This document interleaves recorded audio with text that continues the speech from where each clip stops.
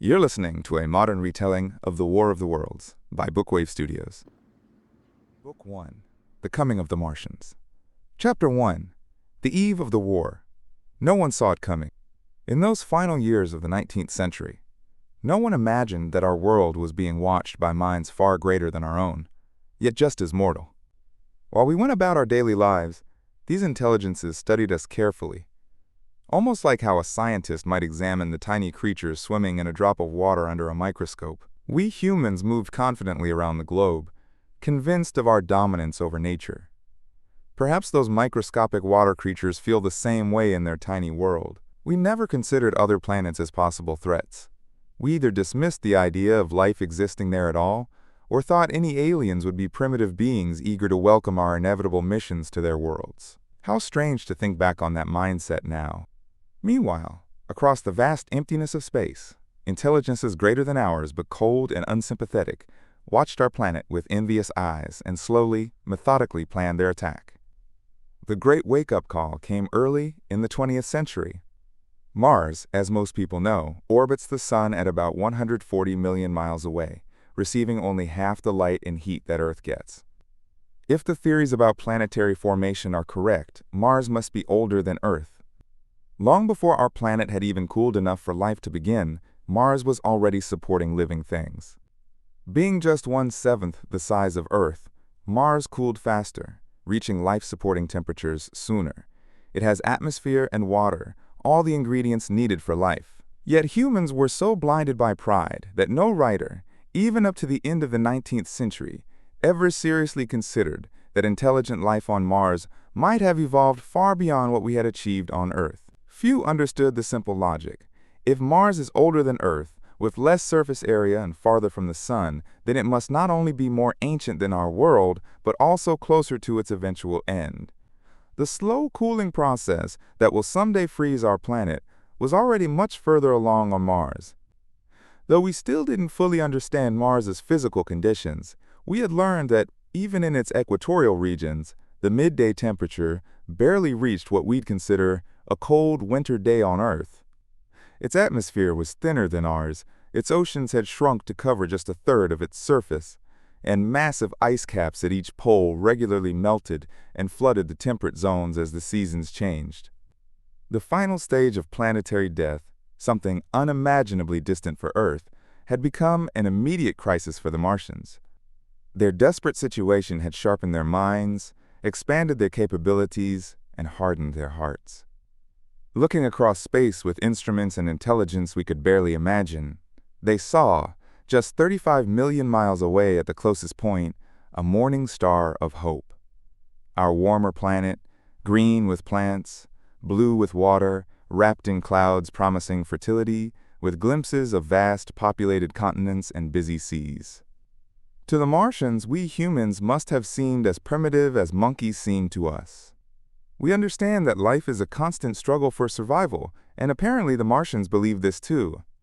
Their world was dying, while ours teemed with what they considered inferior life forms.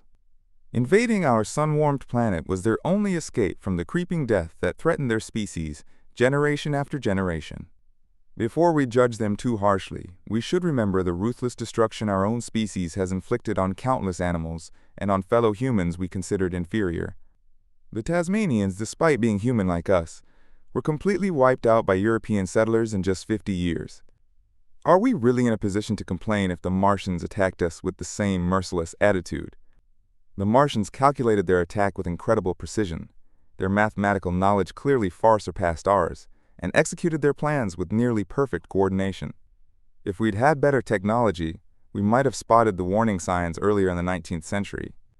Astronomers like Schiaparelli had observed the red planet, ironically the symbol of war since ancient times, but couldn't interpret the strange, changing features they mapped. All that time, the Martians were preparing. During Mars's close approach in 1894, astronomers at Lick Observatory and later in Nice, France, spotted a bright flash on the planet's surface. English readers first learned about it in the August 2nd issue of Nature magazine. I believe now that this flash was the test firing of the massive cannon they had built in a vast pit to launch their attack. In the next two close approaches of Mars, strange markings appeared near where that flash had been seen, The storm broke upon us 6 years ago. As Mars neared its closest approach to Earth, Lavelle, an astronomer in Java, sent shocking news across the scientific telegraph networks. An enormous eruption of incandescent gas, mostly hydrogen, had burst from Mars around midnight on the 12th. His spectroscope readings showed this gas moving at incredible speed toward Earth. The jet became invisible around 12:15 a.m. He compared it to a colossal puff of flame suddenly and violently squirted out of the planet, as flaming gases rushed out of a gun. His description proved eerily accurate. But the next day, newspapers barely mentioned it. Just a small note in the Daily Telegraph, and the world remained ignorant of the grave danger heading our way. I might not have heard about it at all if I hadn't met Ogilvy, the well-known astronomer, at Ottershaw. Excited by the news, he invited me to join him that night in observing the red planet. Despite everything that's happened since, I still remember that night vividly. The dark, silent observatory, the dim lantern casting shadows on the floor, the steady ticking of the telescope's clockwork drive, the narrow gap in the dome roof showing a strip of star-dusted blackness. Ogilvy moved around in the dark, occasionally speaking. Looking through the telescope, I saw a circle of deep blue, with the tiny round planet swimming in the center of the field of view. It seemed so small, so bright and still, faintly marked with diagonal stripes and slightly flattened. It looked warm and silvery, like a tiny pinhead of light. Sometimes it seemed to quiver, but that was just the telescope vibrating slightly as its mechanisms tracked the planet's movement. As I watched, the planet seemed to grow larger and smaller, advancing and retreating, just my eyes getting tired. Mars was more than 40 million miles away, 40 million miles of empty space. Few people truly understand the vastness of the void in which all the matter of the universe floats. In a telescope, that blackness seems even deeper than on a frosty, starlit night. And invisible to me, because it was so remote and small, yet speeding steadily toward Earth across that incredible distance, getting closer by thousands of miles every minute, came the thing they were sending us, the thing that would bring so much struggle, destruction, and death to our world. I had no idea as I watched. No one on Earth suspected what was coming. That night, I saw another flash burst from the distant planet. A reddish flare appeared at the edge, a tiny projection just as the chronometer struck midnight. I called to Ogilvy, who took my place at the telescope. It was warm, and I was thirsty, so I awkwardly felt my way through the darkness to the small table with the water siphon, while Ogilvy exclaimed about the gas streamers shooting toward us. That night, a second missile, launched just under 24 hours after the first, started its journey from Mars to Earth. I remember sitting at the table in the darkness, with green and red spots swimming before my eyes. I wished for a light so I could smoke, not realizing what that tiny gleam I had seen would soon bring. Ogilvy watched until 1 o'clock before giving up. We lit the lantern and walked to his house. Below us in the darkness lay Ottershaw and Chertsey, where hundreds of people slept peacefully. That night, Ogilvy talked excitedly about conditions on Mars. He dismissed the popular idea that Martians might be signaling us, suggesting instead that meteorites or massive volcanic eruptions were creating the flashes we saw. He explained how unlikely it was that evolution would follow the same path on 2 neighboring planets. The chances of anything man-like on Mars are 1,000,000 to 1, he said. Hundreds of observers saw the flame that night, and the next around midnight, and again the night after that. 10 nights in total, 1 flame each night. Why they stopped after the 10th, no one on Earth has figured out. Maybe the gases from the firing process made the Martians uncomfortable. From powerful telescopes on Earth, we could see small, gray, fluctuating patches of smoke or dust spreading through Mars's atmosphere, obscuring familiar surface features. Even the daily newspapers finally noticed the disturbances, with scientific notes about the volcanoes on Mars appearing everywhere. The satirical magazine Punch even made a clever political cartoon about it. Meanwhile, those Martian missiles sped toward us through the empty gulf of space, rushing at many miles per second, hour after hour and day after day, getting closer and closer. It seems almost unbelievable now that with that deadly fate hanging over us, people could go about their ordinary concerns. I remember how pleased Markham was when he secured a new photograph of Mars for the illustrated paper he edited.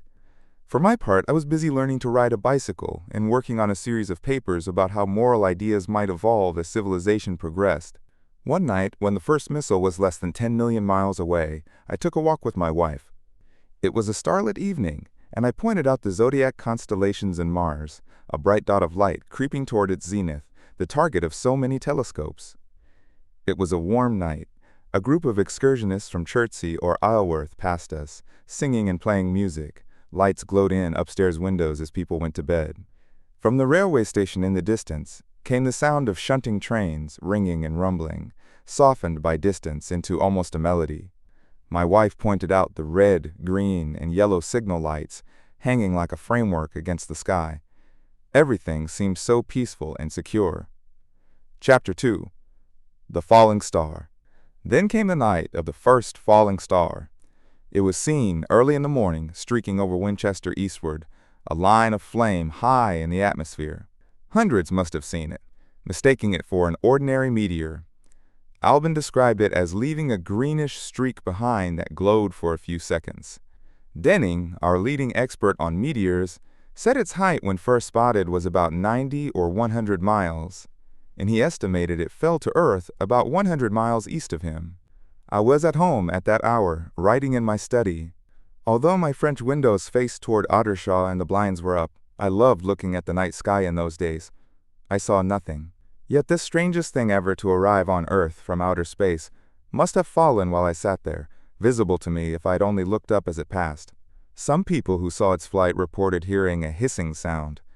I heard nothing of that myself.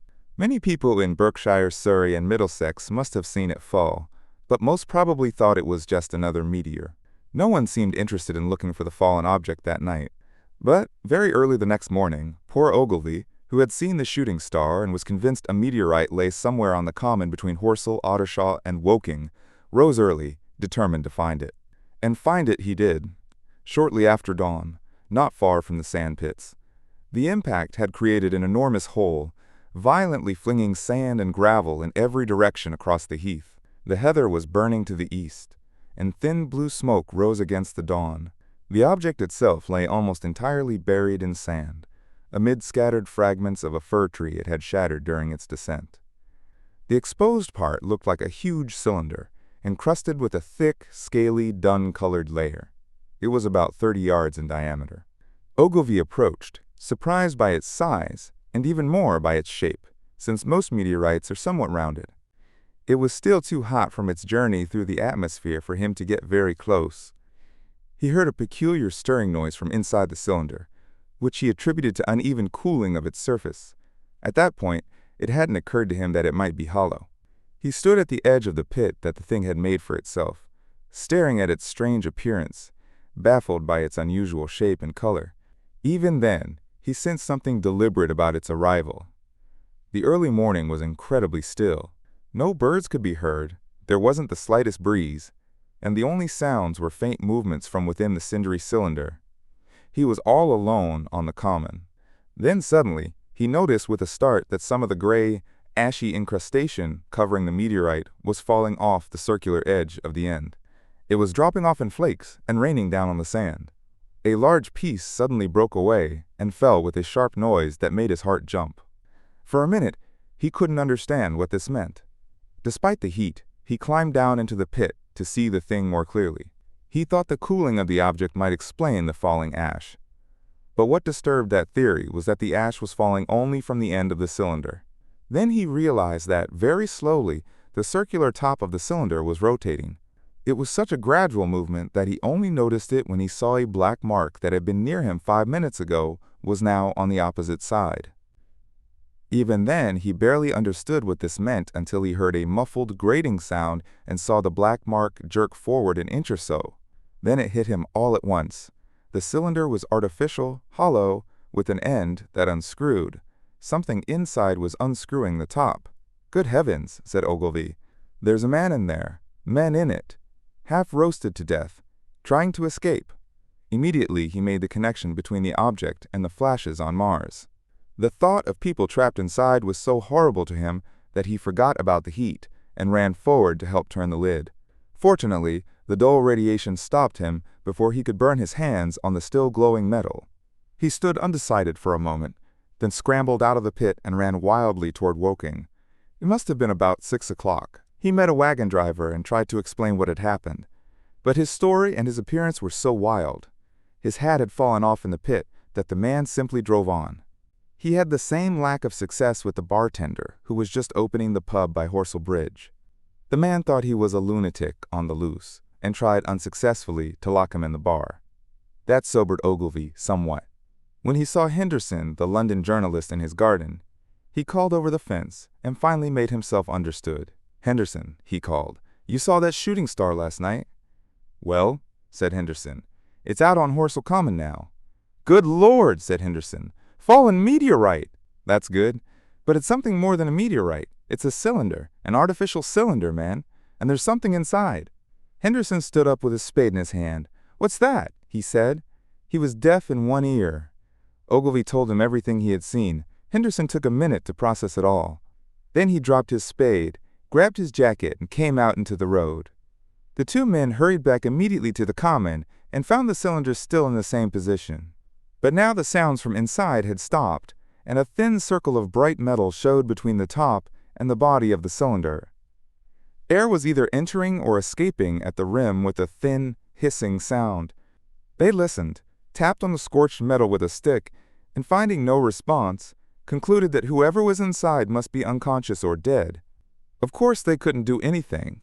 They shouted reassurances and promises, then headed back to town for help. You can picture them, covered with sand, disheveled and excited, running up the little street in the bright sunlight, just as the shop owners were taking down their shutters and people were opening their bedroom windows. Henderson immediately went to the railway station to telegraph the news to London. The newspaper articles had already primed people's minds for the idea. By 8 o'clock, a number of boys and unemployed men had already headed to the Common to see the dead men from Mars. That was how the story was being told. I first heard about it from my newspaper boy around 8:45 when I went out to get my daily chronicle. Naturally, I was startled and didn't waste any time going out and across the Ottershaw Bridge to the sandpits. Chapter 3. On Horsell Common. When I reached the Common, I found a small crowd of about 20 people surrounding the huge pit in which the cylinder lay. I've already described the appearance of that colossal object, embedded in the ground. The turf and gravel around it seemed charred as if by a sudden explosion, no doubt caused by the impact. A few people were sitting on the edge of the pit with their feet dangling. One of them was a group of boys who, until I stopped them, were amusing themselves by throwing stones at the giant mass. After I spoke to them about it, they started playing tag in and out of the crowd of onlookers. Among them were a couple of cyclists, a gardener I occasionally employed, a girl carrying a baby, Greg the butcher and his son, and several others, mostly people who hung around the railway station. There wasn't much talking. Few ordinary English people had any real understanding of astronomy in those days. Most of them were silently staring at the big table-like end of the cylinder, which was still exactly as Ogilvy and Henderson had left it. I think they were disappointed to find it inactive, expecting at the very least a pile of charred corpses. Some left while I was there, and others arrived. I climbed down into the pit and thought I felt a faint vibration under my feet. The top had definitely stopped rotating. Only when I got this close did I fully realize how strange this object was. At first glance, it wasn't much more exciting than an overturned carriage or a tree blown across the road. Not even that, really. It looked like a rusty gas tank. It took some scientific knowledge to recognize that the grayish scaling on the object wasn't ordinary oxide, and that the yellowish-white metal gleaming in the crack between the lid and the cylinder had an unfamiliar look. The term extraterrestrial meant nothing to most of the spectators. I was convinced that the thing had come from Mars, but I thought it unlikely that it contained any living creature.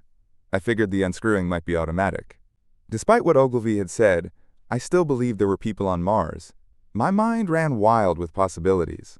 Maybe it contained manuscripts, technology, coins, models, though it seemed a bit too large for that. I was impatient to see it opened. Around 11, as nothing was happening, I walked back home to Maybury, trying unsuccessfully to focus on my writing. In the afternoon, the scene on the Common had changed dramatically. The early editions of the evening papers had shocked London with massive headlines. A message received from Mars. Remarkable story from Woking. Additionally, Ogilvy's telegram to the Astronomical Exchange had alerted every observatory in Britain.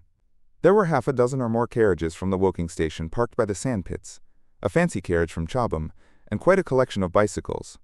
A large number of people must have walked over from Woking and Chertsey, despite the heat, so there was quite a substantial crowd, including several well-dressed ladies.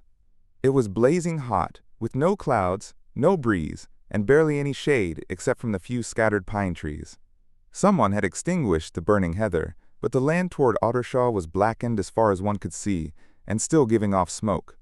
An enterprising vendor from Chobham Road had sent his son with a cart full of green apples and ginger beer. When I reached the pit's edge, I found it occupied by a group of about half a dozen men, Henderson, Ogilvy, and a tall, fair-haired man I later learned was Stent, the astronomer royal, along with several workmen carrying spades and pickaxes. Stent was giving directions in a clear, high-pitched voice.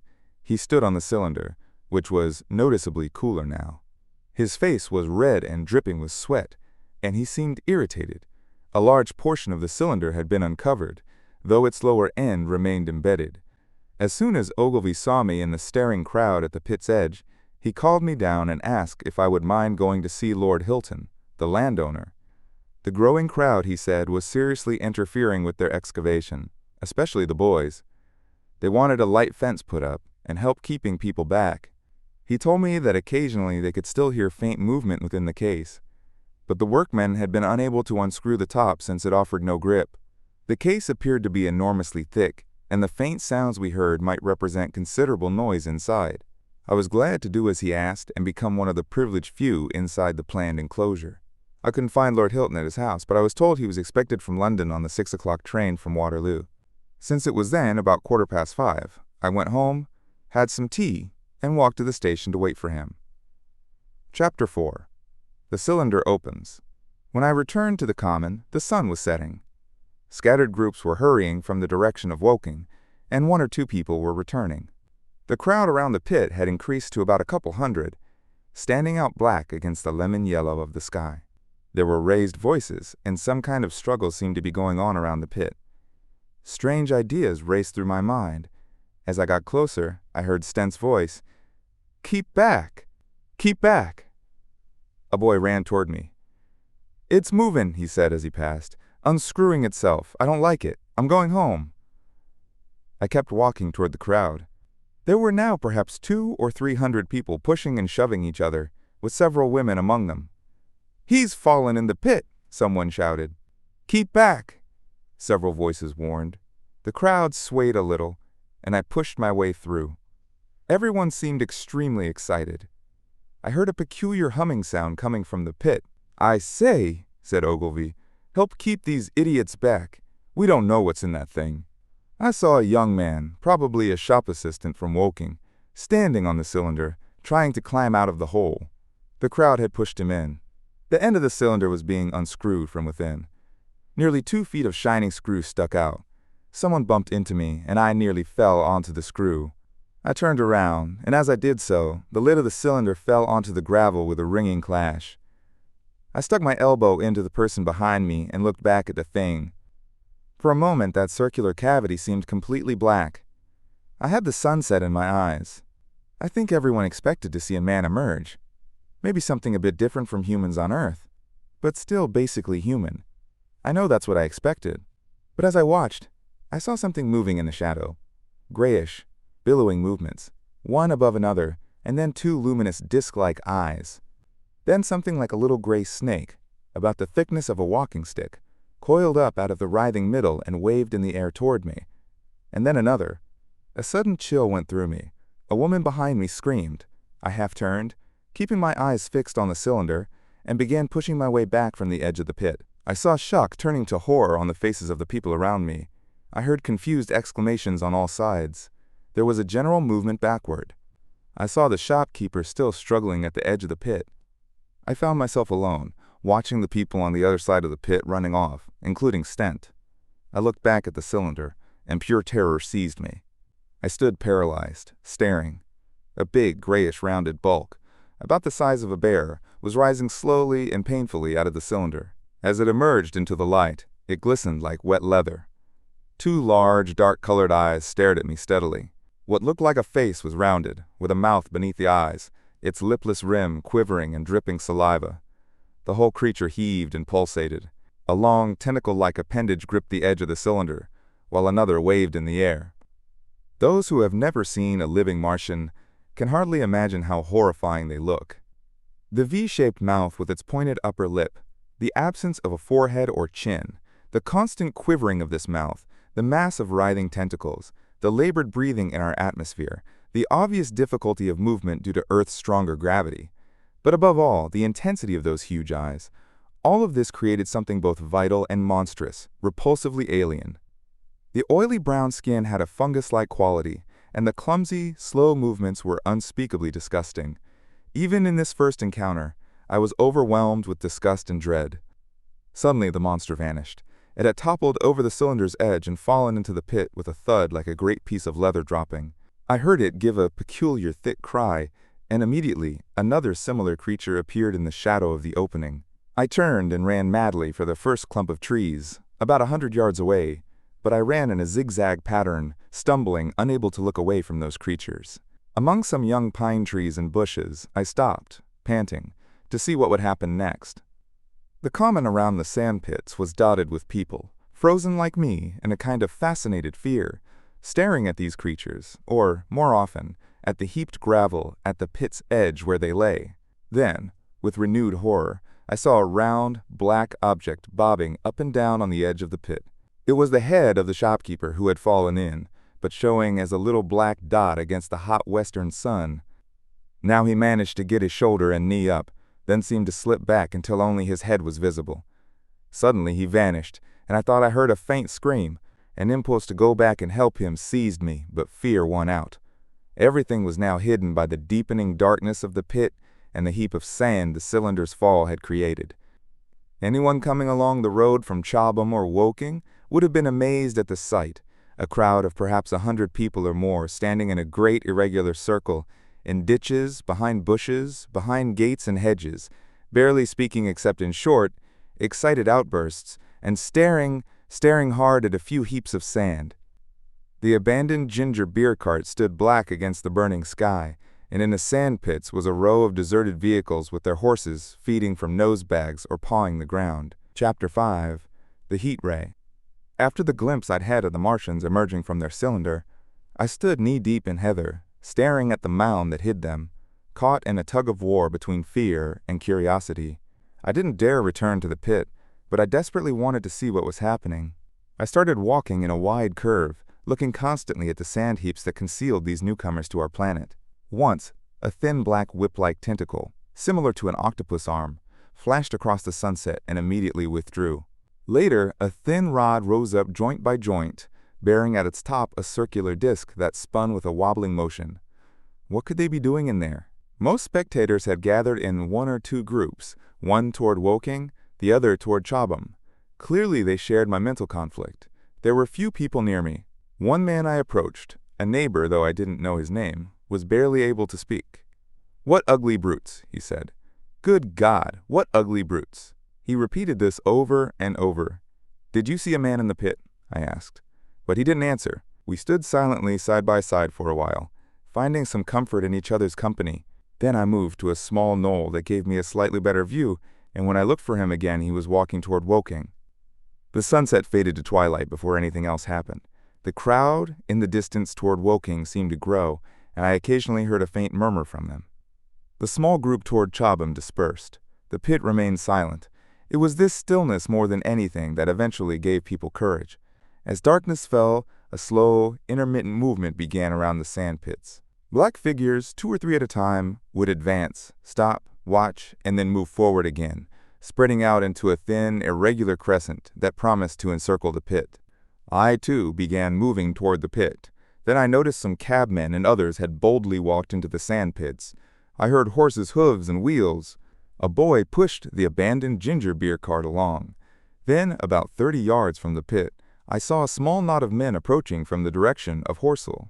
The leader was waving a white flag. This was the delegation. After a hasty consultation, people had decided that since the Martians were clearly intelligent despite their repulsive appearance, they should attempt communication by approaching with signals. Flutter, flutter went the flag, first right, then left. I was too far away to recognize anyone there, but I later learned that Ogilvy, Stent, and Henderson were among those trying to communicate. This small group had pulled the larger circle of people inward as they advanced, and a number of shadowy figures followed at a distance. Suddenly there was a flash of light, and a quantity of luminous greenish smoke came out of the pit in 3 distinct puffs, which rose one after another straight into the still air. This smoke, or flame, that might be a better word, was so bright that the deep blue sky overhead and the brown common toward Chertsey, dotted with black pine trees, seemed to darken as these puffs rose, and then remained darker after they dispersed. At the same time, a faint hissing sound became audible.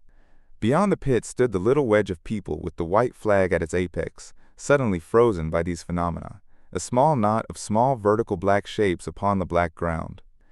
As the green smoke rose, their faces flashed out pale green before fading again as it vanished. Then slowly the hissing changed to a humming, rising to a long, loud, droning noise. Slowly a humped shape rose out of the pit, and a beam of light seemed to flicker from it. Immediately, actual flames burst from the scattered group of men. It was as if some invisible jet had struck them and instantly turned them to fire. It was as if each man had suddenly been transformed into flame. Then, by the light of their own destruction, I watched them staggering and falling, as their supporters turned to run. I stood staring, not yet realizing that this was death leaping from man to man in that little distant crowd. All I felt was that something very strange was happening.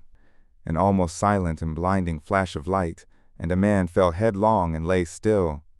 As the unseen shaft of heat passed over them, pine trees burst into fire, and every dry bush became a mass of flames with a single thud. Far away toward Knaphill I saw trees, hedges, and wooden buildings suddenly catch fire. This flaming death swept around swiftly and steadily, this invisible, inevitable sword of heat.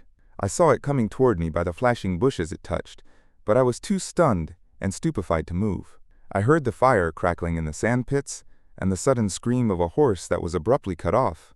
Then it was as if an invisible yet intensely hot finger was drawn through the heather between me and the Martians, and all along a curving line beyond the sandpits, the dark ground smoked and crackled. Something fell with a crash far away to the left, where the road from Woking Station opens onto the common. Immediately after, the hissing and humming stopped, and the black, dome-like object sank slowly back into the pit. All this had happened so quickly that I stood motionless, dumbfounded and dazzled by the flashes of light. If that death had swept in a full circle, it would have killed me in my moment of surprise. But it passed and spared me, leaving the night suddenly dark and unfamiliar. The once undulating common now seemed dark, almost to the point of blackness, except for the pale grayish roads under the deep blue sky of early night. Overhead, the stars were appearing, and in the west, the sky still glowed a pale, almost greenish blue. The tops of the pine trees and the roofs of Horsell stood out sharp and black against the western afterglow. The Martians and their machines were now completely invisible, except for that thin mast upon which their restless mirror wobbled.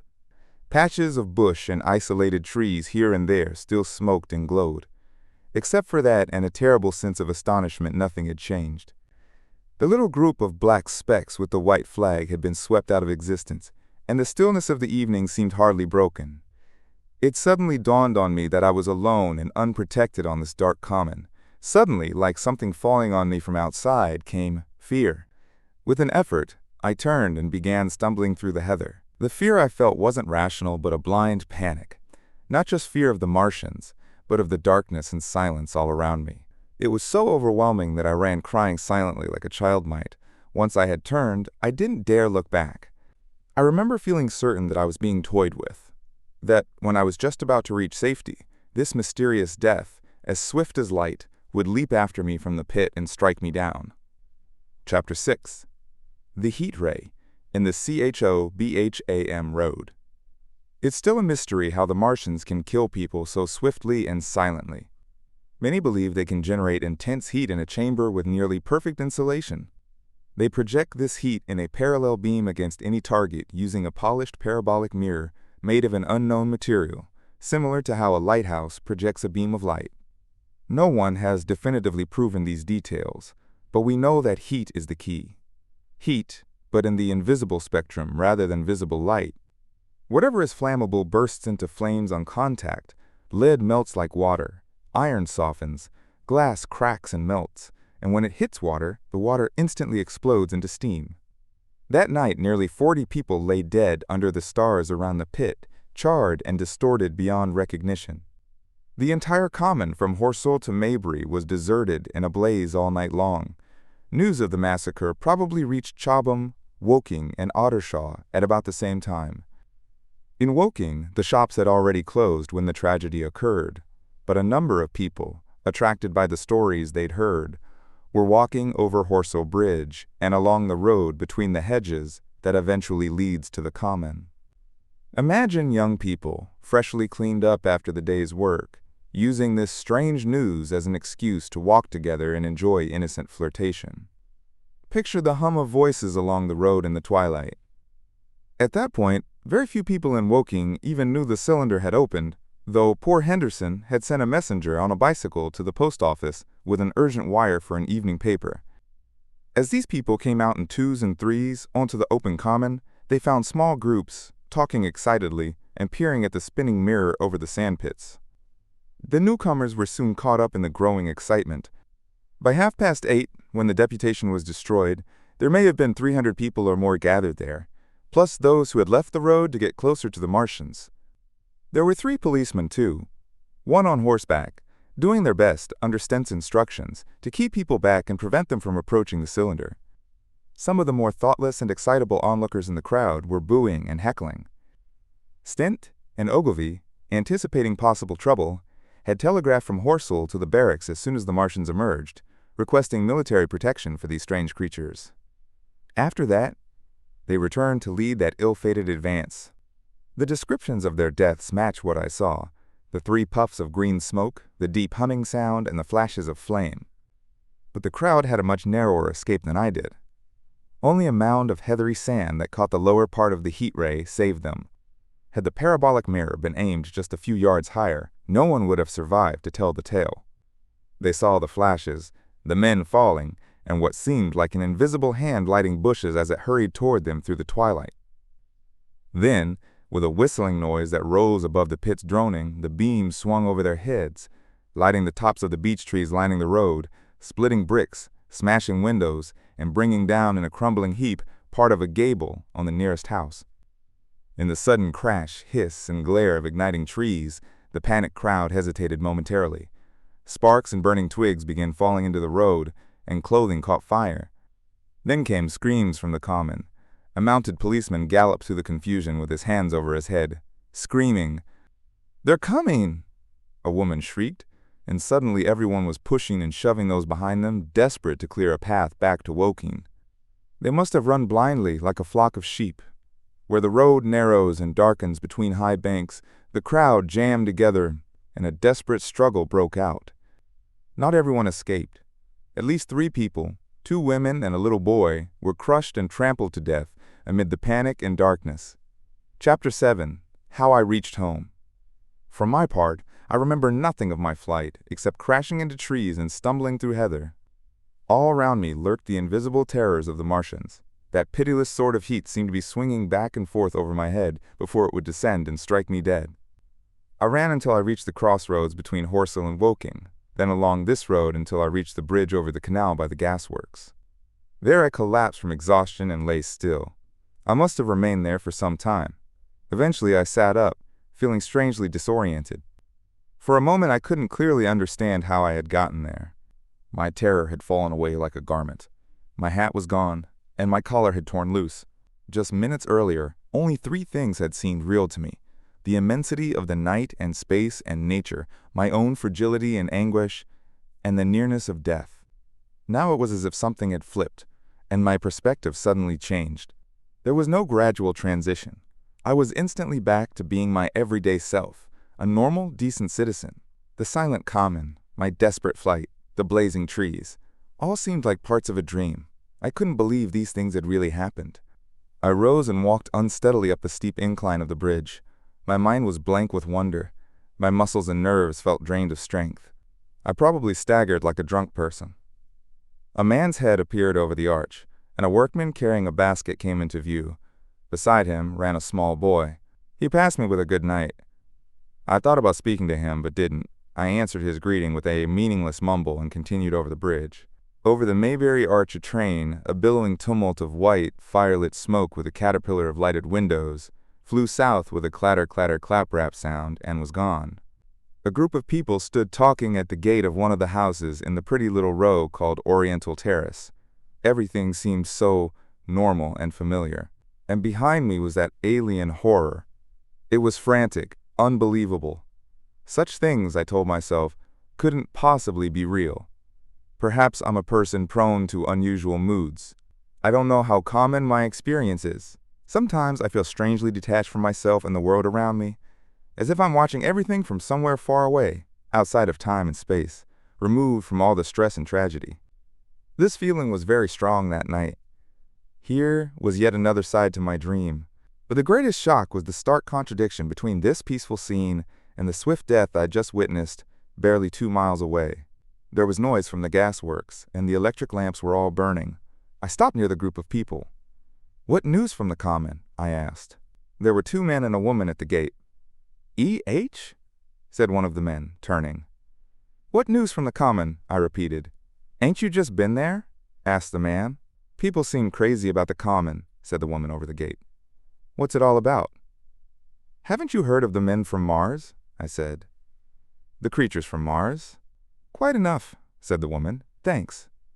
And all 3 of them laughed. I felt foolish and angry. I tried but couldn't explain what I had seen. They laughed again at my broken sentences. "You'll hear more yet," I said, and continued home. I startled my wife when I arrived, looking so haggard. I went into the dining room, sat down, drank some wine, and as soon as I could collect myself, told her what I had witnessed. The dinner, a cold one, had already been served and sat neglected on the table while I told my story. "There's one thing," I said, trying to calm the fears I'd raised. "They are the slowest creatures I've ever seen crawl. They may keep the pit and kill people who come near them, but they can't get out of it. But how horrible they are." "Don't, dear," said my wife, knitting her brows and putting her hand on mine. "Poor Ogilvy," I said. "To think he might be lying dead there." My wife at least didn't find my experience unbelievable. When I saw how deadly pale her face was, I stopped abruptly. "They may come here," she said repeatedly. I tried to reassure her by offering her wine and telling her, "They can barely move." I began repeating all that Ogilvy had told me about the impossibility of the Martians establishing themselves on Earth. In particular, I emphasized the gravitational problem. On Earth's surface, gravity is 3 times stronger than on Mars. A Martian would therefore weigh 3 times more than on Mars, even though their muscular strength would remain the same. Their own bodies would be like lead weights to them. That was the general opinion at the time. Both the Times and the Daily Telegraph insisted on this point the next morning, and both overlooked, just as I did, 2 obvious factors. The atmosphere of Earth contains much more oxygen, or less argon, depending on how you look at it, than Mars does. This extra oxygen would have energized the Martians, helping to offset the increased weight of their bodies. And secondly, we all failed to consider that whatever mechanical intelligence the Martians possessed could easily substitute for muscular exertion when necessary. But I didn't think about these points then, so my arguments strongly favored our safety. With food and wine, the comfort of my own home, and the need to reassure my wife, I gradually became more confident. "They've done a foolish thing," I said, swirling my wine. "They're dangerous because they're no doubt terrified themselves. Perhaps they expected to find no living things here. Certainly no intelligent life. A shell in the pit," I said, "if the worst comes to worst, would kill them all." The intense excitement of the day had left my perceptions heightened. I remember that dinner table with extraordinary vividness even now. My dear wife's sweet, anxious face looking at me from under the pink lampshade, the white tablecloth with its silver and glass, the red-purple wine in my glass, all photographically clear in my memory. At the end of the meal, I sat cracking nuts with a cigarette, lamenting Ogilvy's rashness, and criticizing the short-sighted timidity of the Martians. Like some respectable dodo in Mauritius might have lorded it in his nest, discussing the arrival of the hungry sailors. "We'll peck them to death tomorrow, my dear." I didn't know it, but that was the last civilized dinner I would eat for many strange and terrible days. Chapter 8. Friday night. The most extraordinary thing about that Friday, among all the strange and wonderful events, was how the ordinary routines of our social life continued alongside the first stages of the catastrophe that would soon topple that social order completely. If you had drawn a 5-mile circle around the Woking sandpits on Friday night, I doubt you would have found a single person outside it, except for the relatives of Stent or the cyclists and Londoners lying dead on the common, whose emotions or habits were affected at all by the new arrivals. Many had heard of the cylinder, of course, and talked about it in their spare time, but it certainly didn't create the sensation that an ultimatum to Germany would have done. In London that night, Henderson's telegram describing the gradual unscrewing of the projectile was dismissed as a hoax. His newspaper, after trying to contact him for verification and receiving no reply because he had been killed, decided not to print a special edition. Even within the 5-mile circle, most people remained indifferent. I've already described how the men and women to whom I spoke reacted. All across the district, people were eating dinner, working in their gardens after the day's labor, children were being put to bed. Young couples were walking through the lanes together. Students were studying. Maybe there was a buzz of conversation in the village streets, speculation in the pubs, and here and there a messenger, or even an eyewitness to the later events, stirred up momentary excitement. But for the most part, the daily routine of working, eating, drinking, and sleeping continued as it had for countless years, as though Mars didn't exist in the sky. Even at Woking Station, Horsell, and Chobham, this was the case. At Woking Junction, trains were stopping and departing late into the night, others were being shunted on sidings, passengers were arriving and waiting, the normal business of a terminus. A boy from town, cutting into Smith's newspaper monopoly, was selling papers with the afternoon's news. The clanging of trucks, the sharp whistle of engines, mingled with his shouts of "Men from Mars!" Excited men arrived at the station around 9 o'clock with incredible stories but caused no more disturbance than drunks might have. People traveling toward London peered into the darkness outside their carriage windows and saw only a rare, flickering, vanishing spark dance up from the direction of Horsell, a red glow and a thin veil of smoke drifting across the stars. They assumed it was nothing more serious than a heath fire. Only those living around the edge of the common showed any signs of the disruption. A half-dozen villas on the Woking border were burning. There were lights in all the houses on the common side of the 3 villages, and people there stayed awake until dawn. A curious crowd lingered restlessly on both the Chobham and Horsell bridges. 1 or 2 bold souls, who were later found to have died, went into the darkness and crawled quite close to the Martians, but they never returned. Every now and then, a light ray, like a warship searchlight, swept across the common, and the heat ray was ready to follow. Except for such incidents, the vast area of common lay silent and desolate under the stars. The charred bodies remained there all night and all the next day. A sound of hammering came from the pit throughout the night. So that was the state of things on Friday night. In the center, like a poisoned dart stuck into the skin of our old planet Earth, was the cylinder. Around it was a small area of silent common, smoldering in places, with a few dark, distorted figures lying in strange positions here and there. Here and there, a burning bush or tree. Beyond this was a ring of excitement, and farther out, the normal world continued to flow as it had for countless ages. The infection of fear and panic that would soon clog every vein, deaden every nerve, and destroy rational thought was only beginning to spread. All night long the Martians were hammering and stirring, sleepless and tireless, preparing their machines, and occasionally a puff of greenish-white smoke would swirl up toward the starlit sky. Around 11 o'clock, a company of soldiers marched through Horsell and deployed along the edge of the common to form a cordon. Later, a second company came through Chobham to take positions north of the common. Several officers from the Inkerman barracks had been on the common earlier in the day, and one, Major Eden, was reported missing. The regiment's colonel came to the Chobham Bridge and was questioning the crowd at midnight. The military authorities clearly understood the seriousness of the situation. About 11 the next morning, newspapers reported that a squadron of hussars, 2 Maxim guns, and about 400 men from the Cardigan Regiment had left Aldershot. A few seconds after midnight, the crowd in the Chertsey Road, Woking, saw a star fall from heaven into the pine woods to the northwest. It had a greenish color and produced a silent brightness like summer lightning. This was the second cylinder. Chapter 9. The fighting begins. Saturday is etched in my memory as a day of suspense. It was hot and close, with a rapidly fluctuating barometer, according to reports. I'd barely slept, though my wife had managed to, and I rose early. I went into my garden before breakfast and stood listening, but toward the common there was nothing stirring except a lark. The milkman came as usual.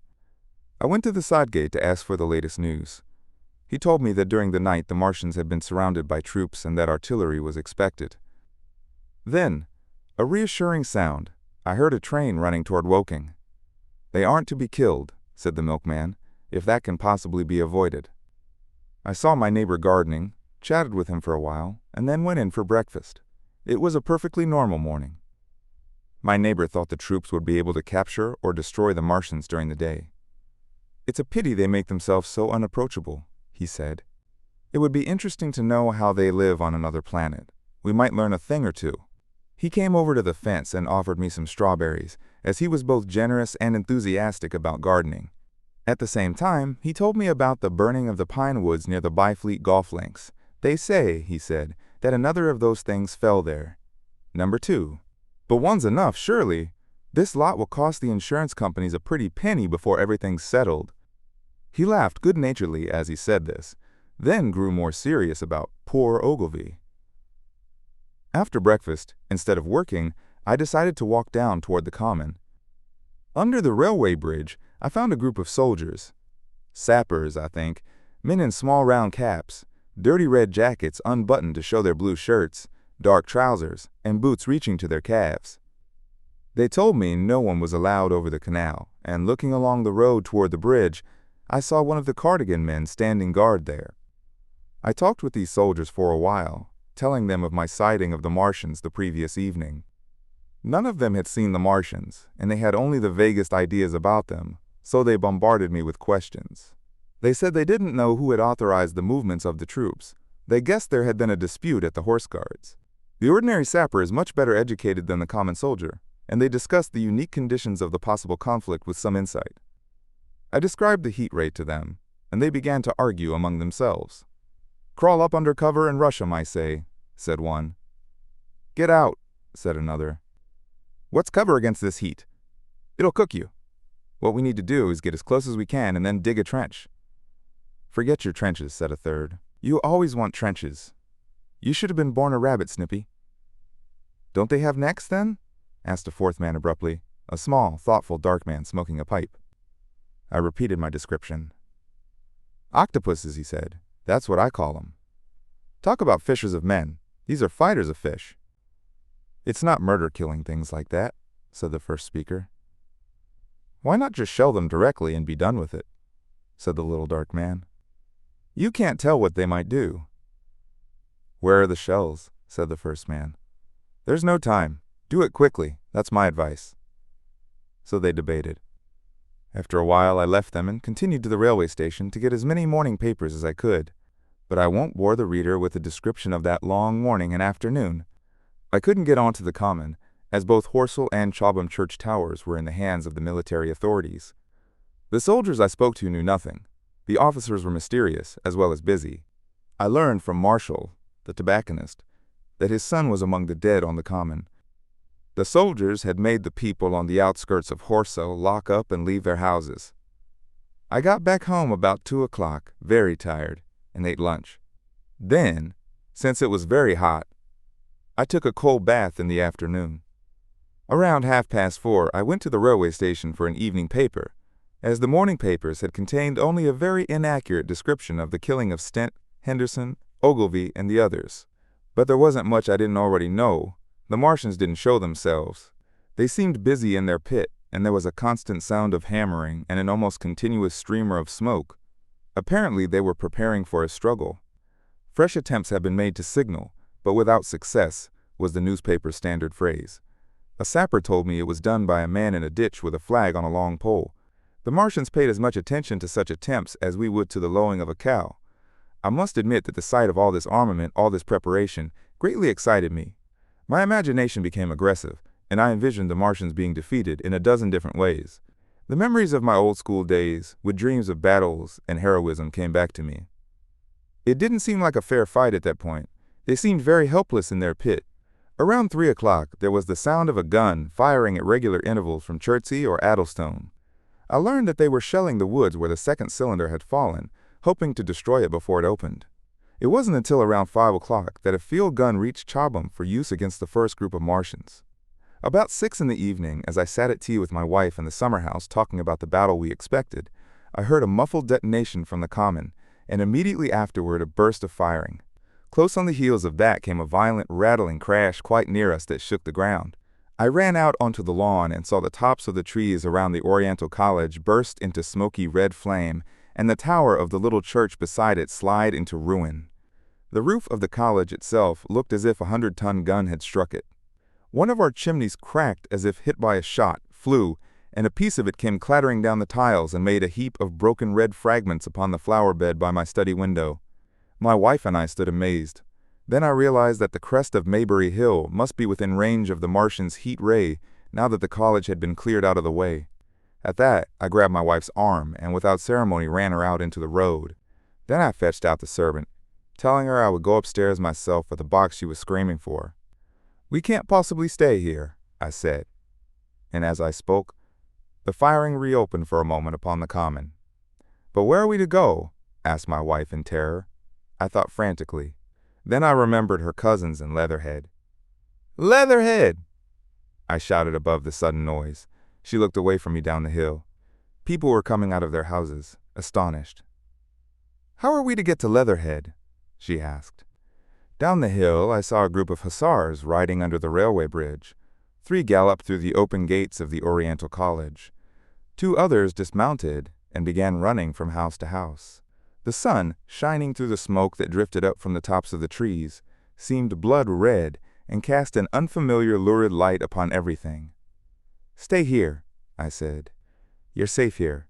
And I started off at once for the Spotted Dog, knowing the landlord had a horse and cart. I ran, realizing that everyone on this side of the hill would soon be moving. I found him in his bar, quite unaware of what was happening behind his house. A man stood with his back to me, talking to him.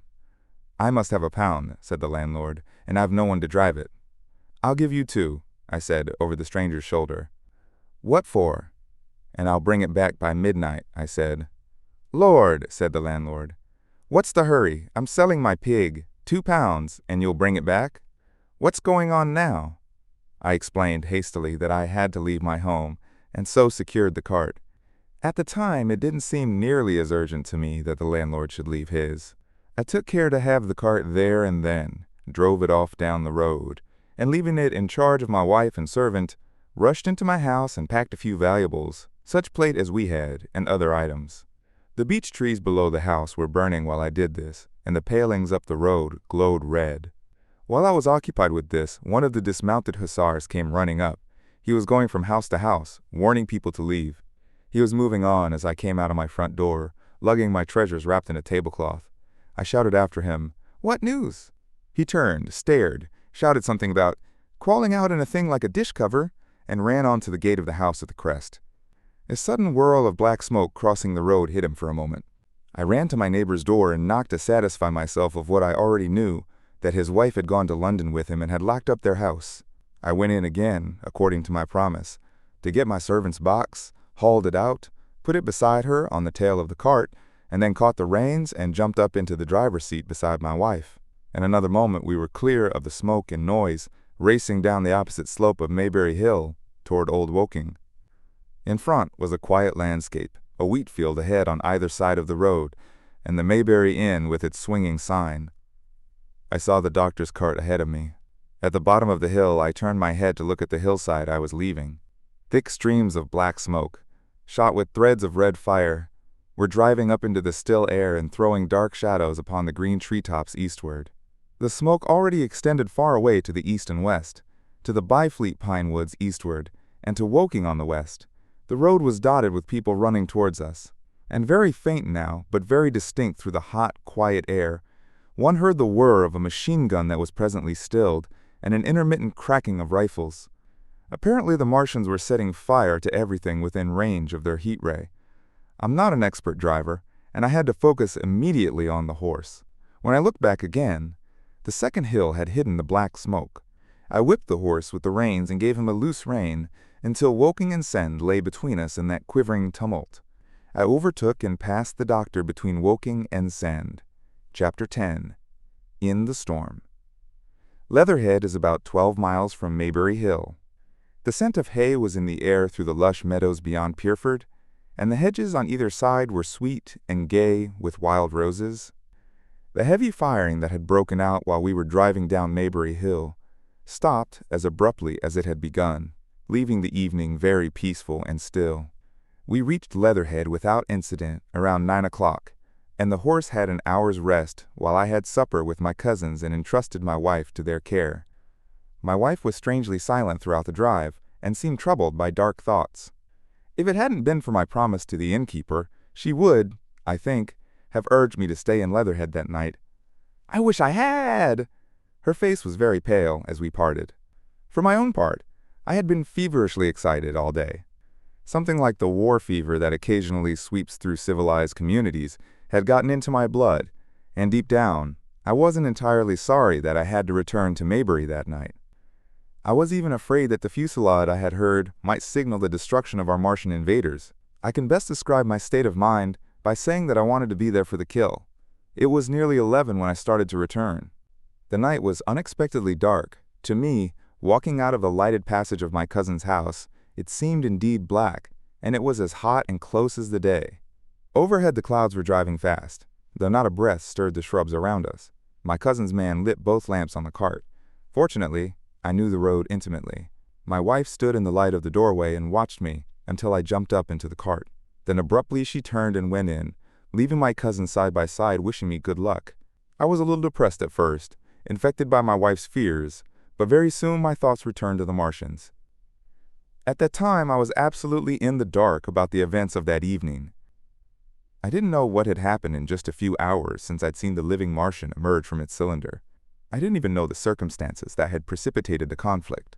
As I came through Occam, for that was the way I returned, not through Sandon Old Woking, I saw along the western horizon a blood-red glow, which, as I drew nearer, crept slowly up the sky. The driving clouds of the gathering thunderstorm mingled with masses of black and red smoke. Ripley Street was deserted, and except for a lighted window or two, the village showed no signs of life. But I narrowly escaped an accident at the intersection with the road to Priford, where a knot of people stood with their backs to me. They said nothing to me as I passed.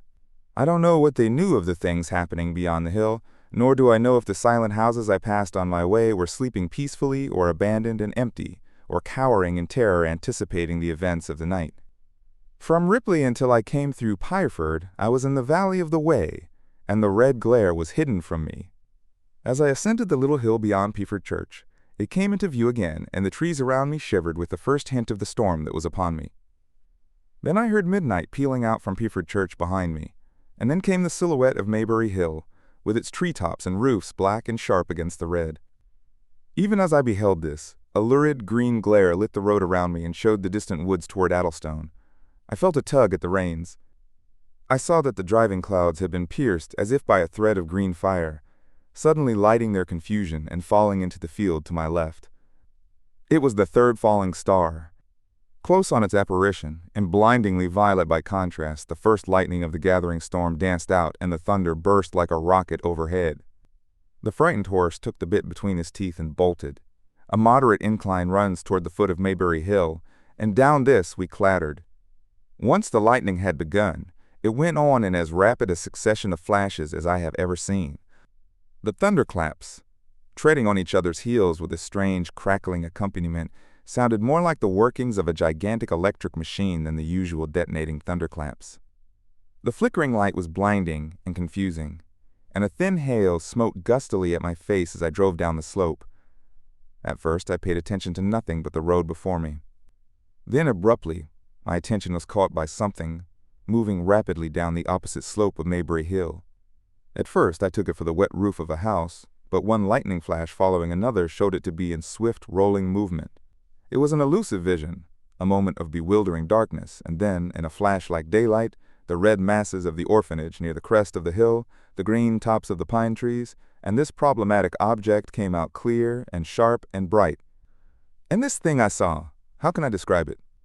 A monstrous tripod, higher than many houses, striding over the young pine trees, and smashing them aside in its career, a walking engine of glittering metal, striding now across the heather, articulate ropes of steel dangling from it, and the clattering tumult of its passage mingling with the riot of the thunder.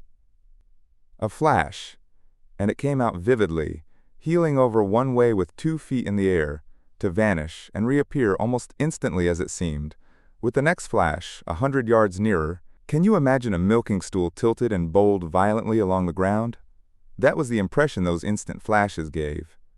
But instead of a milking stool, imagine it a great body of machinery on a tripod stand. Then suddenly the trees in the pine wood ahead of me were parted, as brittle reeds are parted by a man thrusting through them. They were snapped off and driven headlong, and a second huge tripod appeared, rushing, as it seemed, headlong towards me. And I was galloping hard to meet it. At the sight of the second monster, my nerve went altogether. Not stopping to look again, I wrenched the horse's head hard round to the right, and in another moment the cart had heeled over upon the horse. The shafts smashed noisily, and I was flung sideways and fell heavily into a shallow pool of water. I crawled out almost immediately, and crouched, my feet still in the water, under a clump of firs. The horse lay motionless. His neck was broken, poor beast, and by the lightning flashes I saw the black bulk of the overturned cart, and the silhouette of the wheel, still spinning slowly. In another moment the colossal mechanism went striding by me, and passed uphill towards Pireford. Seen up close, the thing was incredibly strange, for it was no mere insensate machine driving on its way. Machine it was, with a ringing metallic pace, and long, flexible, glittering tentacles, one of which gripped a young pine tree, swinging and rattling about its strange body. It picked its road as it went striding along, and the brazen hood that surmounted it moved to and fro with the inevitable suggestion of a head looking about. Behind the main body was a huge mass of white metal like a gigantic fisherman's basket, and puffs of green smoke squirted out from the joints of the limbs as the monster swept by me. And in an instant it was gone. So much I saw then, all vaguely for the flickering of the lightning, in blinding highlights and dense black shadows. As it passed, it set up an exultant, deafening howl that drowned the thunder. Alloo! Alloo! And in another minute it was with its companion, half a mile away, stooping over something in the field. I have no doubt this thing in the field was the third of the 10 cylinders they had fired at us from Mars. For some minutes I lay there, in the rain and darkness watching, by the intermittent light, these monstrous beings of metal moving about in the distance over the hedge-tops. A thin hail was now beginning, and as it came and went, their figures grew misty, and then flashed into clearness again. Now and then came a gap in the lightning, and the night swallowed them up. I was soaked with hail above and puddle water below. It was some time before my blank astonishment would let me struggle up the bank to a drier position, or think at all of my imminent peril. Not far from me was a little one-room squatter's hut of wood, surrounded by a patch of potato garden. I struggled to my feet at last, and, crouching and making use of every chance of cover, I made a run for this. I hammered at the door, but I could not make the people hear, if there were any people inside. And after a time I desisted, and, availing myself of a ditch for the greater part of the way, succeeded in crawling, unobserved by these monstrous machines, into the pine woods towards Maybury. Under cover of this I pushed on, wet and shivering now, towards my own house. I walked among the trees trying to find the footpath. It was very dark indeed in the wood, for the lightning was now becoming infrequent, and the hail, which was pouring down in a torrent, fell in columns through the gaps in the heavy foliage. If I had fully realized the meaning of all the things I had seen, I should have immediately worked my way round through Byfleet to Street Chobham, and so gone back to rejoin my wife at Leatherhead. But that night, the strangeness of things about me, and my physical wretchedness, prevented me, for I was bruised, weary, wet to the skin, deafened and blinded by the storm. I had a vague idea of going on to my own house, and that was as much motive as I had. I staggered through the trees, fell into a ditch and bruised my knees against a plank, and finally splashed out into the lane that ran down from the College Arms. I say splashed, for the storm water was sweeping the sand down the hill in a muddy torrent. There in the darkness a man blundered into me and sent me reeling back. He gave a cry of terror, sprang sideways, and rushed on before I could gather my wits sufficiently to speak to him. So heavy was the stress of the storm just at this place that I had the hardest task to win my way up the hill. I went close up to the fence on the left and worked my way along its palings. Near the top I stumbled upon something soft and, by a flash of lightning, saw between my feet a heap of black broadcloth and a pair of boots. Before I could distinguish clearly how the man lay, the flicker of light had passed. I stood over him waiting for the next flash. When it came, I saw that he was a sturdy man, cheaply but not shabbily dressed. His head was bent under his body, and he lay crumpled up close to the fence, as though he had been flung violently against it. Overcoming the repugnance natural to one who had never before touched a dead body, I stooped and turned him over to feel for his heart. He was quite dead. Apparently his neck had been broken. The lightning flashed for a third time, and his face leaped upon me. I sprang to my feet. It was the landlord of the Spotted Dog, whose conveyance I had taken. I stepped over him gingerly and pushed on up the hill. I made my way by the police station and the College Arms towards my own house. Nothing was burning on the hillside, though from the common there still came a red glare and a rolling tumult of ruddy smoke beating up against the drenching hail. So far as I could see by the flashes, the houses about me were mostly uninjured. By the College Arms a dark heap lay in the road.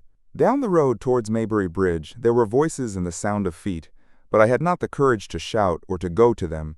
I let myself in with my latchkey, closed, locked and bolted the door, staggered to the foot of the staircase, and sat down. My imagination was full of those striding metallic monsters, and of the dead bodies smashed against the fence. I crouched at the foot of the staircase with my back to the wall, shivering violently. Chapter 11. At the window. I've already mentioned that my emotions tend to exhaust themselves quickly. After a time I became aware that I was cold and wet, and that little pools of water had formed around me on the stair carpet. I got up almost mechanically, went into the dining room and drank some whiskey, and then I decided to change my clothes. Once I had done that, I went upstairs to my study, though I don't know why. The window of my study looks over the trees and the railway toward Horsell Common. In our hurried departure, this window had been left open. The passage was dark, and, by contrast with the picture framed in the window, the side of the room seemed impenetrably dark. I stopped short in the doorway. The thunderstorm had passed. The towers of the Oriental College and the pine trees around it had vanished, and very far away, lit by a vivid red glare, the common near the sandpits was visible. Across the light, huge black shapes, grotesque and strange, moved busily back and forth. It seemed indeed as if the whole country in that direction was on fire, a broad hillside set with minute tongues of flame, swaying and writhing with the gusts of the dying storm, and throwing a red reflection upon the clouds above. Every now and then a haze of smoke from some nearer conflagration drove across the window and hid the Martian shapes. I couldn't see what they were doing, nor the clear form of them, nor recognize the black objects they were busied upon. Neither could I see the nearer fire, though the reflections of it danced on the wall and ceiling of the study. A sharp, resinous tang of burning was in the air. I closed the door noiselessly and crept toward the window. As I did so, the view opened out until, on the one hand, it reached to the houses about Woking Station, and on the other to the charred and blackened pine woods of Byfleet. There was a light down below the hill, on the railway, near the arch, and several of the houses along the Maybury Road and the streets near the station were glowing ruins. The light on the railway puzzled me at first. There were a black heap and a vivid glare, and to the right of that, a row of yellow oblongs. Then I perceived this was a wrecked train, the foreparts smashed and on fire, the hinder carriages still on the rails. Between these three main centers of light, the houses, the train, and the burning country towards Chobham, stretched irregular patches of dark country, broken here and there by intervals of dimly glowing and smoking ground. It was the strangest spectacle, that black expanse set with fire. It reminded me, more than anything else, of the potteries at night. At first, I could distinguish no people at all, though I peered intently for them. Later I saw against the light of Woking Station a number of black figures hurrying one after the other across the line. And this was the little world in which I had been living securely for years, this fiery chaos. What had happened in the last 7 hours I still did not know. Nor did I know, though I was beginning to guess, the relation between these mechanical colossi and the sluggish lumps I had seen disgorged from the cylinder. With a weird feeling of impersonal interest, I turned my desk chair to the window, sat down and stared at the blackened country, and particularly at the three gigantic black things that were going to and fro in the glare about the sandpits. They seemed amazingly busy. I began to ask myself what they could be. Were they intelligent mechanisms? Such a thing I felt was impossible.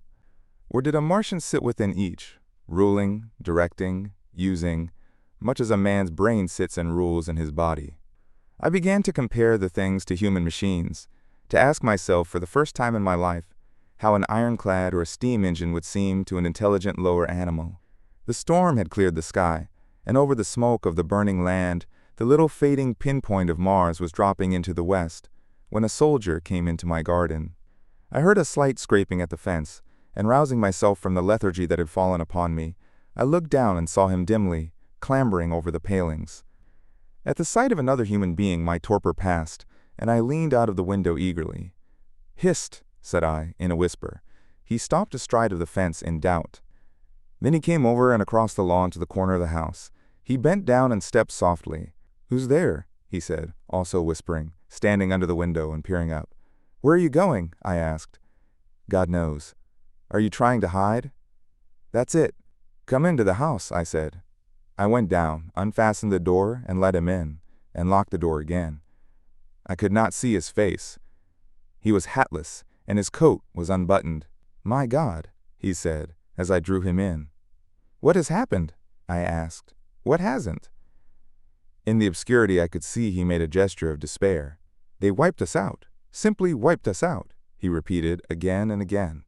He followed me, almost mechanically, into the dining room. "Take some whiskey," I said, pouring out a stiff dose. He drank it. Then abruptly he sat down before the table, put his head on his arms, and began to sob and weep like a little boy, in a perfect passion of emotion, while I, with a curious forgetfulness of my own recent despair, stood beside him, wondering. It was a long time before he could steady his nerves to answer my questions, and then he answered perplexingly and brokenly. He was a driver in the artillery, and had only come into action about 7. At that time, firing was going on across the common, and it was said the first party of Martians were crawling slowly towards their second cylinder under cover of a metal shield. Later, this shield staggered up on tripod legs and became the first of the fighting machines I had seen.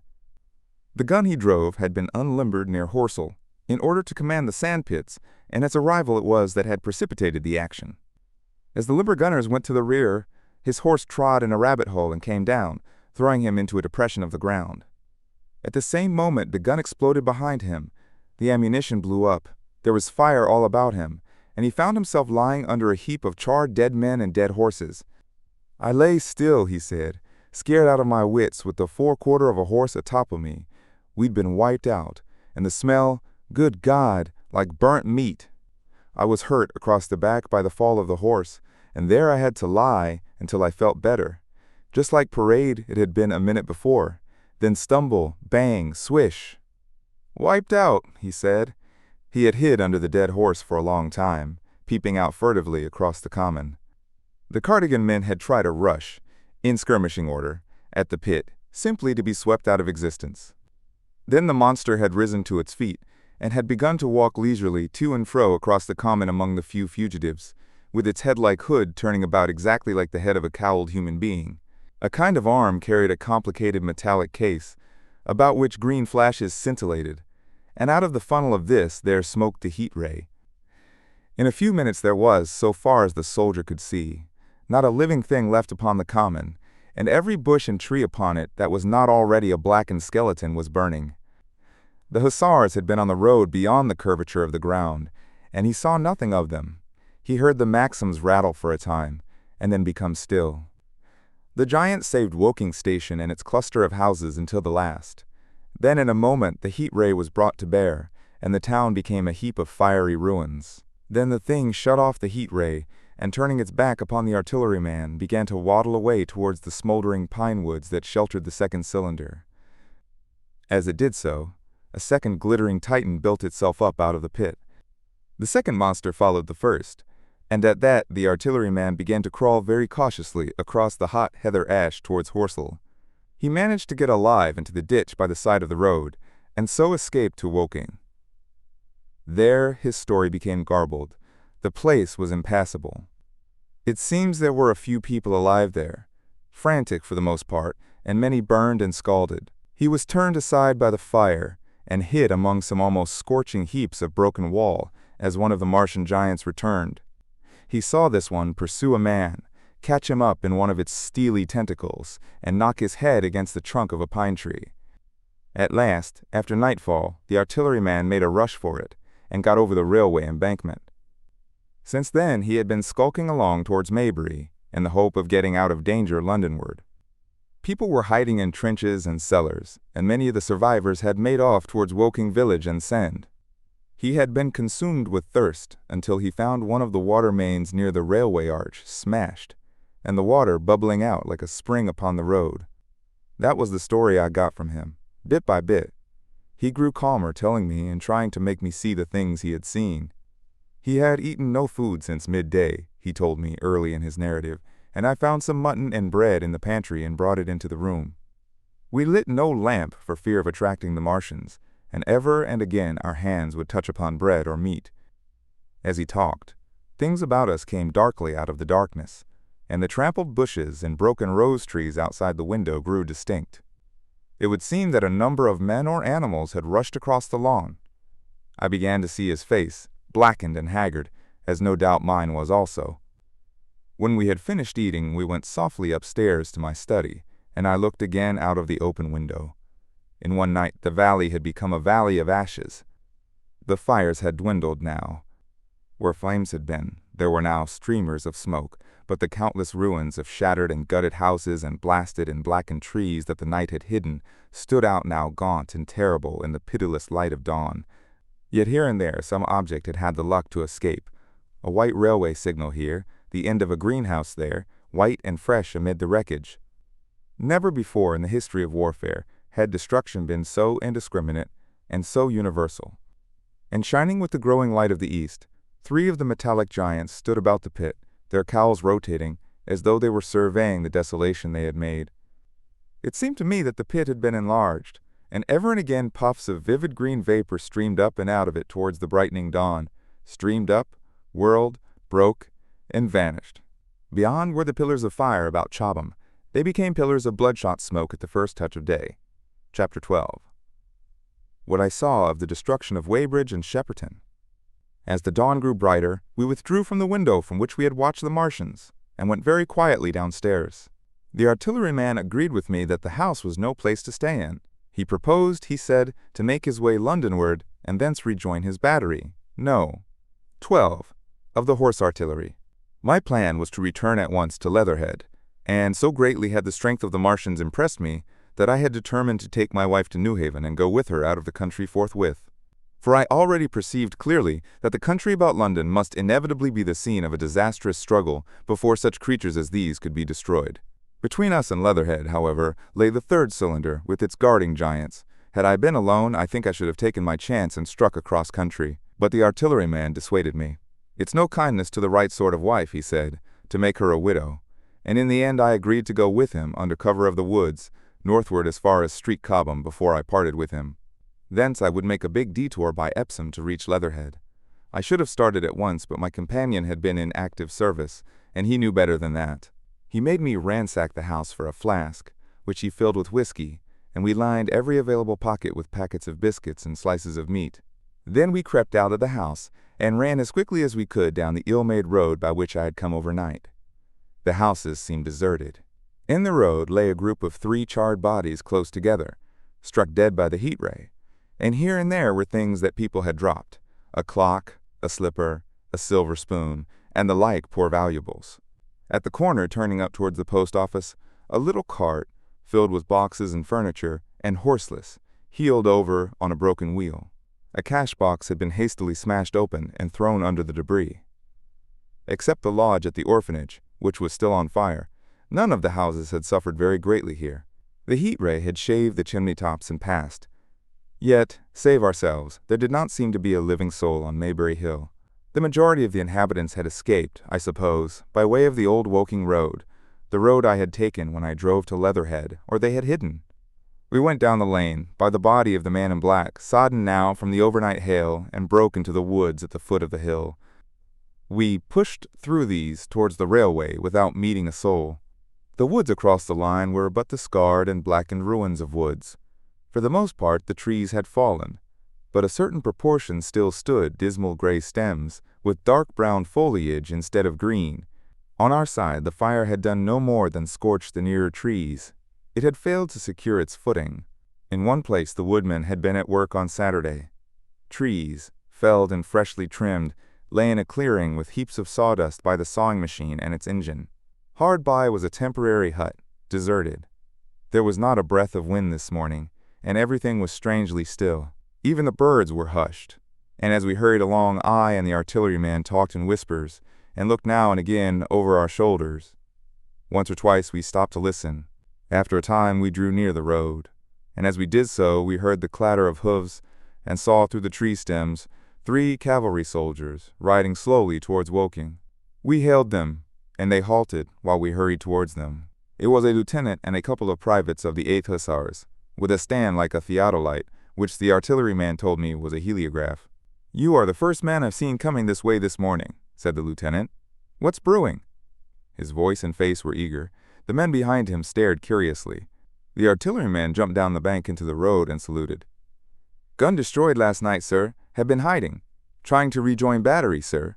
You'll come in sight of the Martians, I expect, about half a mile along this road." "What the dickens are they like?" asked the lieutenant. "Giants in armor, sir. 100 feet high. 3 legs and a body like aluminum, with a mighty great head and a hood, sir." "Get out," said the lieutenant. "What nonsense." "You'll see, sir. They carry a kind of box, sir, that shoots fire and strikes you dead." "What do you mean? A gun?" "No, sir."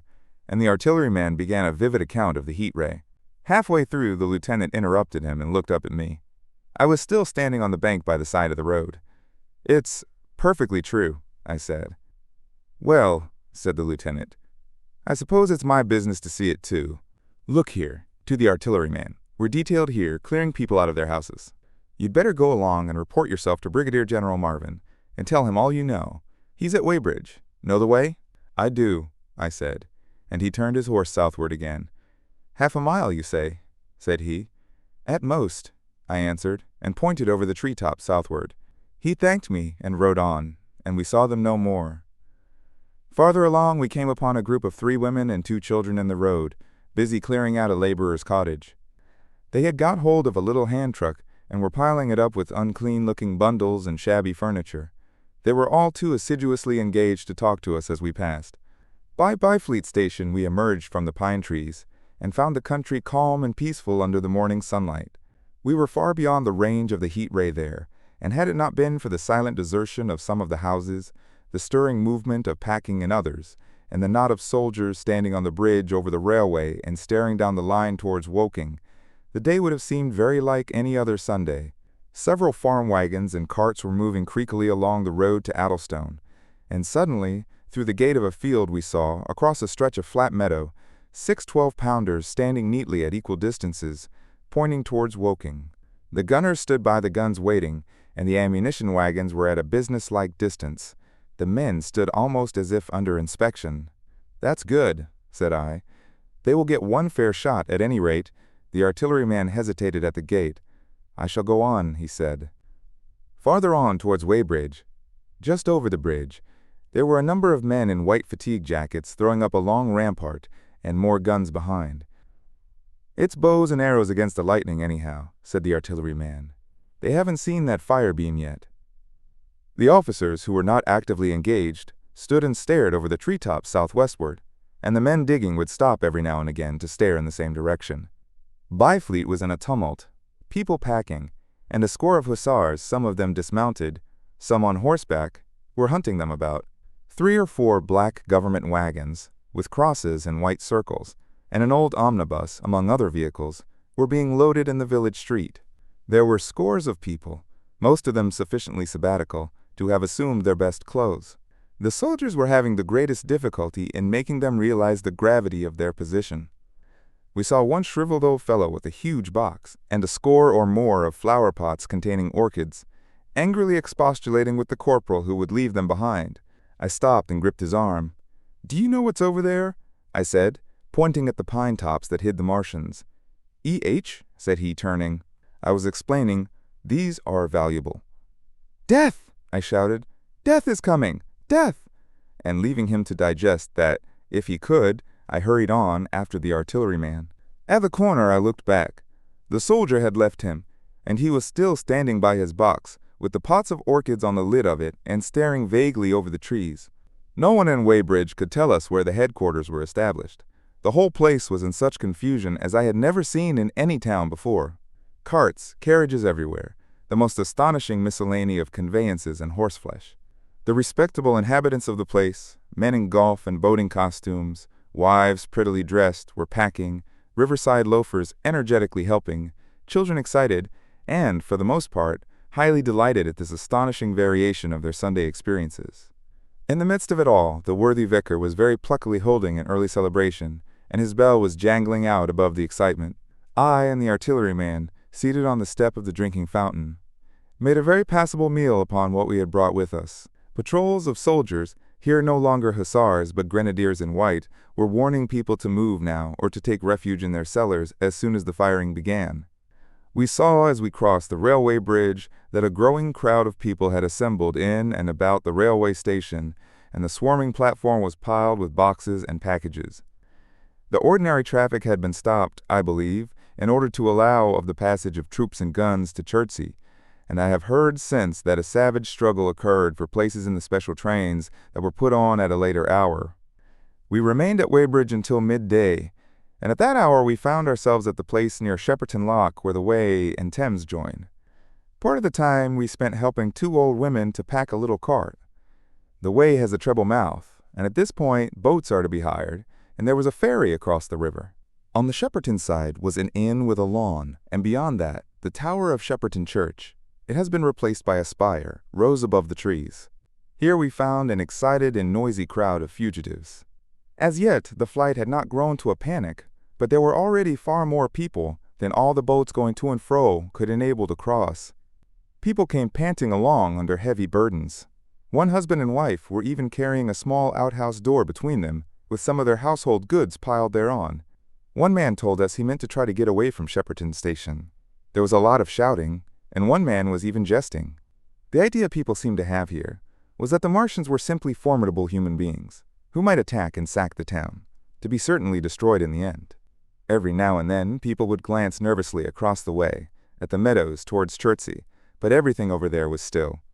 Across the Thames, except just where the boats landed, everything was quiet, in vivid contrast with the Surrey side. The people who landed there from the boats went tramping off down the lane. The big ferry boat had just made a journey. 3 or 4 soldiers stood on the lawn of the inn, staring and jesting at the fugitives without offering to help. The inn was closed, as it was now within prohibited hours. "What's that?" cried a boatman, and "Shut up, you fool," said a man near me to a yelping dog. Then the sound came again, this time from the direction of Chertsey, a muffled thud, the sound of a gun. The fighting was beginning. Almost immediately, unseen batteries across the river to our right, unseen because of the trees, took up the chorus, firing heavily, one after the other. A woman screamed. Everyone stood arrested by the sudden stir of battle, near us and yet invisible to us. Nothing was to be seen save flat meadows, cows feeding unconcernedly for the most part, and silvery pollard willows motionless in the warm sunlight. "The soldiers will stop 'em," said a woman beside me doubtfully. A haziness rose over the treetops. Then suddenly we saw a rush of smoke far away up the river, a puff of smoke that jerked up into the air and hung, and forthwith the ground heaved underfoot, and a heavy explosion shook the air, smashing 2 or 3 windows in the houses near, and leaving us astonished. "Here they are," shouted a man in a blue jersey. "Yonder! Do you see them? Yonder!"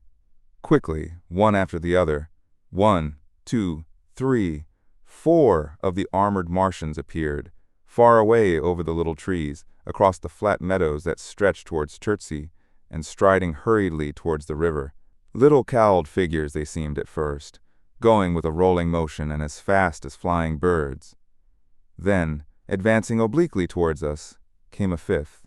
Their armored bodies glittered in the sun as they swept swiftly forward upon the guns, growing rapidly larger as they drew nearer. One on the extreme left, the remotest that is, flourished a huge case high in the air, and the ghostly, terrible heat ray I had already seen on Friday night smote towards Chertsey and struck the town. At sight of these strange, swift, and terrible creatures, the crowd near the water's edge seemed to me to be for a moment horror-struck. There was no screaming or shouting, but a silence, then a hoarse murmur and a movement of feet, a splashing from the water. A man, too frightened to drop the portmanteau he carried on his shoulder, swung round and sent me staggering with a blow from the corner of his burden. A woman thrust at me with her hand and rushed past me. I turned with the rush of the people, but I was not too terrified for thought. The terrible heat ray was in my mind. "To get under water?" That was it. "Get underwater," I shouted, unheeded. I faced about again and rushed towards the approaching Martian, rushed right down the gravelly beach and headlong into the water. Others did the same. A boatload of people putting back came leaping out as I rushed past. The stones under my feet were muddy and slippery, and the river was so low that I ran perhaps 20 feet scarcely waist deep. Then, as the Martian towered overhead scarcely a couple of 100 yards away, I flung myself forward under the surface. The splashes of the people in the boats leaping into the river sounded like thunderclaps in my ears. People were landing hastily on both sides of the river, but the Martian machine took no more notice for the moment of the people running this way and that than a man would of the confusion of ants in a nest against which his foot has kicked. When half suffocated, I raised my head above water. The Martian's hood pointed at the batteries that were still firing across the river, and as it advanced, it swung loose what must have been the generator of the heat ray. In another moment, it was on the bank, and in a stride wading halfway across. The knees of its foremost legs bent at the farther bank, and in another moment it had raised itself to its full height again, close to the village of Shepperton. Forthwith, the 6 guns which, unknown to anyone on the right bank, had been hidden behind the outskirts of that village, fired simultaneously. The sudden near concussion, the last close upon the first, made my heart jump. The monster was already raising the case, generating the heat ray. As the first shell burst 6 yards above the hood, I gave a cry of astonishment. I saw and thought nothing of the other 4 Martian monsters. My attention was riveted upon the nearer incident. Simultaneously, 2 other shells burst in the air near the body, as the hood twisted round in time to receive, but not in time to dodge, the 4th shell. The shell burst clean in the face of the thing. The hood bulged, flashed, was whirled off in a dozen tattered fragments of red flesh and glittering metal. "Hit!" shouted I, with something between a scream and a cheer. I heard answering shouts from the people in the water about me. I could have leaped out of the water with that momentary exultation. The decapitated colossus reeled like a drunken giant, but it did not fall over. It recovered its balance by a miracle, and no longer heeding its steps, and with the camera that fired the heat ray now rigidly upheld, it reeled swiftly upon Shepperton. The living intelligence, the Martian within the hood, was slain and splashed to the 4 winds of heaven, and the thing was now but a mere intricate device of metal whirling to destruction. It drove along in a straight line, incapable of guidance. It struck the tower of Shepperton Church, smashing it down as the impact of a battering ram might have done, swerved aside, blundered on and collapsed, with tremendous force, into the river out of my sight. A violent explosion shook the air, and a spout of water, steam, mud, and shattered metal shot far up into the sky. As the camera of the heat ray hit the water, the latter had immediately flashed into steam. In another moment, a huge wave, like a muddy tidal bore but almost scaldingly hot, came sweeping round the bend upstream. I saw people struggling shorewards, and heard their screaming and shouting faintly above the seething and roar of the Martian's collapse. For a moment I heeded nothing of the heat, forgot the patent need of self-preservation. I splashed through the tumultuous water, pushing aside a man in black to do so, until I could see round the bend. Half a dozen deserted boats pitched aimlessly upon the confusion of the waves. The fallen Martian came into sight downstream, lying across the river, and for the most part submerged.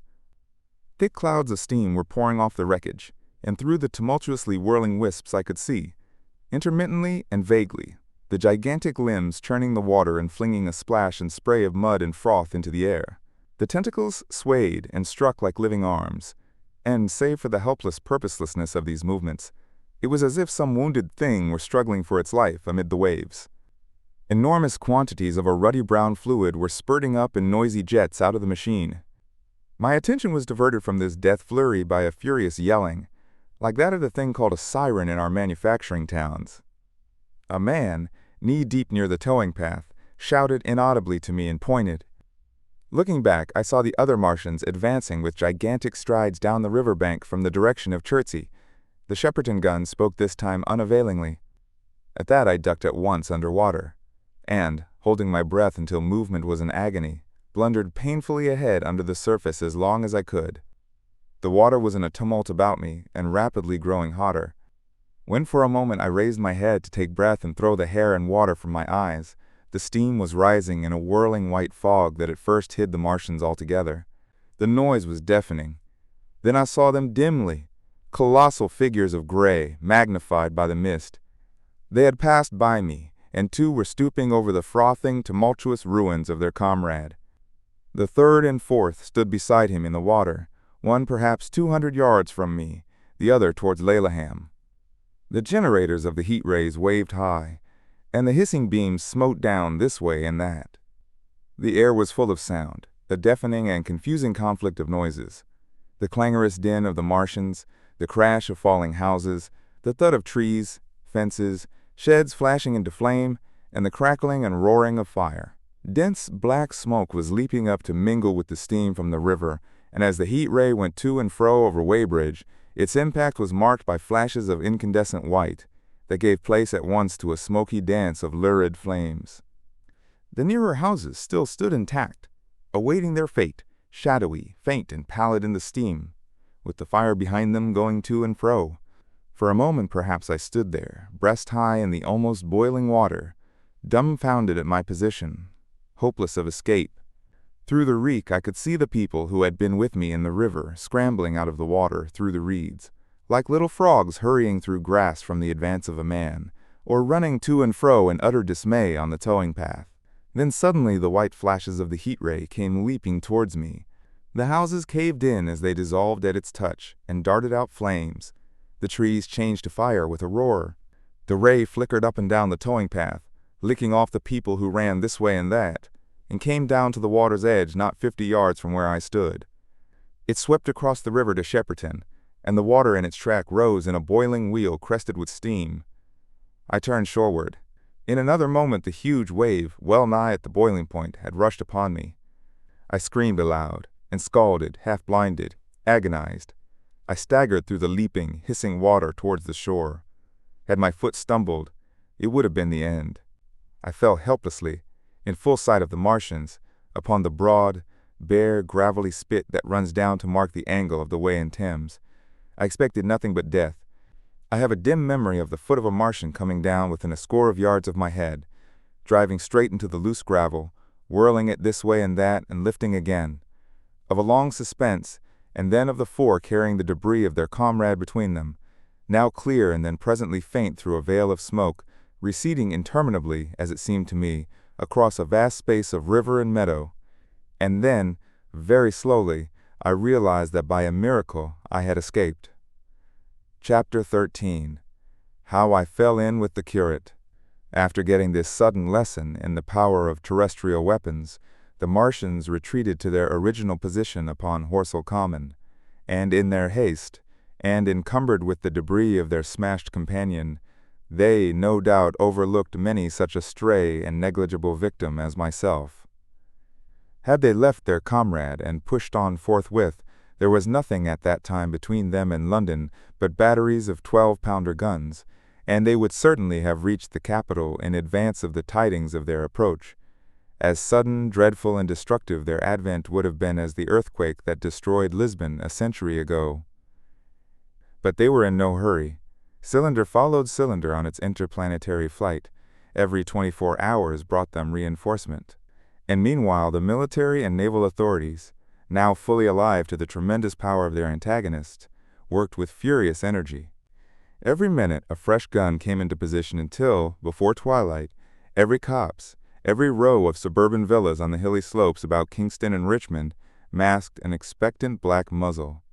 And through the charred and desolated area, perhaps 20 square miles altogether, that encircled the Martian encampment on Horsell Common, through charred and ruined villages among the green trees, through the blackened and smoking arcades that had been but a day ago pine spinneys, crawled the devoted scouts, with the heliographs that were presently to warn the gunners of the Martian approach.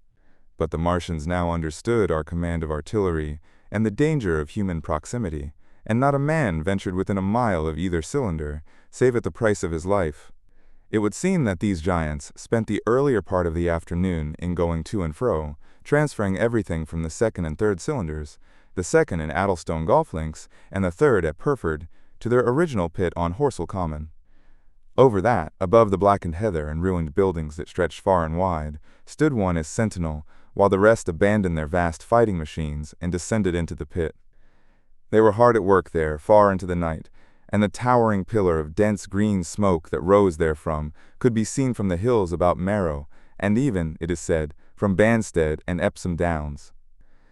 And while the Martians behind me were thus preparing for their next sally, and in front of me humanity gathered for the battle, I made my way with infinite pains and labor from the fire and smoke of burning Weybridge towards London.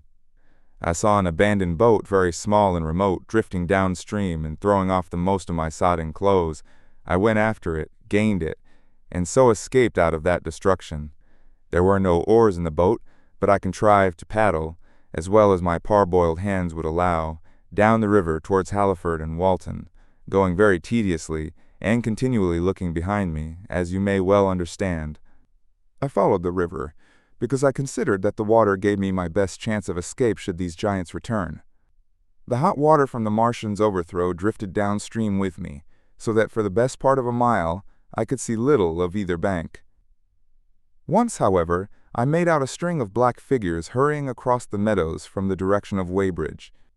Halliford, it seemed, was deserted, and several of the houses facing the river were on fire. It was strange to see the place quite tranquil, quite desolate under the hot blue sky, with the smoke and little threads of flame going straight up into the heat of the afternoon. Never before had I seen houses burning without the accompaniment of an obstructive crowd. A little farther on the dry reeds up the bank were smoking and glowing, and a line of fire inland was marching steadily across a late field of hay. For a long time I drifted, so painful and weary was I after the violence I had been through, and so intense the heat upon the water. Then my fears got the better of me again, and I resumed my paddling. The sun scorched my bare back. At last, as the bridge at Walton was coming into sight round the bend, my fever and faintness overcame my fears, and I landed on the Middlesex bank and lay down, deadly sick, amid the long grass. I suppose the time was then about 4 or 5 o'clock. I got up presently, walked perhaps half a mile without meeting a soul, and then lay down again in the shadow of a hedge. I seem to remember talking, wanderingly, to myself during that last spurt. I was also very thirsty, and bitterly regretful I had drunk no more water. It is a curious thing that I felt angry with my wife. I cannot account for it, but my impotent desire to reach Leatherhead worried me excessively. I do not clearly remember the arrival of the curate, so that probably I dozed. I became aware of him as a seated figure in soot-smudged shirt-sleeves, and with his upturned, clean-shaven face staring at a faint flickering that danced over the sky. The sky was what is called a mackerel sky, rows and rows of faint down plumes of cloud, just tinted with the midsummer sunset. I sat up, and at the rustle of my motion he looked at me quickly. "Have you any water?" I asked abruptly. He shook his head. "You have been asking for water for the last hour," he said. For a moment we were silent, taking stock of each other. I dare say he found me a strange enough figure, naked, save for my water-soaked trousers and socks, scalded, and my face and shoulders blackened by the smoke. His face was a fair weakness. His chin retreated, and his hair lay in crisp, almost flaxen curls on his low forehead. His eyes were rather large, pale blue, and blankly staring. He spoke abruptly, looking vacantly away from me. "What does it mean?" he said. "What do these things mean?" I stared at him and made no answer. He extended a thin white hand and spoke in almost a complaining tone. "Why are these things permitted?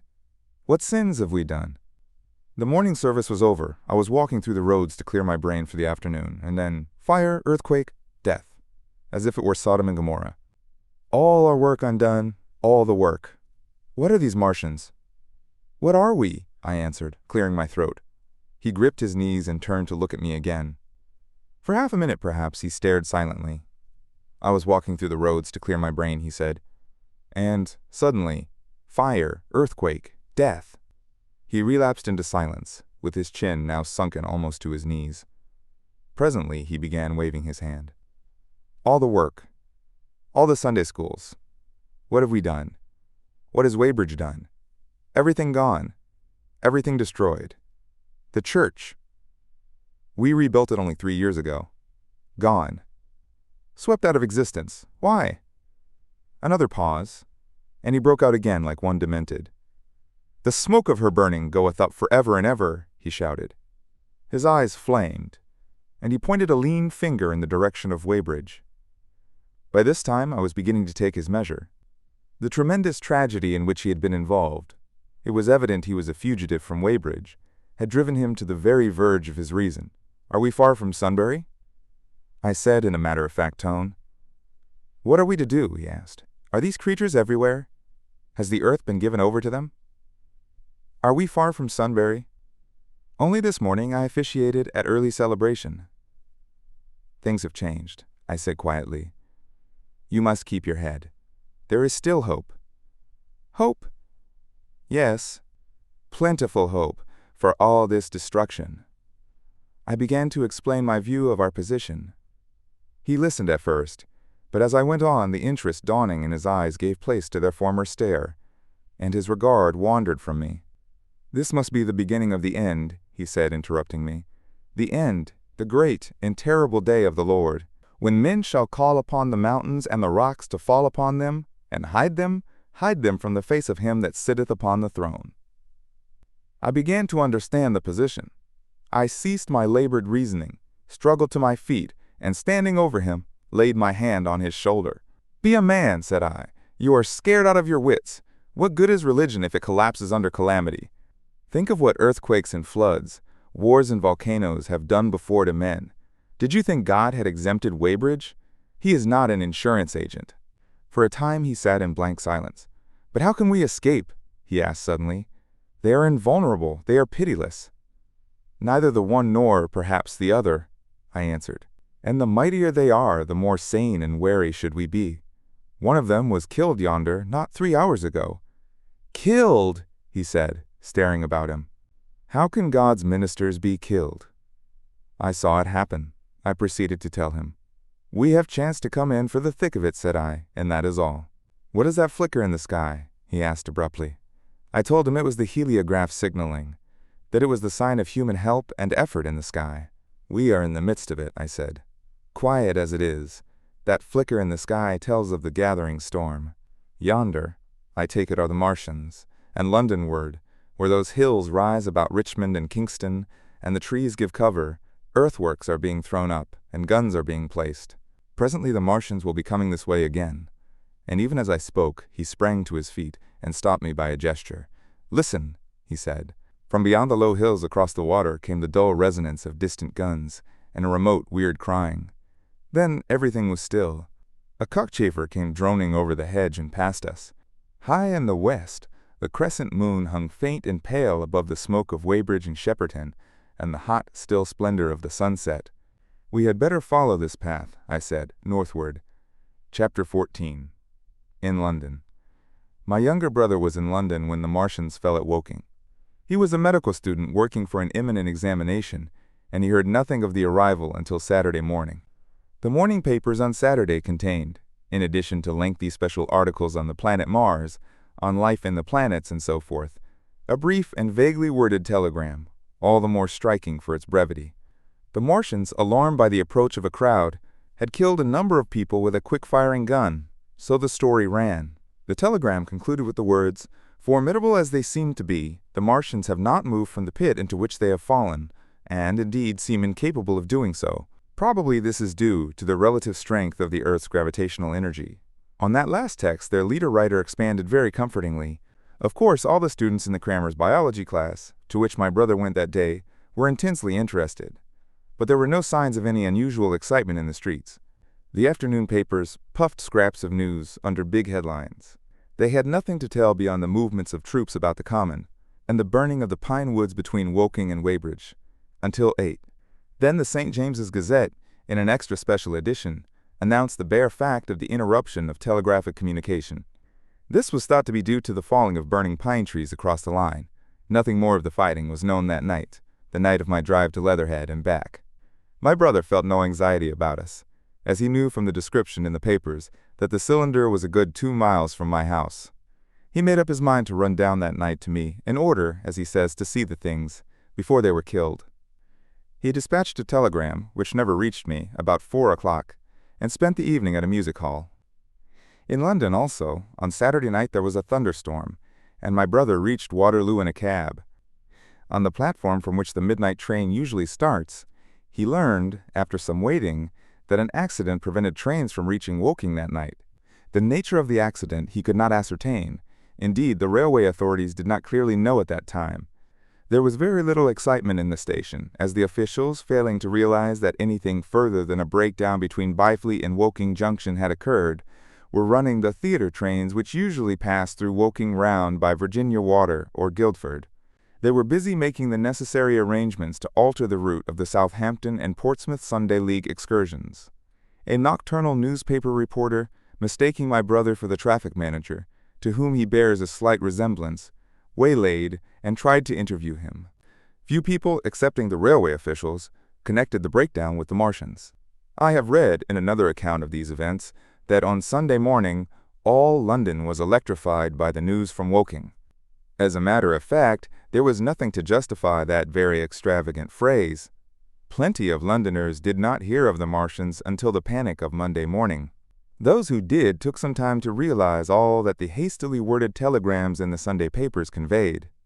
The majority of people in London do not read Sunday papers. The habit of personal security, moreover, is so deeply fixed in the Londoner's mind, and startling intelligence so much a matter of course in the papers, that they could read without any personal tremors.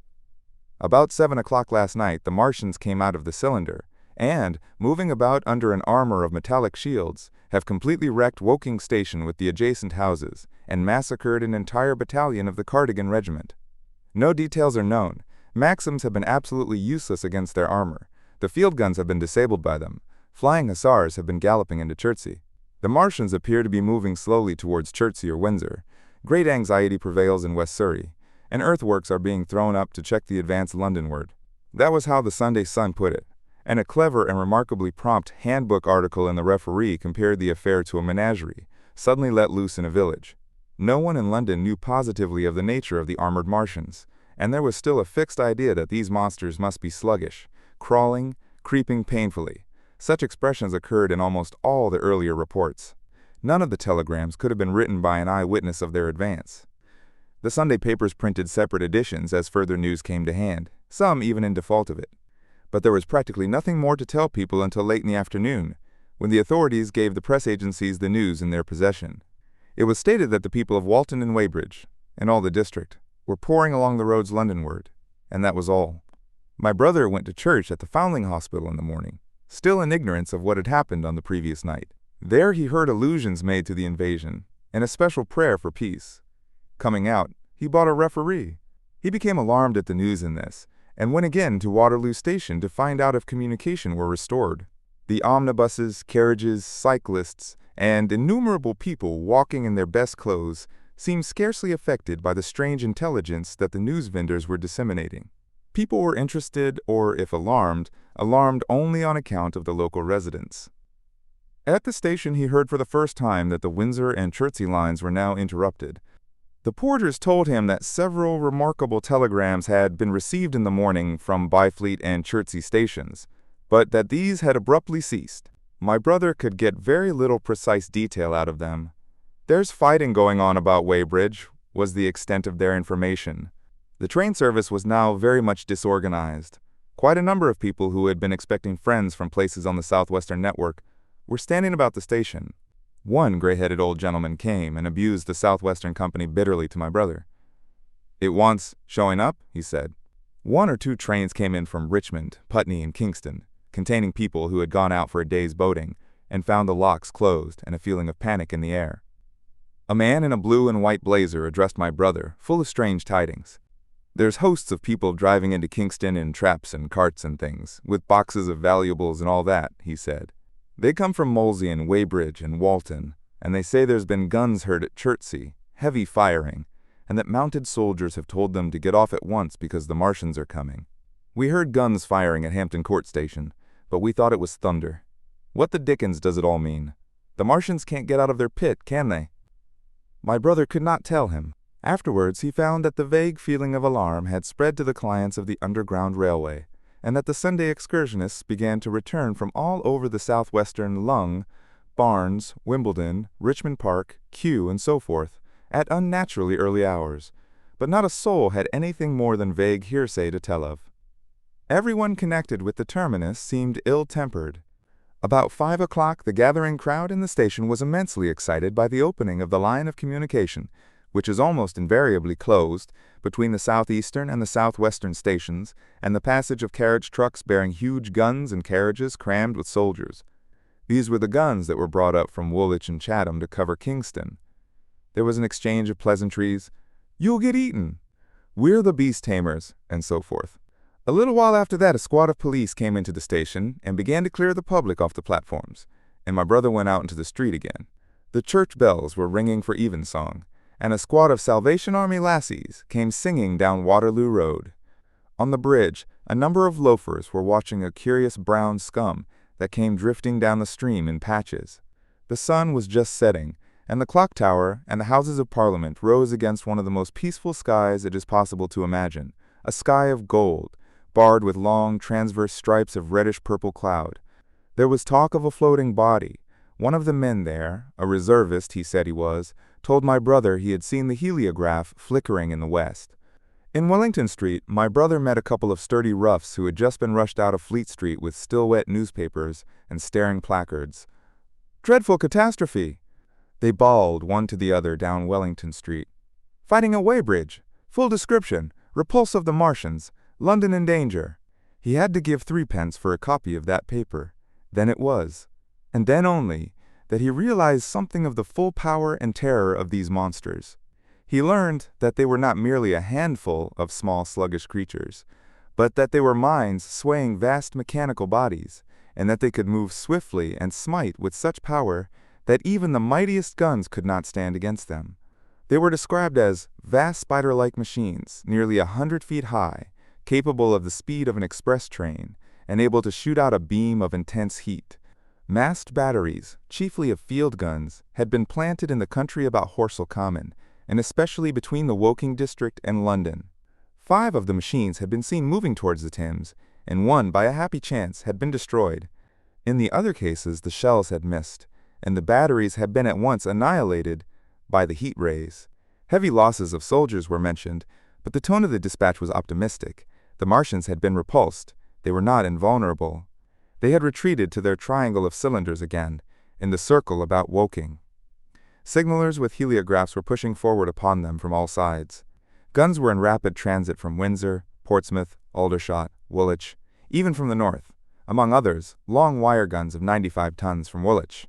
Altogether 116 were in position or being hastily placed, chiefly covering London. Never before in England had there been such a vast or rapid concentration of military material. Any further cylinders that fell, it was hoped, could be destroyed at once by high explosives, which were being rapidly manufactured and distributed. No doubt, ran the report, the situation was of the strangest and gravest description, but the public was exhorted to avoid and discourage panic. No doubt the Martians were strange and terrible in the extreme, but at the outside there could not be more than 20 of them against our millions. The authorities had reason to suppose, from the size of the cylinders, that at the outside there could not be more than 5 in each cylinder, 15 altogether. And one at least was disposed of. Perhaps more. The public would be fairly warned of the approach of danger, and elaborate measures were being taken for the protection of the people in the threatened southwestern suburbs. And so, with reiterated assurances of the safety of London and the ability of the authorities to cope with the difficulty, this quasi-proclamation closed. This was printed in enormous type on paper so fresh that it was still wet, and there had been no time to add a word of comment. It was curious, my brother said, to see how ruthlessly the usual contents of the paper had been hacked and taken out to give this place. All down Wellington Street people could be seen fluttering out the pink sheets and reading, and the Strand was suddenly noisy, with the voices of an army of hawkers following these pioneers. Men came scrambling off buses to secure copies. Certainly this news excited people intensely, whatever their previous apathy. The shutters of a map shop in the Strand were being taken down, my brother said, and a man in his Sunday raiment, lemon-yellow gloves even, was visible inside the window hastily fastening maps of Surrey to the glass. Going on along the Strand to Trafalgar Square, the paper in his hand, my brother saw some of the fugitives from West Surrey. There was a man with his wife and 2 boys and some articles of furniture in a cart such as greengrocers use. He was driving from the direction of Westminster Bridge, and close behind him came a hay wagon with 5 or 6 respectable-looking people in it, and some boxes and bundles. The faces of these people were haggard, and their entire appearance contrasted conspicuously with the Sabbath-best appearance of the people on the omnibuses. People in fashionable clothing peeped at them out of cabs. They stopped at the square as if undecided which way to take, and finally turned eastward along the Strand. Some way behind these came a man in workday clothes, riding one of those old-fashioned tricycles with a small front wheel. He was dirty and white in the face. My brother turned down towards Victoria, and met a number of such people. He had a vague idea that he might see something of me. He noticed an unusual number of police regulating the traffic. Some of the refugees were exchanging news with the people on the omnibuses. One was professing to have seen the Martians. "Boilers on stilts, I tell you, striding along like men." Most of them were excited and animated by their strange experience. Beyond Victoria, the public houses were doing a lively trade with these arrivals. At all the street corners, groups of people were reading papers, talking excitedly, or staring at these unusual Sunday visitors. They seemed to increase as night drew on, until at last, the roads, my brother said, were like Epsom High Street on a Derby day. My brother addressed several of these fugitives, and got unsatisfactory answers from most. None of them could tell him any news of Woking except one man, who assured him that Woking had been entirely destroyed on the previous night. "I come from Byfleet," he said. "A man on a bicycle came through the place in the early morning, and ran from door to door, warning us to come away. Then came soldiers. We went out to look, and there were clouds of smoke to the south. Nothing but smoke, and not a soul coming that way. Then we heard the guns at Chertsey, and folks coming from Weybridge. So I've locked up my house, and come on." At that time there was a strong feeling in the streets that the authorities were to blame for their incapacity to dispose of the invaders without all this inconvenience. About 8 o'clock, a noise of heavy firing was distinctly audible all over the south of London. My brother could not hear it for the traffic in the main thoroughfares, but by striking through the quiet back streets to the river, he was able to distinguish it quite plainly. He walked from Westminster to his apartments near Regent's Park, about 2. He was now very anxious on my account, and disturbed at the evident magnitude of the trouble. His mind was inclined to run, even as mine had run on Saturday, on military details. He thought of all those silent, expectant guns, of the suddenly nomadic countryside. He tried to imagine boilers on stilts 100 feet high. There were 1 or 2 cartloads of refugees passing along Oxford Street, and several in the Marylebone Road, but so slowly was the news spreading that Regent Street and Portland Place were full of their usual Sunday night promenaders, albeit they talked in groups. And along the edge of Regent's Park, there were as many silent couples walking out together under the scattered gas lamps as ever there had been. The night was warm and still, and a little oppressive. The sound of guns continued intermittently, and after midnight there seemed to be sheet lightning in the south. He read and reread the paper, fearing the worst had happened to me. He was restless, and after supper prowled out again aimlessly. He returned and tried in vain to divert his attention to his examination notes. He went to bed a little after midnight, and was awakened from lurid dreams in the small hours of Monday by the sound of door-knockers, feet running in the street, distant drumming, and a clamor of bells. Red reflections danced on the ceiling. For a moment he lay astonished, wondering whether day had come or the world gone mad. Then he jumped out of bed and ran to the window. His room was an attic, and as he thrust his head out, up and down the street there were a dozen echoes to the noise of his window sash, and heads in every kind of night disarray appeared. Enquiries were being shouted. "They are coming!" bawled a policeman, hammering at the door. "The Martians are coming!" and hurried to the next door. The sound of drumming and trumpeting came from the Albany Street barracks, and every church within earshot was hard at work killing sleep with a vehement disorderly tocsin. There was a noise of doors opening, and window after window in the houses opposite flashed from darkness into yellow illumination. Up the street came galloping a closed carriage, bursting abruptly into noise at the corner, rising to a clattering climax under the window, and dying away slowly in the distance. Close on the rear of this came a couple of cabs, the forerunners of a long procession of flying vehicles, going for the most part to Chalk Farm Station, where the Northwestern special trains were loading up, instead of coming down the gradient into Euston. For a long time my brother stared out of the window in blank astonishment, watching the policemen hammering at door after door and delivering their incomprehensible message. Then the door behind him opened, and the man who lodged across the landing came in, dressed only in shirt, trousers, and slippers, his braces loose about his waist, his hair disordered from his pillow. "What the devil is it?" he asked. "A fire? What a devil of a row!" They both craned their heads out of the window, straining to hear what the policemen were shouting. People were coming out of the side streets and standing in groups at the corners talking. "What the devil is it all about?" said my brother's fellow lodger.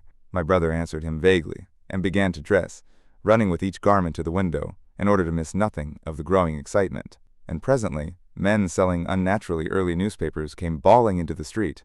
London in danger of suffocation, the Kingston and Richmond defenses forced, fearful massacres in the Thames Valley, and all about him, in the rooms below, in the houses on each side and across the road, and behind in the park terraces and in the 100 other streets of that part of Marylebone, and the Westbourne Park district in St. Pancras, and westward and northward in Kilburn and St. John's Wood and Hampstead, and eastward in Shoreditch and Highbury and Haggerston and Hoxton, and indeed, through all the vastness of London from Ealing to East Ham, people were rubbing their eyes and opening windows to stare out and ask aimless questions, dressing hastily as the first breath of the coming storm of fear blew through the street. It was the dawn of the great panic. London, which had gone to bed on Sunday night oblivious and inert, was awakened in the small hours of Monday morning to a vivid sense of danger. Unable from his window to learn what was happening, my brother went down and out into the street, just as the sky between the parapets of the houses grew pink with the early dawn. The flying people on foot and in vehicles grew more numerous every moment.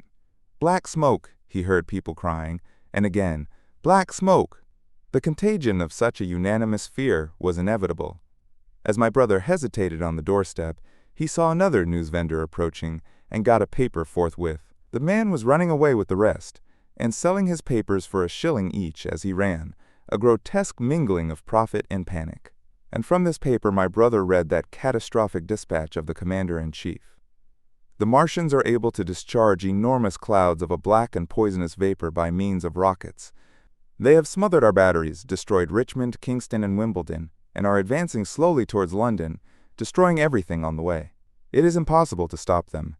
There is no safety from the black smoke but an instant flight." That was all, but it was enough.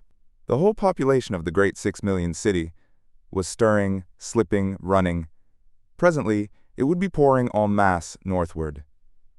"Black smoke!" the voices cried. "Fire!" The bells of the neighboring church made a jangling tumult. A cart, carelessly driven, smashed, amid shrieks and curses, against the water trough up the street. Sickly yellow lights went to and fro in the houses, and some of the passing cabs flaunted unextinguished lamps.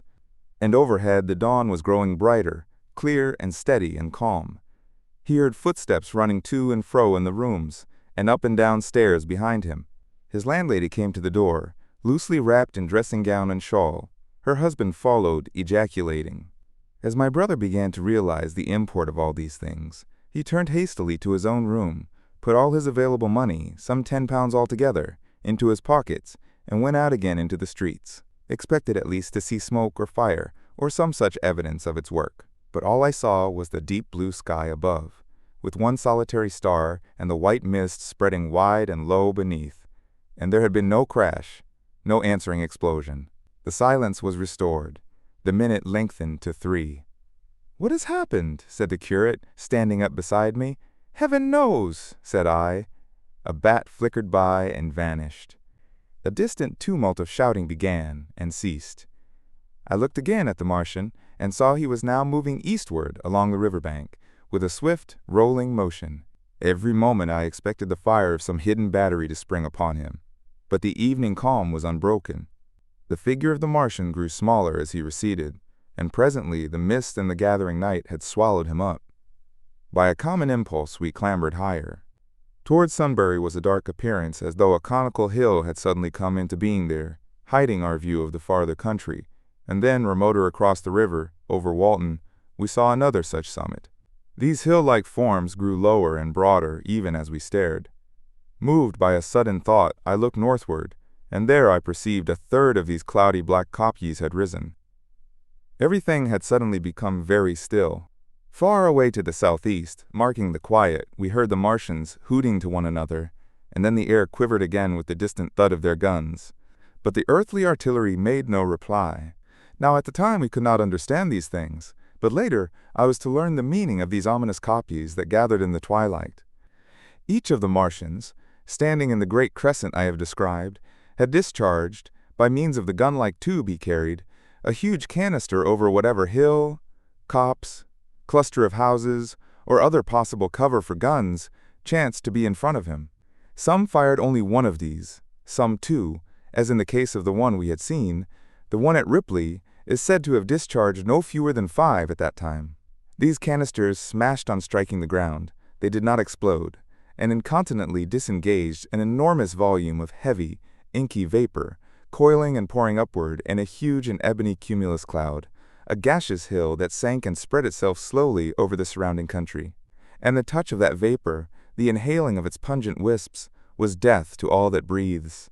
It was heavy, this vapor, heavier than the densest smoke, so that, after the first tumultuous uprush and outflow of its impact, it sank down through the air and poured over the ground in a manner rather liquid than gaseous, abandoning the hills, and streaming into the valleys and ditches and watercourses, even as I have heard the carbonic acid gas that pours from volcanic clefts is wont to do.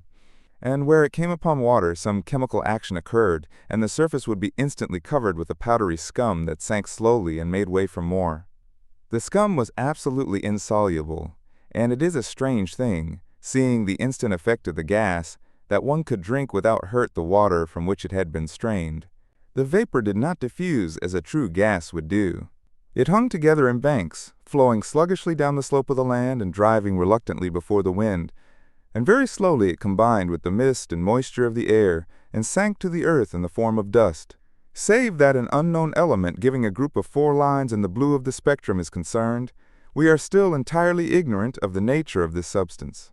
Once the tumultuous upheaval of its dispersion was over, the black smoke clung so closely to the ground, even before its precipitation, that 50 feet up in the air, on the roofs and upper stories of high houses and on great trees, there was a chance of ESC. Chapter 15. What had happened in Surrey? It was while the curate ranted wildly to me under that hedge in the flat meadows near Halliford, and as my brother watched refugees streaming across Westminster Bridge, that the Martians resumed their attack. From what I've pieced together from conflicting reports, most of them had been busy with preparations in the Horsell pit until 9 that night, working on some operation that released huge clouds of green smoke. Around 8 o'clock 3 of them emerged and began moving cautiously through Byfleet and Peaford toward Ripley and Weybridge, silhouetted against the setting sun. They didn't travel in formation but in a line, each about 1.5 miles from the next. They communicated with haunting, siren-like howls that ran up and down the scale. These were the sounds we'd heard at Upper Halliford, the howling and the gunfire from Ripley and St. George's Hill. The Ripley gunners were inexperienced volunteers who should never have been placed in such a position. They fired one wild, premature volley and then fled through the deserted village. The Martian, without even using its heat ray, simply walked calmly over their abandoned guns, stepped carefully between them, and unexpectedly came upon the artillery in Painshill Park, which it promptly destroyed. The men at St. George's Hill, however, showed better discipline or courage. Hidden in a pine wood, they remained undetected by the nearest Martian. They aimed their guns deliberately, as if on a practice range, and fired at about 1,000 yards. Their shells flashed around the Martian, who staggered and fell. Everyone cheered as they frantically reloaded. The fallen Martian let out a long, wavering cry, and immediately a second glittering giant appeared over the trees to the south. One leg of the tripod had been smashed by the artillery. The second volley missed the fallen Martian completely, and both its companions immediately turned their heat rays on the battery. The ammunition exploded, the pine trees around the guns burst into flames, and only 1 or 2 men who were already running for the hill escaped. After this, the 3 Martians apparently conferred and remained perfectly still for the next half hour. The damaged one crawled laboriously from its hood, a small brown figure that, from a distance, looked strangely like a speck of blight, and set about repairing its leg. By 9 o'clock, it had finished, its cowl visible again above the trees. A few minutes past 9, these 3 sentinels were joined by 4 other Martians, each carrying a thick black tube. Each of the original 3 received a similar tube, and the 7 spread out along a curved line between St. George's Hill, Weybridge, and the village of Send, southwest of Ripley. A dozen rockets shot up from the hills as soon as they began to move, warning the waiting batteries around Ditton and Esher. At the same time, 4 of their fighting machines, similarly armed with tubes, crossed the river. 2 of them, black against the western sky, came into view of the curate and me as we struggled northward out of Halliford. They seemed to float on a cloud, as a milky mist covered the fields and rose to a third of their height. The curate gave a faint cry and started running. I knew running from a Martian was pointless, so I turned aside and crawled through wet nettles and brambles into the roadside ditch. He looked back, saw what I was doing, and joined me. The 2 machines halted, one facing Sunbury and the other a gray blur in the direction of Staines. The Martians' occasional howling had stopped. They took up positions in a huge crescent around their cylinders in complete silence. Never since the invention of gunpowder had a battle begun so quietly. To us and to anyone near Ripley, it appeared as if the Martians had sole possession of the darkening night, lit only by the slender moon, stars, sunset's afterglow, and the reddish glare from St. George's Hill and the Paintshill woods. But facing that crescent everywhere, at Staines, Hounslow, Ditton, Esher, Ockham, behind hills and woods south of the river, and across the flat meadows to the north, wherever a cluster of trees or village houses provided cover, the guns were waiting. The signal rockets burst and scattered their sparks through the night, and the gunners at every battery tensed with expectation.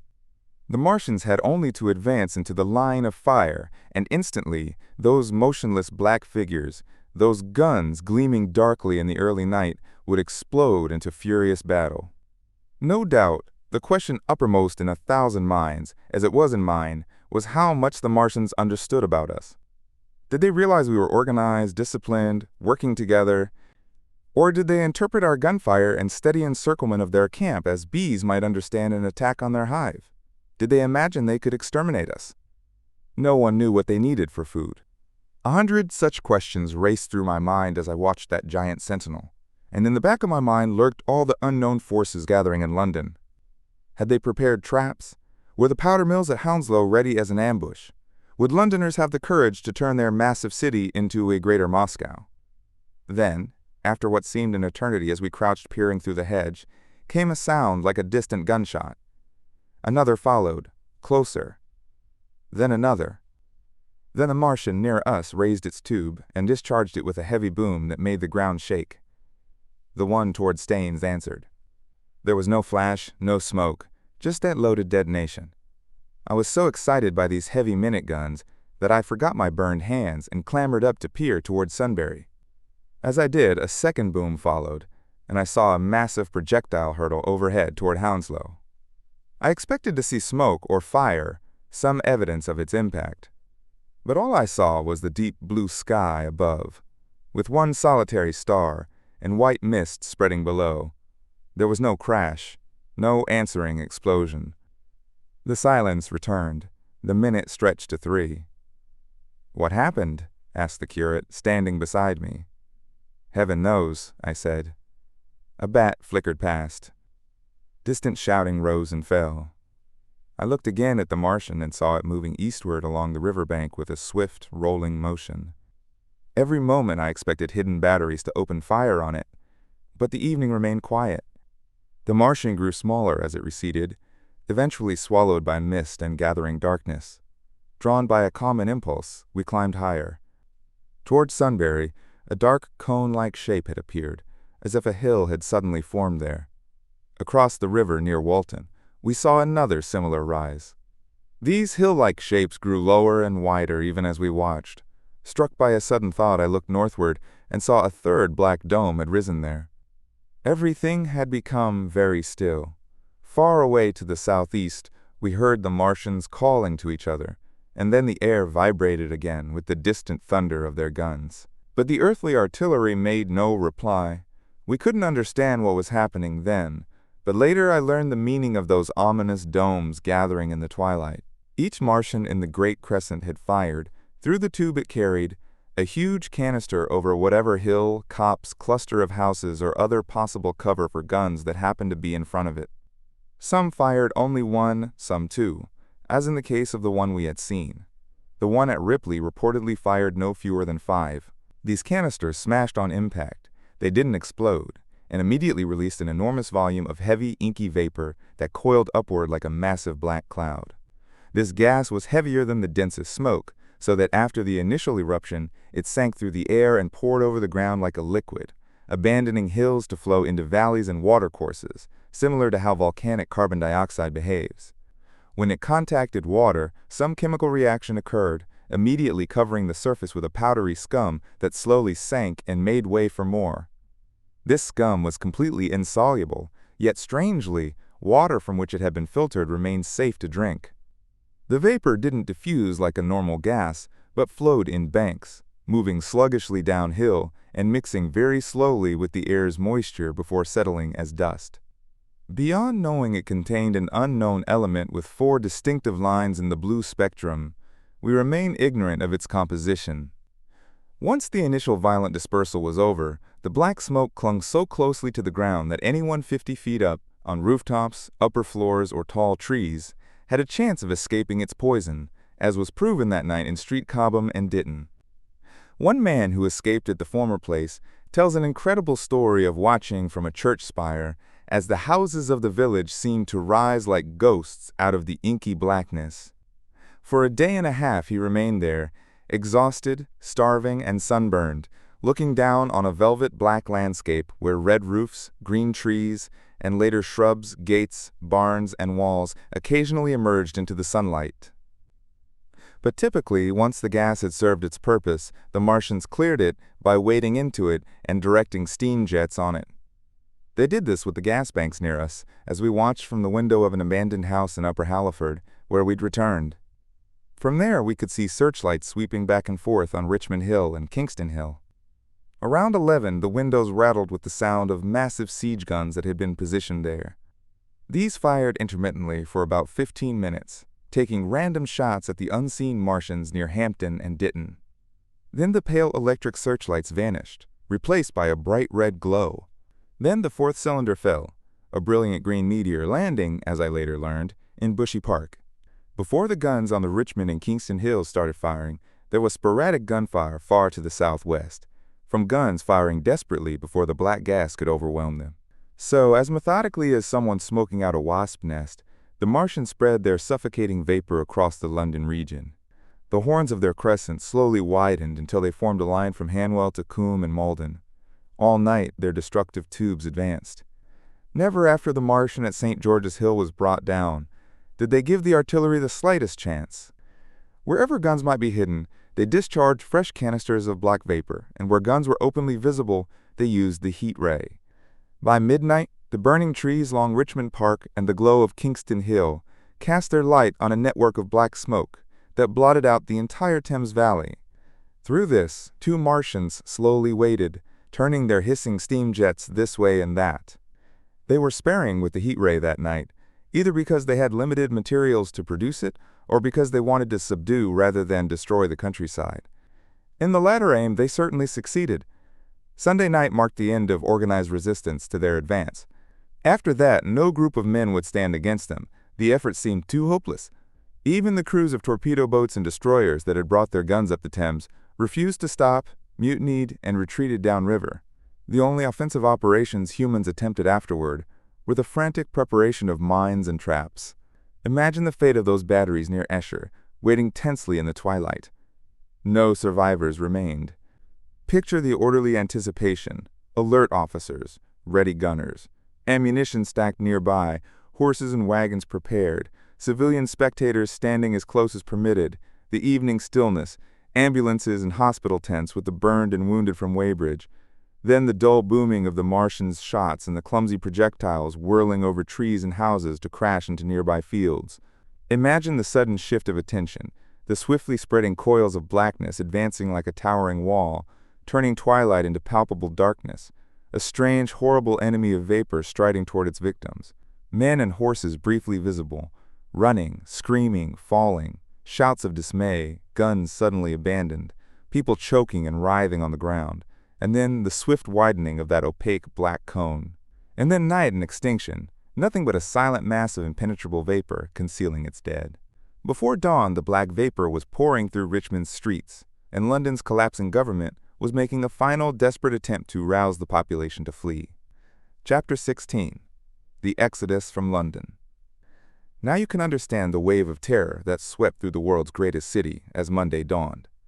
The flow of refugees swelling rapidly to a torrent, swirling around the railway stations, banking up into a desperate struggle near the Thames shipping, and pushing through every available route northward and eastward. By 10 o'clock, the police were losing organization, and by noon even the railway systems were breaking down, melting away in that swift dissolution of society. All railway lines north of the Thames and the southeastern line at Cannon Street had received warnings by midnight Sunday, and trains were being filled. By 2 in the morning, people were fighting savagely for standing room in the carriages. By 3, the crowd was being trampled even on Bishopsgate Street, 200 yards from Liverpool Street Station. Revolvers were fired, people were stabbed, and police sent to control the traffic, exhausted and enraged, were attacking the very people they were supposed to protect. As the day progressed and engine drivers and stokers refused to return to London, the pressure of flight pushed people in an ever-thickening mass away from the stations and along northbound roads. By midday, a Martian had been spotted at Barnes, and a cloud of slowly settling black vapor drifted across the Thames and over Lambeth, cutting off escape via the bridges. Another cloud spread over Ealing, trapping a small group of survivors on Castle Hill, who were alive but couldn't escape. After a futile struggle to board a northwestern train at Chalk Farm, where engines plowed through screaming crowds, and a dozen strong men fought to keep people from crushing the driver against his furnace, my brother emerged onto Chalk Farm Road, dodged through a swarm of vehicles, and was lucky enough to be first to loot a cycle shop. The front tire was punctured as he dragged the bicycle through the window, but he rode off anyway, with only a cut wrist to show for it. The steep Haverstock Hill was blocked by several overturned horses, so he detoured onto Belsize Road. This got him out of the worst panic, and by skirting the Edgware Road, he reached Edgware around 7, tired and hungry, but well ahead of the crowd. People stood along the road, curious and wondering. He was passed by several cyclists, some horsemen, and 2 cars. A mile from Edgware, his wheel rim broke, making the bicycle unrideable. He left it by the roadside and walked through the village. Some shops were half open in the main street, with people crowded on the sidewalks and in doorways and windows, staring in amazement at the extraordinary procession of refugees. He managed to get food at an inn. For a while he stayed in Edgware, unsure what to do next. The stream of fleeing people grew steadily. Many, like my brother, seemed inclined to linger. There was no fresh news about the Martians. At that time, the road was crowded but not yet congested. Most refugees were on bicycles, though the numbers of cars, hansom cabs, and carriages were increasing. Dust hung in heavy clouds along the road to St. Albans. Perhaps thinking vaguely of reaching Chelmsford, where some friends lived, my brother eventually turned onto a quiet lane heading east. He passed several farmhouses and small settlements whose names he never learned. Near High Barnet, he came upon 2 ladies who became his traveling companions. He encountered them just in time to save them. He heard their screams and, turning a corner, saw 2 men trying to drag them from their pony chaise while a third struggled with the frightened pony. One woman, short and dressed in white, was simply screaming. The other, a slender, dark figure, was slashing at her captor with a whip. My brother immediately sized up the situation, shouted, and rushed forward. One attacker turned to face him, and my brother, an experienced boxer, struck immediately and knocked him down against the carriage wheel.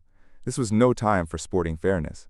My brother kicked the man unconscious, then grabbed the collar of the one pulling at the slender woman's arm. He heard horses' hooves, felt the whip sting his face. A third attacker struck him between the eyes, and the man he was holding twisted free and fled back down the lane. Half stunned, my brother faced the man who had been holding the horse's head and saw the chaise moving away, swaying from side to side, with the women looking back. The remaining robber, a burly rough, tried to grab him, but my brother hit him in the face. Then, realizing he was alone, my brother ran after the carriage, with the sturdy man close behind, and the third attacker following at a distance. Suddenly, he stumbled and fell. His immediate pursuer went headlong, and my brother found himself facing 2 attackers again. He would have stood little chance if the slender lady hadn't bravely turned back to help. She had a revolver that had been under the seat when they were attacked. She fired from 6 yards away, narrowly missing my brother. The less courageous robber fled, followed by his cursing companion. Both stopped within sight, where the third man lay unconscious. "Take this," said the slender lady, handing my brother her revolver.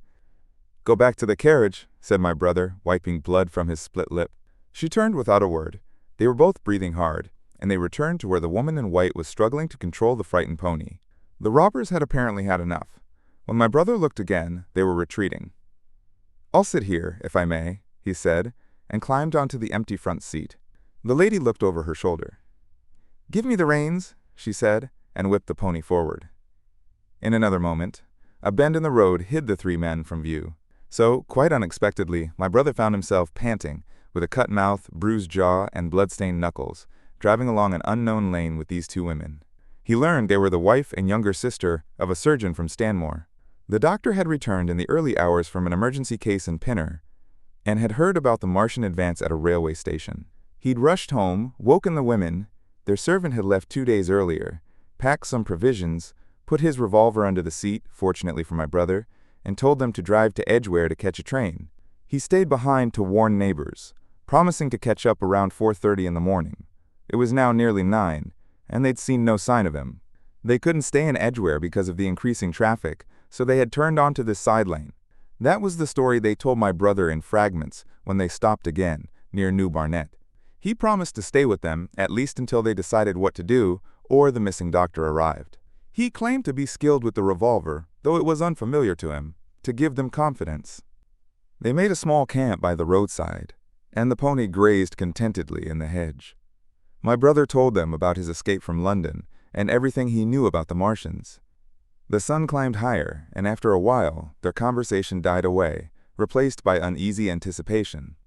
Several travelers passed along the lane, and from them my brother gathered what news he could. Each fragment deepened his sense of the enormous disaster facing humanity and the urgent need to continue their flight. He pressed this point repeatedly. "We have money," said the slender woman hesitantly. Her eyes met my brother's, ending her hesitation. "So do I," he said. She explained they had about 30 pounds in gold and a 5-pound note, and suggested they might catch a train at St. Albans or New Barnet. My brother thought this hopeless, given how Londoners were mobbing the trains, and proposed instead cutting across Essex toward Harwich to escape the country entirely. Mrs. Elphinstone, the woman in white, refused to listen to reason and kept calling for George, but her sister-in-law was surprisingly calm and rational, eventually agreeing with my brother. Planning to cross the Great North Road, they headed toward Barnet with my brother, leading the pony to conserve its strength. As the sun rose higher, the day became extremely hot, and the whitish sand underfoot grew burning and blinding, slowing their progress considerably. The hedges were gray with dust. As they approached Barnet, the tumultuous murmuring grew stronger. They began to meet more people, most staring blankly ahead, muttering indistinct questions, haggard and filthy. One man in evening dress passed them on foot, his eyes on the ground, one hand clutching his hair and the other beating at the air. His fit of rage passed, and he continued without looking back. As my brother's group neared the crossroads south of Barnet, they saw a woman crossing a field with a child and 2 other children. Then they passed a man in a dirty black coat, limping, with a thick stick in one hand and a small suitcase in the other. Around the corner, from between the villas at the junction with the main road, came a small cart pulled by a sweating black pony and driven by a dusty young man in a bowler hat. 3 East End factory girls and 2 small children were crammed in the cart. "Will this take us around Edgware?" asked the driver, wide-eyed and pale. When my brother said it would if he turned left, he whipped the horse immediately without even thanking him. My brother noticed pale gray smoke or haze rising among the houses ahead, veiling a white terrace beyond the road. Mrs. Elphinstone suddenly cried out at the sight of tongues of smoky red flame leaping above the houses against the hot blue sky. The noise resolved into a chaotic mix of many voices, the grind of wheels, the creak of wagons, and the clatter of hooves. The lane curved sharply about 50 yards from the crossroads. "Good heavens!" cried Mrs. Elphinstone. "What are you driving us into?" My brother stopped. The main road was a boiling stream of people, rushing northward, pressing against each other. A great bank of dust, white and luminous in the blazing sun, made everything within 20 feet of the ground gray and indistinct, constantly refreshed by the hurrying feet of a dense crowd of horses, men and women on foot, and by the wheels of countless vehicles. "Make way!" my brother heard voices shouting. "Make way!" Approaching the intersection was like riding into smoke from a fire. The crowd roared like a fire, and the dust was hot and acrid. A villa nearby was burning, sending black smoke across the road to add to the confusion. 2 men rushed past them. Then a dirty woman carrying a heavy bundle and weeping. A lost retriever dog, tongue hanging out, circled uncertainly around them before fleeing when my brother threatened it. As much as they could see of the road toward London between the houses was a tumultuous stream of dirty, hurrying people squeezed between villas on either side. The black heads and crowded bodies became distinct as they rushed to the corner, hurried past, and merged again into the receding multitude, swallowed up in a cloud of dust. "Go on! Go on!" shouted the voices. "Make way!"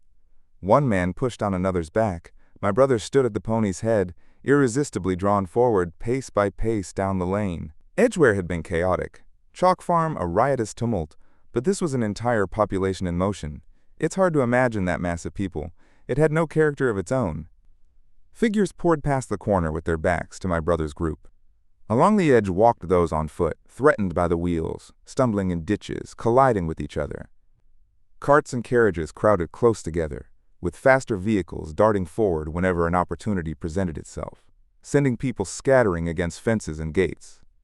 "Push on," was the cry. "Push on! They are coming!" In one cart stood a blind man in a Salvation Army uniform, gesticulating with his crooked fingers and shouting, "Eternity! Eternity!" in a hoarse, powerful voice that my brother could hear long after he vanished in the dust. Some people in carts whipped their horses frantically and argued with other drivers. Some sat motionless, staring at nothing with miserable eyes. Some gnawed their hands from thirst or lay prostrate in their vehicles. The horses' bits were foamy, their eyes bloodshot. There were cabs, carriages, shop carts, wagons beyond counting, a mail cart, a street-cleaning cart marked Vestry of St. Pancras, a huge timber wagon packed with rough men.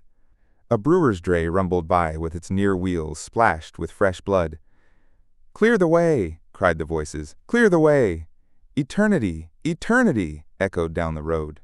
There were haggard, well-dressed women trudging along with crying, stumbling children in fine, dust-smothered clothes and tear-streaked faces. With many came men, sometimes helpful, sometimes threatening and angry. Fighting alongside them pushed street outcasts in faded black rags, wild-eyed and foul-mouthed.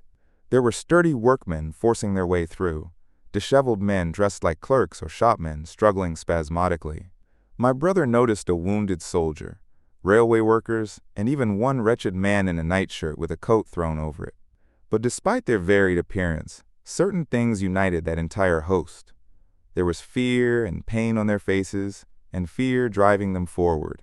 A struggle for a place in a wagon sent the whole crowd surging faster.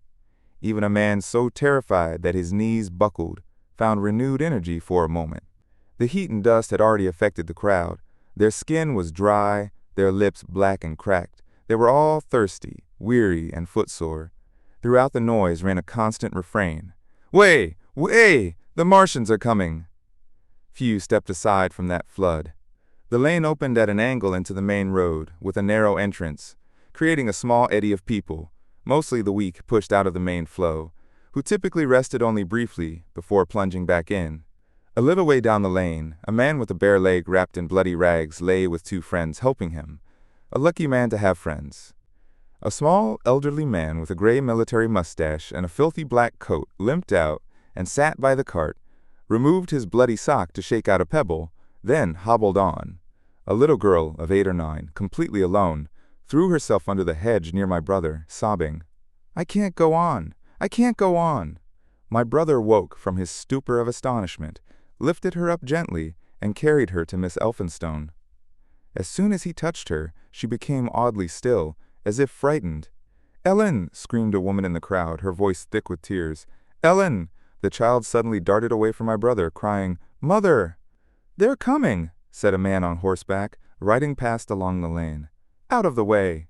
shouted a coachman from high up, and my brother saw a closed carriage turning into the lane. People pressed back against each other to avoid the horse.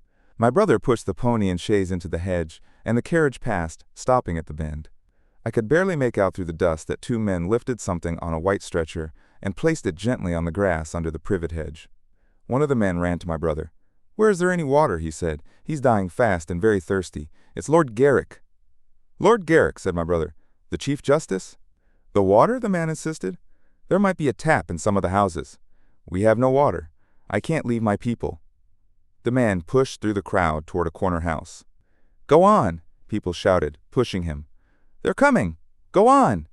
Then my brother's attention was drawn to a bearded man, with an eagle-like face, lugging a small bag that split open as my brother watched, spilling gold sovereigns that scattered among the struggling feet of people and horses. The man stared stupidly at the pile. Then a cab struck his shoulder, sending him staggering. He screamed and dodged back as a cartwheel narrowly missed him. "Way!" shouted everyone around him. "Make way!" As soon as the cab passed, he threw himself on the pile of coins, stuffing handfuls into his pockets. A horse rose up beside him, and in another moment, half rising, he was trampled beneath its hooves. "Stop!" my brother screamed, pushing a woman aside to grab at the horse's bit. Before he could reach it, he heard a scream under the wheels and saw the rim pass over the poor man's back. The cart driver lashed his whip at my brother, who ran behind the cart. The shouting crowd confused his hearing. The man was writhing in the dust among his scattered money, unable to rise because the wheel had broken his back, his lower limbs limp and useless. My brother stood up and yelled at the next driver, and a man on a black horse came to help. "Get him out of the road," said the horseman, and, grabbing the man's collar with his free hand, my brother dragged him sideways. But the injured man still clutched at his money, hammering at my brother's arm with a handful of gold. "Go on! Go on!" shouted angry voices behind. There was a crash as a carriage pole struck the cart that the horseman had stopped. My brother looked up, and the man with the gold twisted his head and bit the wrist holding his collar. There was a jolt, and the black horse staggered sideways as the cart horse pushed past it. My brother's foot narrowly missed being crushed by a hoof. He released the fallen man and jumped back. He saw anger turn to terror on the poor wretch's face before the crowd swept him away and carried my brother past the entrance to the lane. He had to fight hard to get back to it. He saw Miss Elphinstone covering her eyes and a small child staring with wide eyes at something black and still, crushed and ground under the rolling wheels. "Let's go back," he shouted, and began turning the pony around. "We cannot cross this hell," he said, and they retreated 100 yards to where the crowd was hidden by the bend. As they passed it, my brother saw the face of the dying man in the ditch under the privet, deathly white and drawn, shining with sweat. The two women sat silent, huddled in their seats and shivering. Beyond the bend, my brother stopped again. Miss Elphinstone was pale and quiet, and her sister-in-law was weeping, too miserable even to call for George. My brother was horrified and confused. As soon as they had retreated, he realized how urgent it was to get through the crowd. He turned to Miss Elphinstone with sudden resolve. "We must go that way," he said, and led the pony around again. For the second time that day, this young woman proved her courage. To force their way into the torrent, my brother plunged in and held back a cab horse while she drove the pony across its path. A wagon locked wheels with them for a moment, tearing a long splinter from the chaise. Then they were caught and swept forward by the stream. My brother, with whip marks across his face and hands, climbed into the chaise and took the reins from her. "Point the revolver at the man behind," he said, giving it to her. "If he pushes us too hard, no, point it at his horse." Then he began looking for a chance to edge across the road. But once in the flow, he seemed to lose all control, becoming just part of that dusty route. They were swept through Chipping Barnet with the torrent and were nearly a mile beyond the town center before they managed to fight their way to the opposite side. The noise was indescribable, but once past the town, the road forked repeatedly, somewhat relieving the pressure. They headed east through Hadley, and there, on both sides of the road, and again farther on, they encountered crowds drinking from streams, some fighting for access to the water. And beyond, from a hill near East Barnet, they saw two trains moving slowly, one after another, without signals or order, trains packed with people, even with men riding among the coal behind the engines, heading north along the Great Northern Railway. My brother guessed they must have filled up outside London, as by then the frantic terror in the city had made the central stations impossible to use. Near this spot they stopped for the rest of the afternoon, as the day's violence had completely exhausted all three of them. They began to suffer from hunger. The night was cold, and none of them dared sleep. And in the evening many people came hurrying along the road nearby, fleeing from unknown dangers ahead and going in the direction from which my brother had come. Chapter 17. The Thunder Child. If the Martians had aimed only at destruction, they could have annihilated London's entire population by Monday as it spread through the surrounding counties. Not just along the Barnet Road, but also through Edgware and Waltham Abbey, and along the roads east to Southend and Shoeburyness, and south of the Thames to Deal and Broadstairs, poured the same frantic exodus. If you could have hung in a balloon above London that June morning, every northward and eastward road out of the tangled maze of streets would have seemed dotted black with the streaming refugees, each dot representing a human story of terror and hardship. Never before in human history had such a mass of people moved and suffered together. The legendary hordes of Goths and Huns, the largest armies Asia has ever seen, would have been mere drops in that current. And this was no disciplined march. It was a stampede, a blind and terrible stampede of 6 million unarmed and unprepared people, rushing headlong without order and without a goal. It was the beginning of civilization's collapse, of mankind's slaughter. Looking down from a balloon, you'd have seen the network of streets spread out like a huge map, houses, churches, squares, and crescents already abandoned, and to the south, areas blotted out as if some giant pen had splashed ink on a chart. Over Ealing, Richmond, and Wimbledon, each black splash grew and spread, sending out branches, flowing over rises, pouring into valleys, exactly as ink spreads on blotting paper. And beyond, over the blue hills south of the river, the glittering Martians moved methodically back and forth, spreading their poison cloud over one area and then another, then clearing it with their steam jets when it had served its purpose, taking control of the conquered territory. They weren't trying to exterminate us so much as to completely demoralize us and destroy all resistance. They blew up every powder store they found, cut all telegraph lines, and wrecked railways here and there. They were crippling mankind. They seemed in no hurry to expand their operations, and didn't go beyond central London that day. It's possible that many Londoners remained in their homes throughout Monday morning. We know for certain that many died at home, suffocated by the black smoke. Until about midday, the Pool of London was an astonishing sight. Steamboats and ships of all kinds were there, tempted by the enormous sums offered by desperate refugees. Reports say many who swam out to these vessels were pushed away with boat hooks and drowned. Around 1 o'clock, a thinning remnant of black vapor appeared between the arches of Blackfriars Bridge. The pool erupted into mad confusion, with fighting and collisions, and for some time a mass of boats and barges jammed in the northern arch of Tower Bridge. Sailors and lightermen had to battle furiously against people swarming onto their vessels from the riverfront. People were even climbing down from the bridge above. An hour later, when a Martian appeared beyond the clock tower and waded down the river, nothing but wreckage floated above Limehouse. I'll have more to say about the fifth cylinder shortly. The sixth star fell at Wimbledon. My brother, keeping watch with the women in a meadow, saw its green flash far beyond the hills. On Tuesday, the small party, still determined to reach the sea, made their way through the crowded countryside toward Colchester. The news that Martians now controlled all of London was confirmed. They had been seen at Highgate, and even, it was said, as far as Neaston. But they didn't appear to my brother until the following day. That day, the scattered multitudes began to realize their desperate need for food. As hunger grew, property rights disappeared. Farmers stood guard over their barns, granaries, and ripening crops with guns in hand. Some people, like my brother, were now heading east, and a few desperate souls were even returning to London for food. He heard that about half the government had gathered in Birmingham, and that enormous quantities of high explosives were being prepared for automated mines across the Midlands. He was also told that the Midland Railway had replaced workers who fled during the initial panic and was running trains north from St. Albans to relieve congestion in the home counties.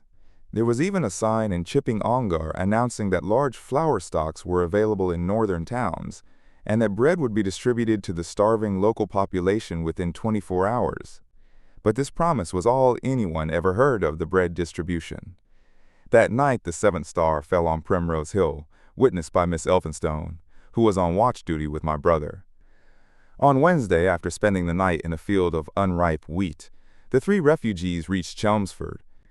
There, a group calling itself the Committee of Public Supply seized their pony as provisions, offering only the promise of a share in its meat the next day. Rumors circulated about Martians at Epping and news of Waltham Abbey powder mills being destroyed in a failed attempt to blow up one of the invaders. People were watching for Martians from church towers. Very fortunately, my brother decided to push on immediately to the coast rather than wait for food, though all three were starving. By midday, they passed through Tillingham, strangely quiet and deserted, except for a few looters searching for food. Near Tillingham, they suddenly came in sight of the sea and an astonishing concentration of ships of all types.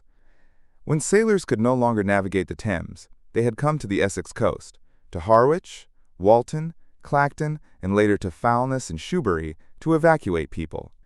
The vessels formed a huge crescent that faded into mist toward the Naze. Close to shore was a multitude of fishing boats, English, Scottish, French, Dutch, and Swedish, steam launches from the Thames, yachts, electric boats, and beyond these, larger vessels, countless grimy colliers, neat merchant ships, cattle boats, passenger vessels, petroleum tankers, ocean tramps, an old white transport, and elegant liners from Southampton and Hamburg. Across the Blackwater estuary, my brother could make out a dense swarm of boats, bargaining with people on the beach, extending almost to Malden.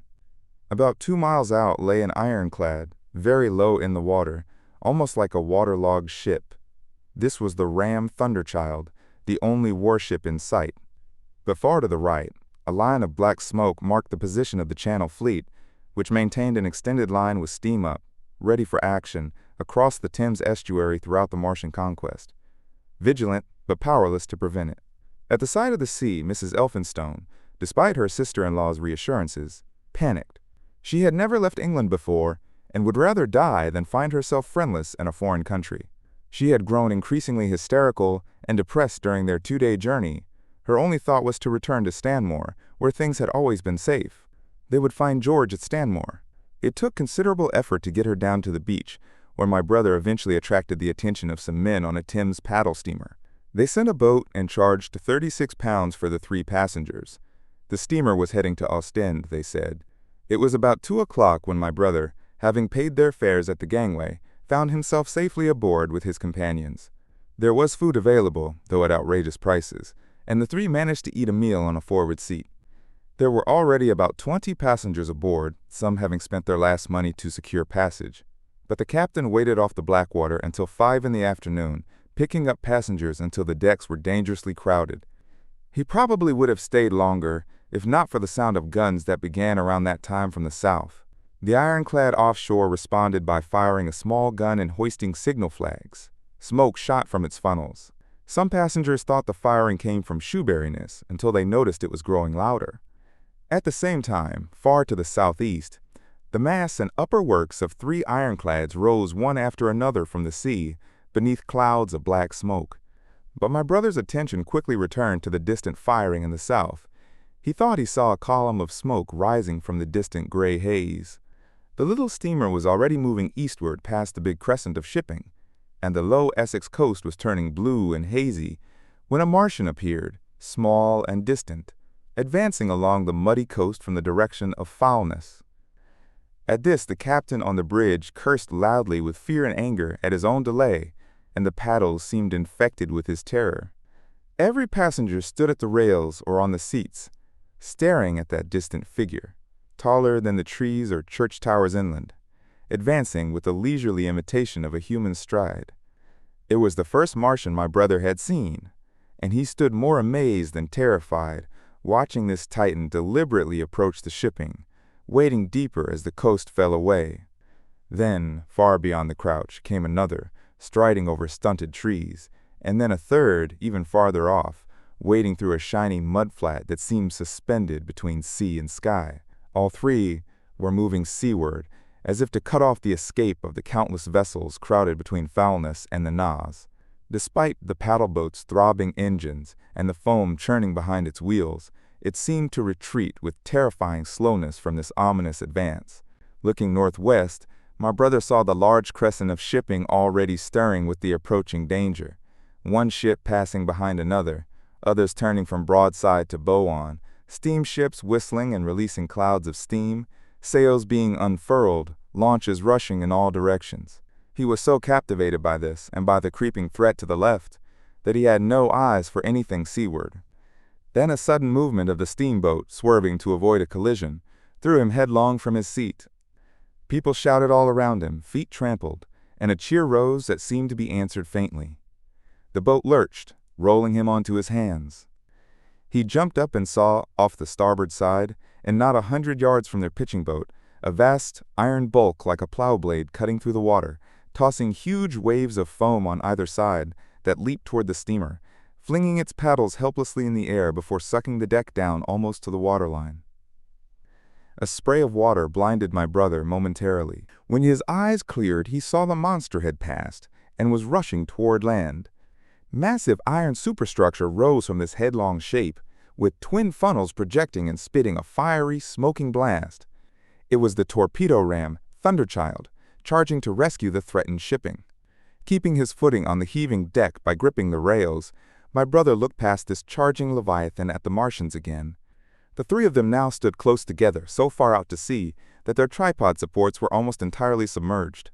From this sunken perspective, they appeared far less formidable than the huge iron bulk in whose wake the steamer was pitching helplessly. The Martians seemed to be staring at this new antagonist with astonishment. Perhaps to their intelligence, the giant vessel seemed like one of their own kind. The Thunderchild fired no guns but simply drove at full speed toward them. This was probably why it managed to get so close. They didn't know what to make of it. One shell, and they could have sent it to the bottom instantly with a heat ray. The steamer was moving so fast that within a minute it was halfway between the paddle boat and the Martians, a diminishing black shape against the receding horizontal expanse of the Essex coast. Suddenly the foremost Martian lowered its tube and fired a canister of black gas at the ironclad. It hit the ship's port side and glanced off in an inky jet that rolled away to sea, an unfolding torrent of black smoke that the ironclad drove clear of. To the watchers from the steamer, low in the water with the sun in their eyes, it seemed as if the ship was already among the Martians. They saw the towering figures separating and rising from the water as they retreated shoreward, and one raised the generator of the heat ray. It pointed obliquely downward, and a bank of steam erupted where it touched the water. It must have cut through the ship's iron hull as easily as a hot iron through paper. A flicker of flame shot up through the rising steam, and then the Martian staggered and fell. In another moment it was cut down, and a great fountain of water and steam shot into the air. The Thunderchild's guns fired through the haze, one after another, and one shot splashed the water near the steamer, ricocheted toward the fleeing ships to the north, and reduced a fishing smack to splinters. But no one paid much attention to that. At the sight of the Martian's collapse, the captain on the bridge yelled incoherently, and all the crowded passengers on the steamer's stern shouted together.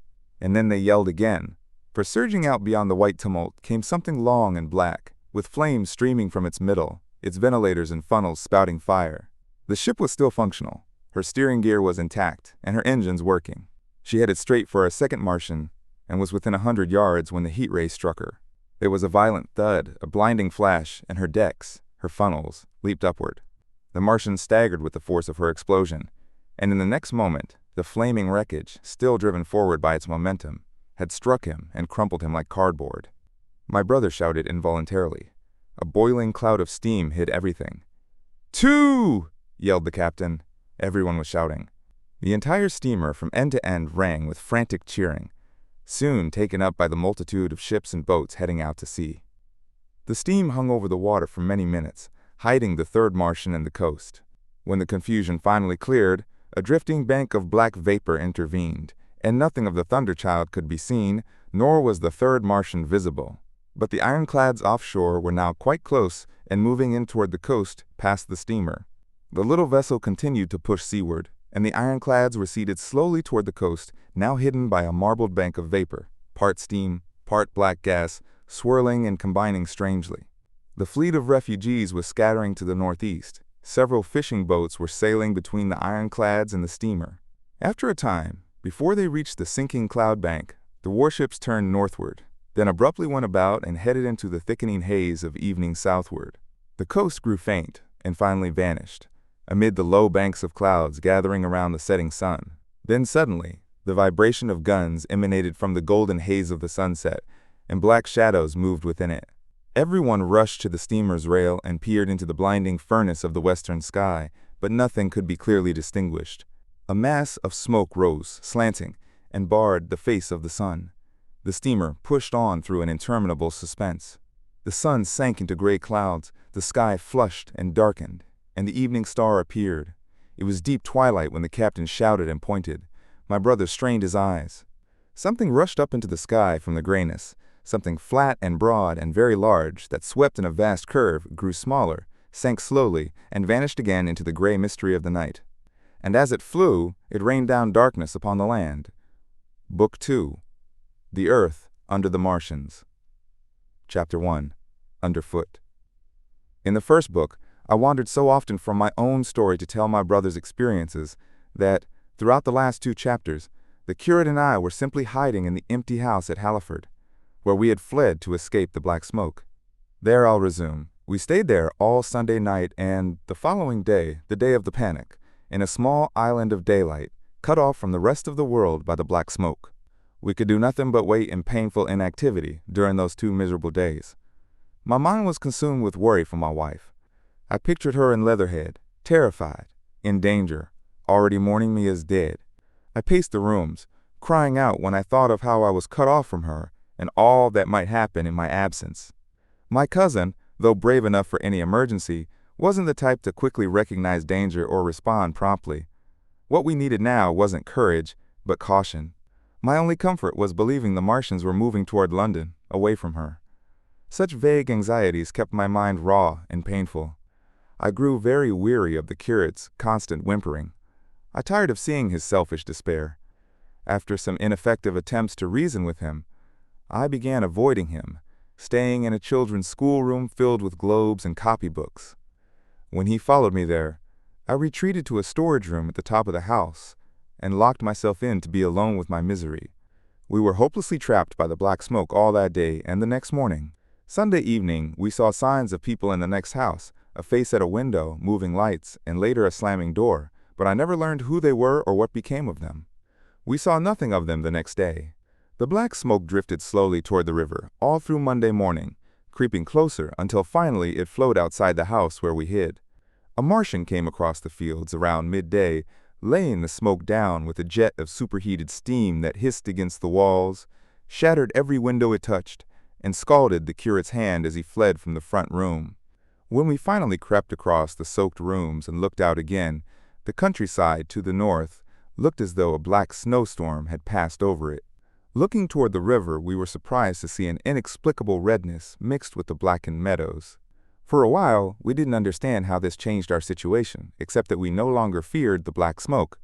But later, I realized we were no longer trapped. We could escape. As soon as I understood this, my desire to act returned. But the curate remained lethargic and unreasonable. "We're safe here," he repeated. "Safe here." I decided to leave him. I wish I had. Wiser now from the artilleryman's advice, I searched for food and drink. I had found oil and rags for my burns, and I also took a hat and flannel shirt from one of the bedrooms. When it became clear I intended to go alone, had reconciled myself to going alone, he suddenly roused himself to join me. With everything quiet that afternoon, we set out around 5, I would guess, along the blackened road toward Sunbury.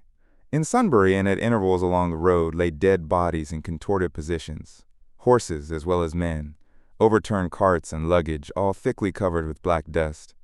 The layer of powdery ash reminded me of Pompey's destruction. We reached Hampton Court without incident, our minds adjusting to strange and unfamiliar sights, and found a patch of green that had escaped the suffocating drift. We crossed Bushy Park, where deer still moved beneath the chestnuts, and saw some people hurrying in the distance toward Hampton. These were the first people we encountered. Across the road, the woods beyond Ham and Petersham still burned. Twickenham had escaped both the heat ray and black smoke, and more people were about, though none could give us news. Most, like us, were taking advantage of a lull to relocate. I sensed that many houses were still occupied by people too frightened to flee. The evidence of panic was abundant. I vividly remember 3 smashed bicycles heaped in the road, crushed by the wheels of vehicles that followed. We crossed Richmond Bridge around 8:30. We hurried across the exposed span, and I noticed several large red masses floating downstream, some many feet wide. I didn't know what they were and, with no time to examine them, imagined something worse than reality. Here on the Surrey side was more black dust and dead bodies, a heap near the station approach, but we saw no Martians until we were well on our way to Barnes. In the distance, we saw 3 people running down a side street toward the river, but otherwise the area seemed deserted. Up the hill, Richmond was burning fiercely. Beyond the town, there was no sign of the black smoke. Then suddenly, as we approached Kew, people came running, and a Martian fighting machine loomed over the rooftops less than 100 yards away. We froze in terror. If it had looked down, we would have died instantly. We were too scared to continue and turned aside, hiding in a garden shed. The curate crouched there, weeping silently, refusing to move. But my determination to reach Leatherhead wouldn't let me rest. In the twilight, I ventured out again. I went through a shrubbery and along a passage beside a large house, emerging onto the road toward Kew. The curate, whom I'd left in the shed, came hurrying after me.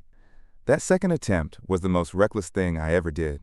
It was obvious the Martians were all around us.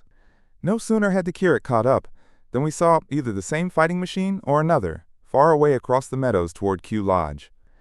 4 or 5 small black figures ran across the green-gray field ahead of it, and in 3 strides, the Martian was among them. They scattered in all directions, but it didn't use the heat ray to destroy them. Instead, it picked them up one by one, apparently tossing them into the large metal carrier behind it, much like a workman's basket hung over his shoulder. This was the first time I realized the Martians might have plans for humans beyond simple destruction. We stood petrified, then turned and fled through a gate into a walled garden, tumbling into a fortunate ditch where we lay, hardly daring to whisper until the stars appeared. I suppose it was nearly 11 before we found the courage to move again, no longer using the road but creeping along hedgerows and through plantations, watching carefully for Martians who seemed to be everywhere. In one place, we stumbled upon a scorched and blackened area, now cooling and covered with ash, scattered with burned bodies of men, their heads and torsos horribly charred but their legs and boots mostly intact, and dead horses behind a line of 4 destroyed guns and smashed carriages. Sheen seemed to have escaped destruction, but it was silent and deserted. We found no bodies there, though the night was too dark to see into the side streets. In Sheen, the curate suddenly complained of weakness and thirst, and we decided to try one of the houses. The first we entered, after some difficulty with the window, was a small, semi-detached villa where I found nothing edible except some moldy cheese. There was water to drink, and I took a hatchet that seemed useful for our next break-in. We crossed to a place where the road turns toward Mortlake. Here stood a white house in a walled garden, and in its pantry we found a treasure: food, 2 loaves of bread, raw steak, and half a ham. I'm listing these precisely because, as it happened, we would live on this store for the next 2 weeks. There was also bottled beer, 2 bags of haricot beans, and some limp lettuce. The pantry opened into a kind of utility room with firewood, and a cupboard containing nearly a dozen bottles of Burgundy, canned soups and salmon, and 2 tins of biscuits. We sat in the kitchen in the dark. We didn't dare light a lamp, and ate bread and ham while drinking beer from the same bottle. The curate, once timid and hesitant, was now oddly eager to push on, while I urged him to build his strength by eating. Then came the event that would trap us. "It can't be midnight yet," I said, and suddenly a blinding flash of vivid green light illuminated everything in the kitchen with stark clarity before disappearing. Then came a sound like nothing I'd ever heard, followed immediately by a thud behind me, shattering glass and crashing masonry all around us. The ceiling plaster came down, breaking into countless fragments on our heads. I was knocked across the floor against the oven handle and knocked unconscious. I was out for a long time, according to the curate. When I came to, we were in darkness again, and he, his face wet with blood from a forehead cut, as I later discovered, was dabbing water on me. For some time I couldn't remember what had happened. Then things came back slowly. My temple throbbed. "Are you better?" the curate whispered. I finally answered and sat up. "Don't move," he said. "The floor is covered with broken dishes from the dresser. You can't possibly move without making noise, and I think they're outside." We sat completely still, barely able to hear each other's breathing. Everything seemed deathly quiet, but occasionally something nearby, fallen plaster or brickwork, would slide down with a rumbling sound. Outside and very close was an intermittent metallic rattling, "There," said the curate when it happened again. "Yes," I said, "but what is it?" "A Martian," he replied. I listened again. "It wasn't like the heat ray," I said, and for a time I thought one of the great fighting machines had struck the house, just as I'd seen one hit Shepperton Church Tower. Our situation was so strange and incomprehensible that for 3 or 4 hours, until dawn, we barely moved. Then the light filtered in, not through the window, which remained black, but through a triangular opening between a beam and a pile of broken bricks in the wall behind us. Finally, we could see the kitchen's gray interior. The window had been smashed by a mass of garden soil that had spilled over the table we'd been sitting at and around our feet. Outside, the soil was piled high against the house. At the top of the window frame, we could see an uprooted drain pipe. The floor was littered with broken dishes. The end of the kitchen toward the house was smashed in, and daylight shone through, showing that most of the house had collapsed. Contrasting with this ruin was the neat dresser, stained pale green, with copper and tin vessels below it, wallpaper imitating blue and white tiles, and a couple of colorful prints still fluttering from the walls above the stove. As the dawn brightened, we saw through the gap in the wall the body of a Martian, standing guard over the still glowing cylinder. At that sight, we crawled as carefully as possible from the kitchen twilight into the darkness of the scullery. Suddenly I understood. "The 5th cylinder," I whispered, "the 5th shot from Mars, has struck this house and buried us under the ruins." The curate was silent for a time, then whispered, "God have mercy on us." I heard him quietly crying to himself. Except for that sound, we lay perfectly still in the scullery. I barely dared to breathe, my eyes fixed on the faint light from the kitchen doorway. I could just make out the curate's face, a dim oval shape with his collar and cuffs visible. Outside, metallic hammering began, then a violent hooting, and then again, after a quiet interval, a hissing like an engine. These mostly mysterious noises continued intermittently and seemed to increase as time passed. Soon a measured thudding and a vibration that made everything around us shake and made the dishes in the pantry rattle began and continued. Once the light was blocked, and the kitchen doorway became completely dark. For many hours we must have crouched there, silent and shivering, until our attention failed from exhaustion. When I awoke, I was ravenously hungry. I believe we must have spent most of a day before that awakening. My hunger drove me to action. I told the curate I was going to look for food and felt my way toward the pantry. He didn't answer, but as soon as I began rummaging, he crawled after me. Chapter 2. What we saw from the ruined house. After eating, we crept back to the scullery, where I must have dozed off again because when I looked around, I was alone. The thudding vibration continued with maddening persistence.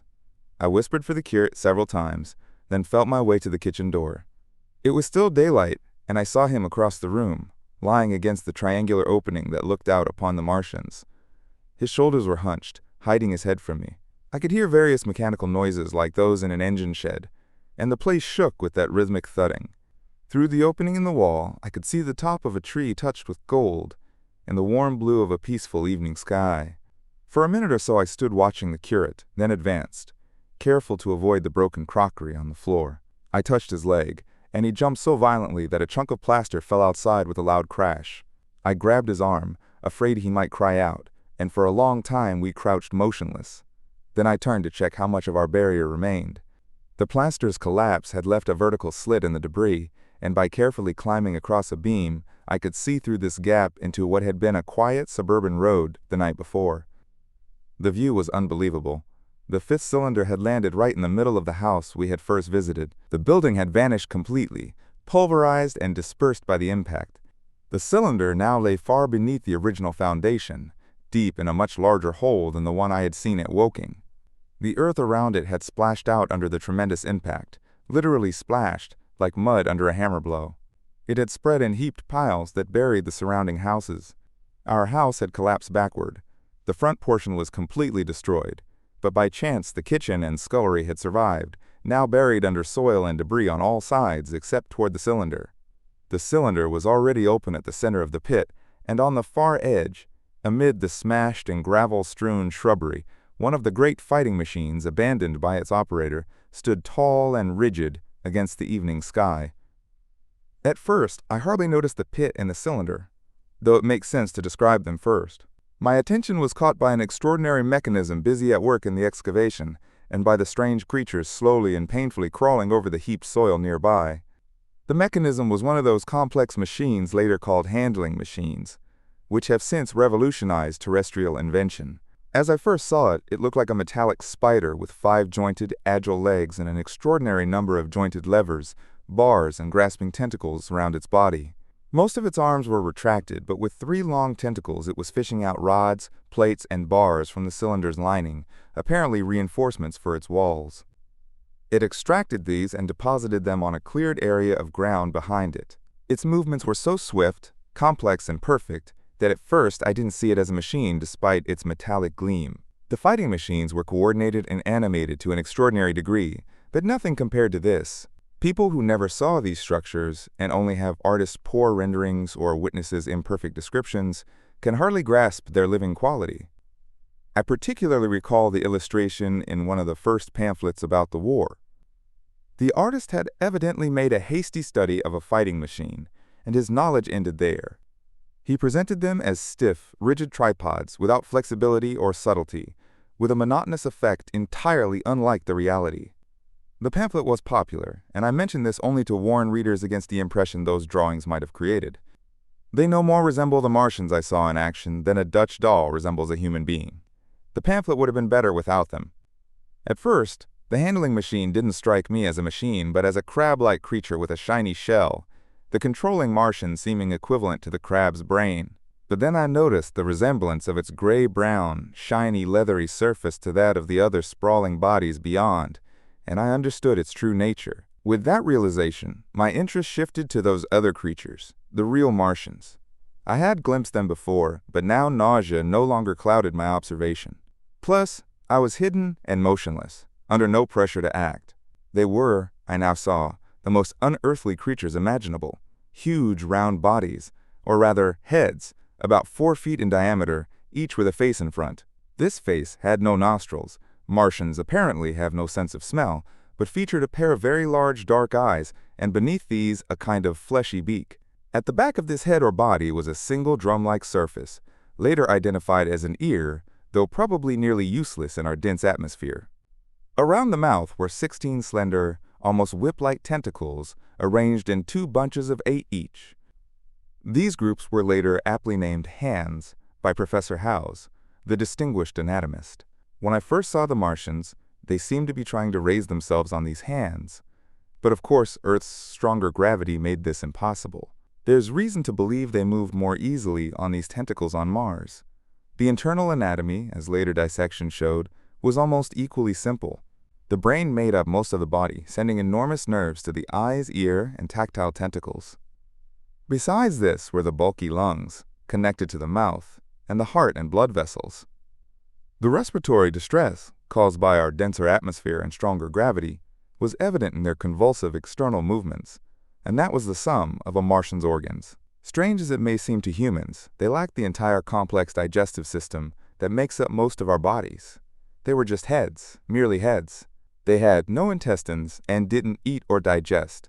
Instead, they took fresh, living blood from other creatures and injected it directly into their own veins. I witnessed this myself, as I'll explain later, but I can't bring myself to describe what I couldn't bear to watch. Let it suffice to say that blood from a still living creature, usually human, was transferred directly through a small tube into the Martian's body. The very idea is repulsive to us, but we should remember how repulsive our carnivorous habits would seem to an intelligent rabbit. The physiological advantages of this practice are undeniable.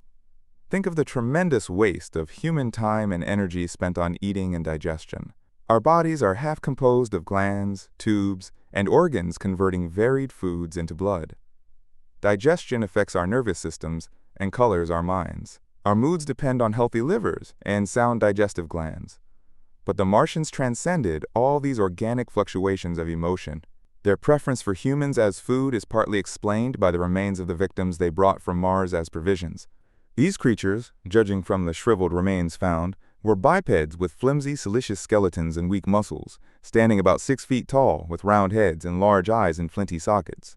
2 or 3 were brought in each cylinder, all killed before reaching Earth. This was merciful. as the mere attempt to stand on our planet would have broken every bone in their bodies. As I describe the Martians, I'll add details that weren't immediately obvious to us, but will help readers unfamiliar with them form a clearer picture of these offensive creatures. In three key ways, their physiology differed strangely from ours. Their organisms never slept.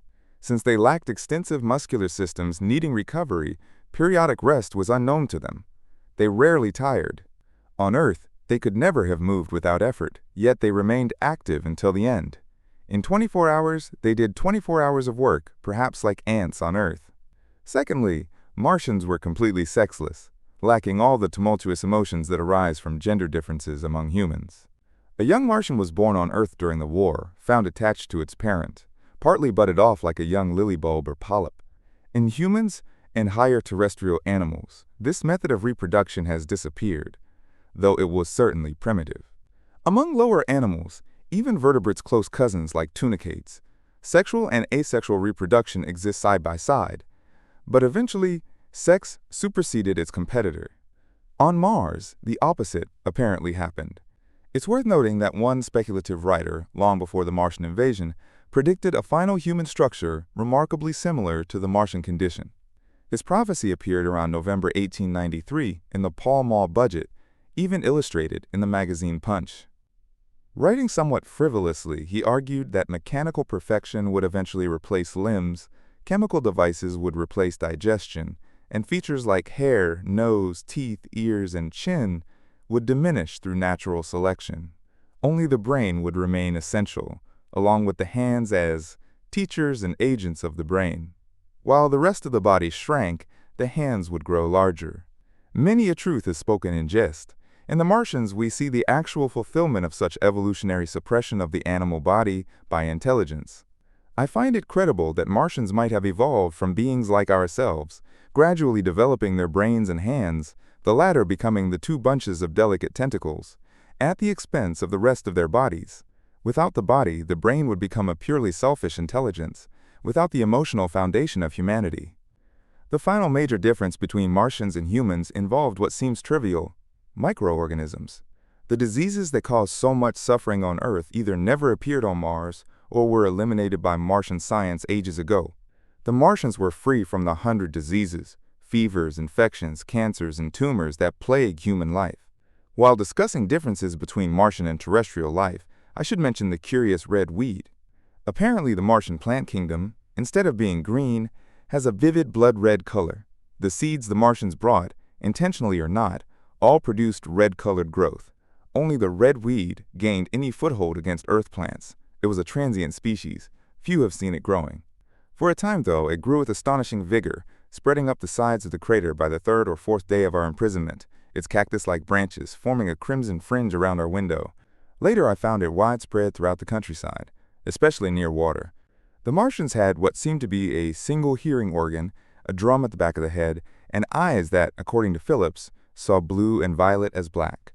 They likely communicated through sounds and tentacle gestures, as claimed in the hastily written pamphlet I mentioned. However, no human observed Martians more than I did, and I saw 4, 5, and once 6 of them performing complex operations together in complete silence, without sound or gesture.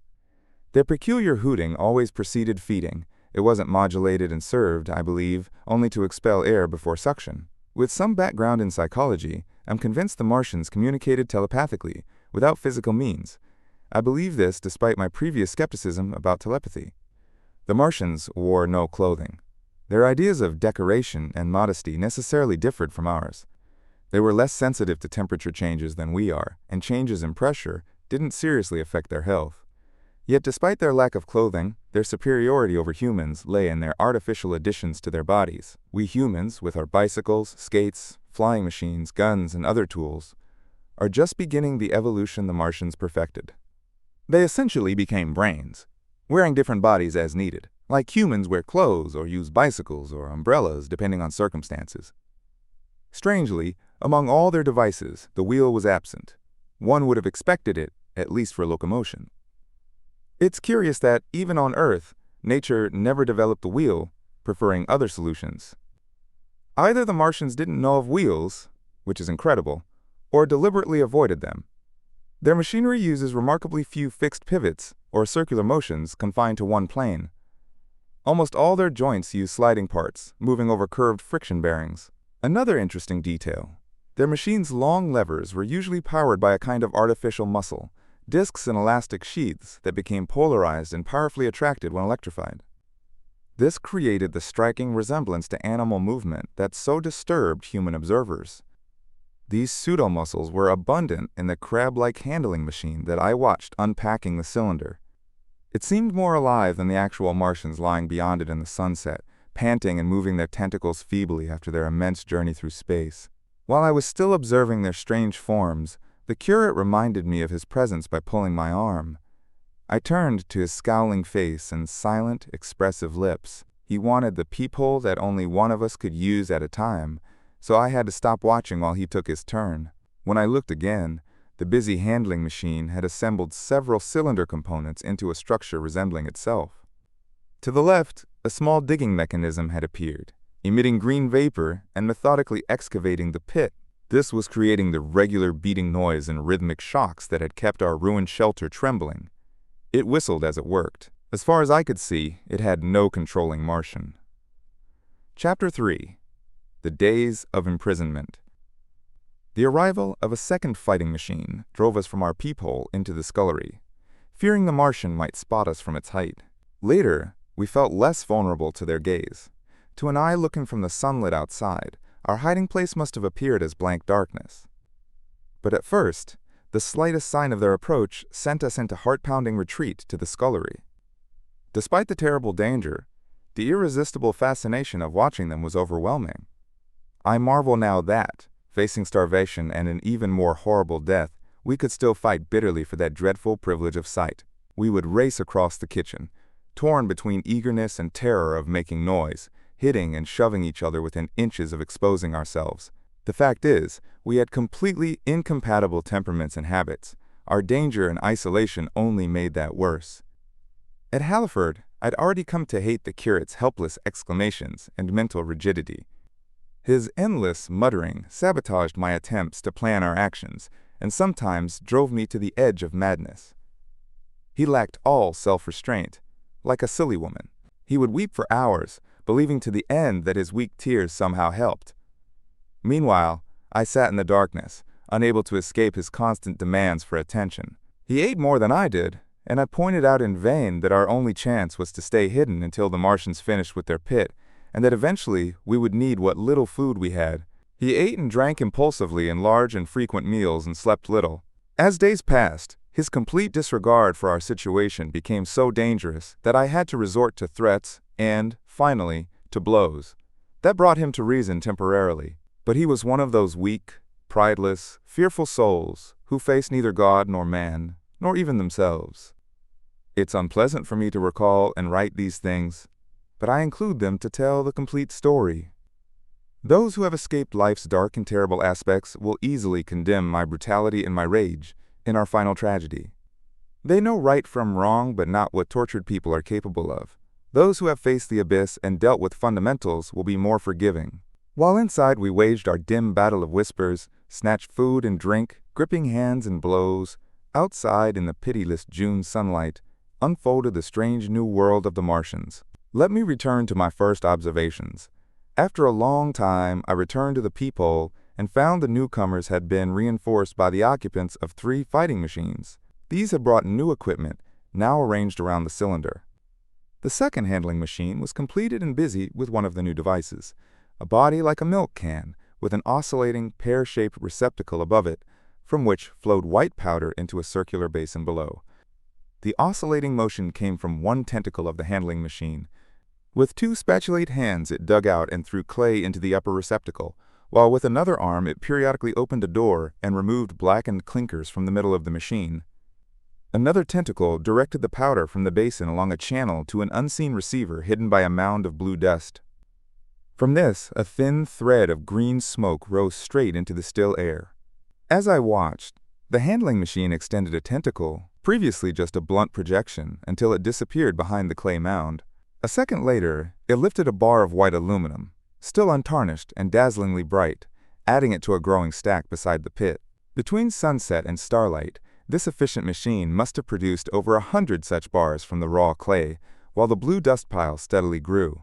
The contrast between these swift, complex mechanical movements and the sluggish clumsiness of their masters was striking. For days I had to remind myself repeatedly that the latter were actually the living of the two. The curate was at the slit when the first humans were brought to the pit. I sat below, huddled up and listening intently. He suddenly moved backward, and I crouched in terror, afraid we'd been discovered. He slid down and crouched beside me, unable to speak but gesturing frantically. After a while, my curiosity overcame my fear. I rose, stepped over him, and climbed up to the peephole. At first, I saw no reason for his panic. Twilight had fallen, the stars were faint, but the pit was lit by the flickering green fire from the aluminum making. The scene was a disorienting array of green gleams and shifting rusty black shadows, strangely disorienting to the eyes. Bats flew overhead, completely indifferent to it all. The Martians were no longer visible, buried under the growing blue-green powder mound, and a fighting machine with contracted legs stood across the corner of the pit. Then, amid the machinery's clanging, I caught a hint of human voices, which I initially dismissed. I crouched, watching the fighting machine closely, confirming for the first time that the hood really contained a Martian. As the green flames rose, I could see the oily gleam of its skin and the brightness of its eyes. Suddenly I heard a scream and saw a long tentacle reaching over the machine's shoulder to the small cage on its back. Then something struggling violently was lifted against the sky, a black shape against the starlight. As it descended, the green light revealed a middle-aged, well-dressed man. For an instant, he was clearly visible. I could see his staring eyes and gleams of light on his studs and watch chain. He vanished behind the mound, and for a moment there was silence. Then came shrieking and a sustained, cheerful hooting from the Martians. I slid down the debris, stumbled to my feet, covered my ears, and ran into the scullery. The curate, who had been crouching silently with his arms over his head, looked up as I passed, cried out at my desertion, and followed me. That night, as we hid in the scullery, torn between horror and fascination, I felt an urgent need to act but couldn't devise any escape plan. By the second day, I could think more clearly. I found the curate incapable of rational discussion. The latest atrocity had stripped him of reason and foresight. He had essentially regressed to an animal state. But as the saying goes, I pulled myself together with both hands. As I faced the facts, I realized that, terrible as our situation was, we shouldn't despair completely. Our main hope lay in the possibility that the Martians would use the pit only as a temporary camp. Even if they stayed permanently, they might not guard it, giving us a chance to escape. I also considered tunneling out away from the pit, but I would have had to do all the digging myself. The curate would have been useless. It was on the third day, if I remember correctly, that I saw the boy killed. This was the only time I actually witnessed the Martians feeding. After that, I avoided the wall opening for most of a day. I went to the scullery, removed the door, and spent several hours digging with the hatchet as quietly as possible. But when I'd made a hole about 2 feet deep, the loose earth collapsed noisily, and I didn't dare continue. I lost heart and lay on the scullery floor for a long time, too discouraged even to move. After that, I gave up any hope of escape by digging. It's a testament to the impression the Martians made on me that at first I had little hope of humans defeating them. But on the 4th or 5th night, I heard sounds like distant heavy guns. It was very late, with the moon shining brightly. The Martians had removed the digging machine, and except for a fighting machine on the far side of the pit and a handling machine partly buried out of sight, the place was deserted. Except for the pale glow from the handling machine and patches of moonlight, the pit was dark and quiet except for the handling machine's clinking. That night was beautifully serene. The moon seemed to have the sky to herself except for one planet. I heard a dog howling. This familiar sound made me listen more carefully. Then I distinctly heard booming, like distant heavy guns. I counted 6 distinct reports, and after a long pause, 6 more. That was all. Chapter 4. The Death of the Curate. It was on the 6th day of our imprisonment that I looked through the gap for the last time, and soon found myself alone. Instead of staying close and trying to push me aside, the curate had gone back to the scullery. A sudden thought struck me. I quickly and quietly returned to the scullery. In the darkness I heard him drinking.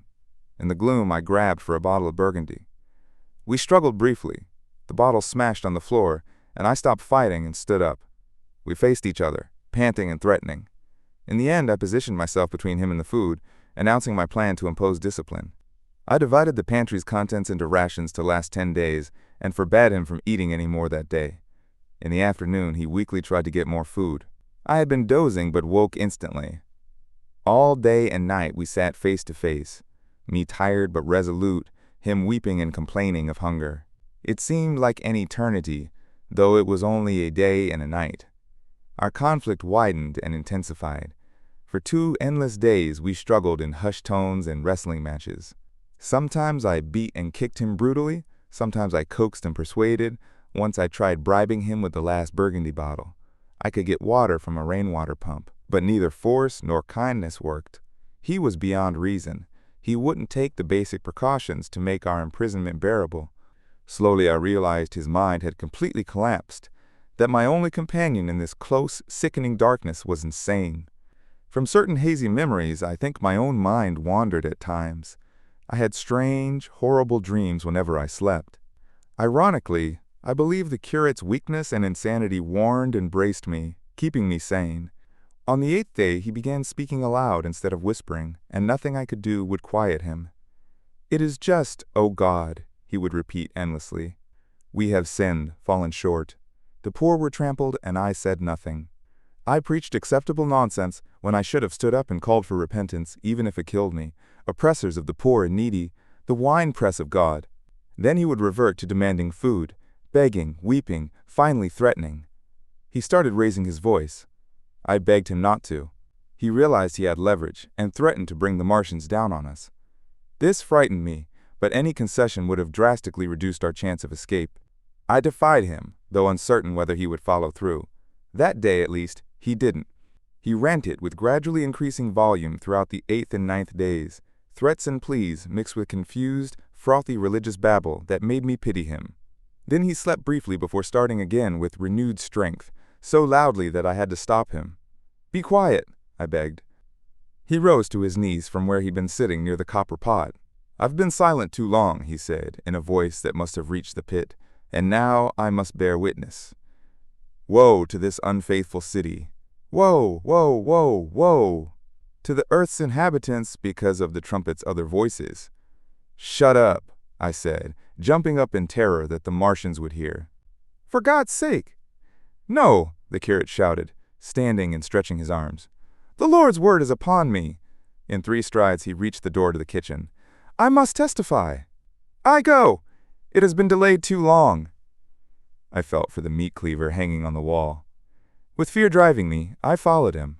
Before he was halfway across the kitchen, I caught up to him. In one last humane gesture, I turned the blade and struck him with the blunt end. He fell forward onto the floor and lay still. Suddenly I heard movement outside, plaster slipping and crumbling, and the triangular opening in the wall darkened. I looked up and saw the underside of a handling machine coming slowly across the hole. One of its gripping limbs curled through the debris, then another appeared, feeling its way over the fallen beams. I stood frozen, staring. Then I saw through a glass plate near the edge of the body the face and large dark eyes of a Martian peering in, and a long metallic tentacle began slowly exploring the room. With effort, I turned, stumbled over the curate, and stopped at the scullery door. The tentacle was now a couple of yards into the room, twisting and turning with strange, sudden movements. For a moment, I stood transfixed by the sight. Then, with a faint hoarse cry, I forced myself across the scullery. I trembled violently, hardly able to stand. I opened the coal cellar door and stood in the darkness, watching the dimly lit doorway to the kitchen and listening. Had the Martian seen me? What was it doing? Something moved back and forth in there quietly, occasionally tapping the wall or moving with a faint metallic ring, like keys on a split ring. Then a heavy body, I knew too well what, was dragged across the kitchen floor toward the opening. Irresistibly drawn, I crept to the door and peered into the kitchen. Through the bright triangle of outside light, I saw the Martian examining the curate's head with its handling machine. I immediately thought it would deduce my presence from the mark left by my blow. I retreated to the coal cellar, closed the door, and began covering myself as silently as possible among the firewood and coal. Every now and then, I froze to listen for the Martian's return. I heard the faint metallic jingle again, tracing it as it moved around the kitchen. Soon I heard it nearer. In the scullery, I thought. Then it passed, scraping faintly across the cellar door. An unbearable suspense followed before I heard it fumbling at the latch. It had found the door. The Martians understood doors. It probed at the catch for a minute before the door opened. In the darkness, I could just make out the thing, like an elephant's trunk, waving toward me, touching and examining the walls, coal, wood, and ceiling. It was like a black worm swinging its blind head to and fro. Once it even touched my boot heel. I nearly screamed but bit my hand instead. For a time, the tentacle was still. I thought it might have withdrawn. Then, with a sharp click, it grabbed something. I feared it was me, and seemed to leave the cellar. For a minute, I wasn't sure. Apparently, it had taken a lump of coal to examine. I used the opportunity to shift my uncomfortable position slightly, then listened again, whispering desperate prayers for safety. Then I heard the slow, deliberate sound returning. Gradually, it drew closer, scratching against the walls and tapping furniture. While I was still unsure, it tapped sharply against the cellar door and closed it. I heard it enter the pantry, where biscuit tins rattled and a bottle smashed, followed by a heavy thud against the cellar door. Then silence fell, a silence that stretched into what felt like infinity. Had it gone? Eventually I decided it had. It didn't return to the scullery, but I remained buried among the coals and firewood for the entire 10th day, not daring to crawl out even for water, despite my terrible thirst. It was the 11th day before I ventured far from my hiding place. Chapter 5. The Stillness. My first act before entering the pantry was to secure the door between the kitchen and scullery. But the pantry was empty. The Martian had taken every scrap of food. This was the first time I truly despaired. I had no food or drink on the 11th or 12th day. At first my mouth and throat were parched, and my strength drained rapidly. I sat in the scullery darkness, miserable and dejected, my mind fixated on food. I thought I'd gone deaf, as the pit noises I'd grown accustomed to had stopped completely. I wasn't strong enough to risk crawling quietly to the peephole, or I would have done so. On the 12th day my throat was so painful that, risking the Martian's attention, I attacked the creaking rainwater pump by the sink and managed to get 2 glasses of blackened, tainted water. This greatly refreshed me, and I felt encouraged that no Martian tentacle followed the noise of my pumping. During these days, I thought often, in a rambling, inconclusive way, about the curate and how he died. On the 13th day, I drank more water and dozed, with disconnected thoughts of food and escape plans. Whenever I slept, I had nightmares of terrible deaths or lavish dinners. But asleep or awake, the pain of thirst drove me to drink again and again. The light in the scullery was no longer gray but red. To my disordered imagination, it seemed the color of blood. On the 14th day, I went into the kitchen and was surprised to find that red weed fronds had grown across the wall opening, turning the half-light into a crimson-tinted gloom. Early on the 15th day, I heard a dog snuffling and scratching in the kitchen. Going in, I saw a dog's nose poking through a break in the red fronds. This surprised me greatly. At my scent, it barked sharply. I thought if I could lure it in quietly, I might be able to kill and eat it. In any case, it seemed wise to kill it before its actions attracted the Martian's attention. I crept forward, saying, "Good dog," softly, but it suddenly withdrew and disappeared. I listened. I wasn't deaf, but the pit was still. I heard something like bird wings fluttering and a horse croaking, nothing more. For a long time I lay by the peephole, not daring to move aside the red plants obscuring it. Once or twice I heard a faint patter like dogs' feet moving around on the sand below, and more bird-like sounds, but that was all. Finally, encouraged by the silence, I looked out. Except in the corner where crows hopped and fought over the skeletons of the dead the Martians had consumed, there wasn't a living thing in the pit. I stared in disbelief. All the machinery was gone. Apart from the pile of blue-gray powder in one corner, some aluminum bars in another, the black birds, and the skeletons, the place was just an empty circular pit in the sand. Slowly I pushed through the red weed and stood on the mound of rubble. I could see in every direction except directly behind me to the north, and no Martians were visible. The pit dropped away at my feet, but a short distance away the rubble provided a slope to the summit of the ruins. My chance to escape had arrived. I began to tremble. I hesitated for some time, then, in a surge of desperate resolve, with my heart pounding violently, I scrambled to the top of the mound where I had been buried so long. I looked northward, too. No Martian was in sight. When I had last seen this part of Sheen in daylight, it had been a pleasant street of white and red houses with many shade trees. Now I stood on a pile of smashed brickwork, clay and gravel, covered with red cactus-shaped plants knee-high, with no terrestrial vegetation competing. The nearby trees were dead and brown, though farther away, red threads climbed living stems. The neighboring houses were wrecked, but not burned. Their walls stood, sometimes to the second story, with broken windows and shattered doors. The red weed grew wildly in their roofless rooms. Below me was the great pit with crows fighting over its refuse. Far away I saw a gaunt cat creeping along a wall, but no sign of people. The day, by contrast with my recent confinement, seemed dazzlingly bright. The sky was a glowing blue, and a gentle breeze stirred the red weed covering every unoccupied patch of ground. And oh, the sweetness of the air! Chapter 6. The Work of 15 Days. For some time I stood on the mound, oblivious to my own safety. In that foul den I'd just escaped, my thoughts had narrowed to immediate security. I hadn't realized what was happening to the world, or anticipated the strange vision of unfamiliar things now before me. I had expected to see sheen and ruins. Instead, I found the landscape of another planet.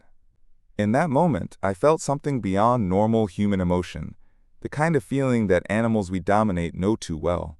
I felt like a rabbit returning to find its burrow replaced by the foundations of a house being dug by workmen. I sensed for the first time something that would haunt me for days, a feeling of dethronement, a conviction that I was no longer a master but just another animal under the Martian's heel. We would have to lurk and watch, to run and hide. The fear and empire of humanity had passed away. But this strangeness quickly faded, replaced by overwhelming hunger after my long, dismal fast. In the direction away from the pit, beyond a red-covered wall, I saw an unburied patch of garden. This gave me hope, and I waded knee-deep and sometimes neck-deep through the red weed. Its density actually provided a reassuring sense of concealment. The wall was about 6 feet high, and when I tried to climb it, I couldn't get my feet to the top. So I followed alongside until I reached a corner with rockwork that let me climb over and tumble into the garden. Here I found some young onions, a couple of gladiolus bulbs, and immature carrots. Gathering these and climbing over a ruined wall, I continued through scarlet and crimson trees toward Kew, like walking through an avenue of gigantic blood drops, with two goals: to find more food and to get as far away as possible from that accursed pit. Further on, in a grassy place, I found a cluster of mushrooms which I also devoured. Then I came upon a shallow brown stream flowing where meadows had once been. At first I was surprised by this flood in a hot, dry summer, but soon discovered it was caused by the tropical growth of the red weed. When this extraordinary plant encountered water, it grew explosively with incredible fertility. Its seeds had poured into the Wey and Thames, and its rapidly growing water fronds quickly choked both rivers. At Putney, as I later saw, the bridge was almost lost in this weed tangle, and at Richmond, too, Thames water flowed in a broad, shallow stream across the meadows of Hampton and Twickenham. As the water spread, the weed followed, until the ruined villas of the Thames Valley were temporarily hidden in this red swamp, whose margins I explored. Eventually, the red weed succumbed almost as quickly as it had spread. A disease, believed to be caused by bacteria, attacked it. Through natural selection, all terrestrial plants have developed resistance to bacterial diseases. They never succumb without a struggle, but the red weed rotted like something already dead. The fronds bleached, then withered and became brittle, breaking at the slightest touch. The waters that had stimulated their early growth carried their remains out to sea. My first action upon reaching the water was to quench my thirst. I drank copiously and, acting on impulse, chewed some red weed fronds. They were watery but had a sickly, metallic taste. I found the water shallow enough to wade through, though the red weed somewhat impeded my feet. The flood deepened toward the river, so I turned back toward Mortlake. I followed the road by identifying occasional ruins of villas, fences, and lamp-posts, and soon escaped the flood and climbed the hill toward Roehampton, emerging onto Putney Common. Here the scenery changed from the strange and unfamiliar to wrecked familiarity. Area showed cyclone-like devastation, while just yards away stood perfectly untouched spaces. Houses with blinds neatly drawn and doors closed, as if the owners had just stepped out or were sleeping inside. The red weed was less abundant, and tall trees were free of the red creeper. I searched for food among the trees without success and raided 2 silent houses that had already been broken into and looted. I spent the rest of the daylight hours resting in a shrubbery, too exhausted in my weakened state to continue. During this entire time, I saw no human beings and no signs of Martians. I encountered two hungry-looking dogs, but both circled away from my advances.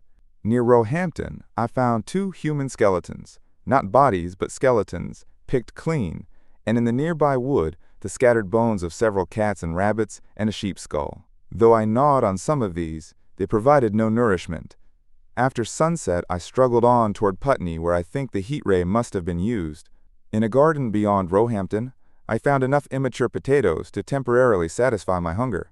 From that garden, I could see Putney and the river, a desolate view of blackened trees, blackened ruins, and sheets of flooding water tinged red with the weed.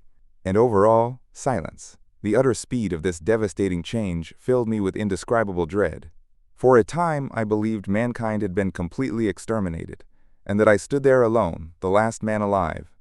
Near the top of Putney Hill, I found another skeleton, with arms dislocated and lying several yards from the body. As I continued, I became increasingly convinced that, except for stragglers like myself, humanity had been wiped out in this region. The Martians, I thought, had moved on, leaving the country desolate to seek food elsewhere. Perhaps they were even now destroying Berlin or Paris, or they might have headed north. Chapter 7. The Man on Putney Hill.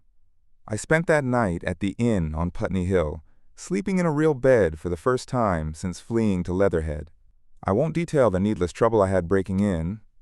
Later I found the front door unlocked, or how I searched every room for food until, nearly in despair, I found a rat-gnawed crust and 2 tins of pineapple in what seemed to be a servant's bedroom. The place had already been searched and emptied. In the bar, I later found some overlooked biscuits and sandwiches. The latter were too rotten to eat, but the biscuits not only satisfied my hunger, but filled my pockets. I lit no lamps, fearing Martians might be searching London for food at night. Before going to bed, I had a period of restlessness, and went from window to window looking for some sign of them. I slept little. As I lay in bed, I found myself thinking consecutively, something I hadn't done since my argument with the curate. During all the intervening time, my mind had been a rush of vague emotions or a kind of numb receptiveness. But that night, my brain, strengthened by food, grew clear again. 3 concerns dominated my thoughts: the curate's death, the whereabouts of the Martians, and the possible fate of my wife. The first gave me no feelings of horror or remorse. I saw it simply as something done, a memory unpleasant but lacking the quality of remorse. I saw myself as driven step by step toward that hasty blow by a chain of accidents. I felt no guilt, yet the memory haunted me. In the silence of night, with that sense of divine nearness that sometimes comes in stillness and darkness, I faced my own trial for that moment of rage and fear. I retraced our conversation from when I found him crouching beside me, ignoring my thirst and pointing to the fire and smoke from Weybridge's ruins. We had been incapable of cooperation. Grim chance had ignored that. Had I foreseen, I would have left him at Halliford. But I didn't foresee, and crime is to foresee and act. I record this exactly as it happened. There were no witnesses. I could have concealed it all, but I have written it down, and readers must judge as they will. After setting aside the image of that body, I faced the problem of the Martians and my wife's fate. For the Martians, I had no data and could only imagine 100 scenarios. Unhappily, I could do the same for my wife. That night became terrible. I found myself sitting up in bed, staring into the dark, praying that the heat ray had quickly and painlessly ended her life. Since my return from Leatherhead, I hadn't prayed. I'd muttered desperate, superstitious words in extreme moments, but now I prayed sincerely, face to face with the darkness of God. Strange night. Strangest because at dawn, I, who had communed with God, crept from the house like a rat leaving its hiding place, a small, inferior creature that might be hunted and killed at the alien's whim. Perhaps they too prayed confidently to God. Surely this war has taught us pity, pity for those simple souls who suffer our dominion. The morning was bright and fine, with a pink eastern sky scattered with golden clouds. Along the road from Putney Hill to Wimbledon lay poor remnants of the panic that had poured Londonward after the fighting began. A 2-wheeled cart inscribed Thomas Lobb, Greengrocer, New Malden, with a broken wheel and abandoned trunk, a straw hat trampled into the hardened mud, and at the top of West Hill, blood-stained glass around an overturned water trough. My movements were sluggish and my plans vague. I considered going to Leatherhead, though I knew I had little chance of finding my wife there. Unless death had come suddenly, my cousins and she would have fled. Still, I wanted to find her, My heart ached for her and for human companionship. I was also acutely aware of my isolation. From Wimbledon Common's edge, which I reached by taking cover under trees and bushes, I saw a vast dark expanse spotted with yellow gorse and broom. There was no red weed to be seen, and as I hesitated at the open space's edge, the sun rose, flooding everything with light and energy. I came upon a busy cluster of little frogs in a swampy area among the trees. I stopped to watch them, drawing inspiration from their determined will to live. Then suddenly, with an odd feeling of being watched, I noticed something crouching in some bushes. I took a step toward it, and it rose up. A man with a cutlass. I approached slowly. He stood silently, watching me. As I drew closer, I saw his clothes were as filthy and tattered as mine. He looked as though he'd been dragged through a culvert. Closer still, I could see green ditch slime, mixed with dried clay and shiny coal dust on his dark clothes.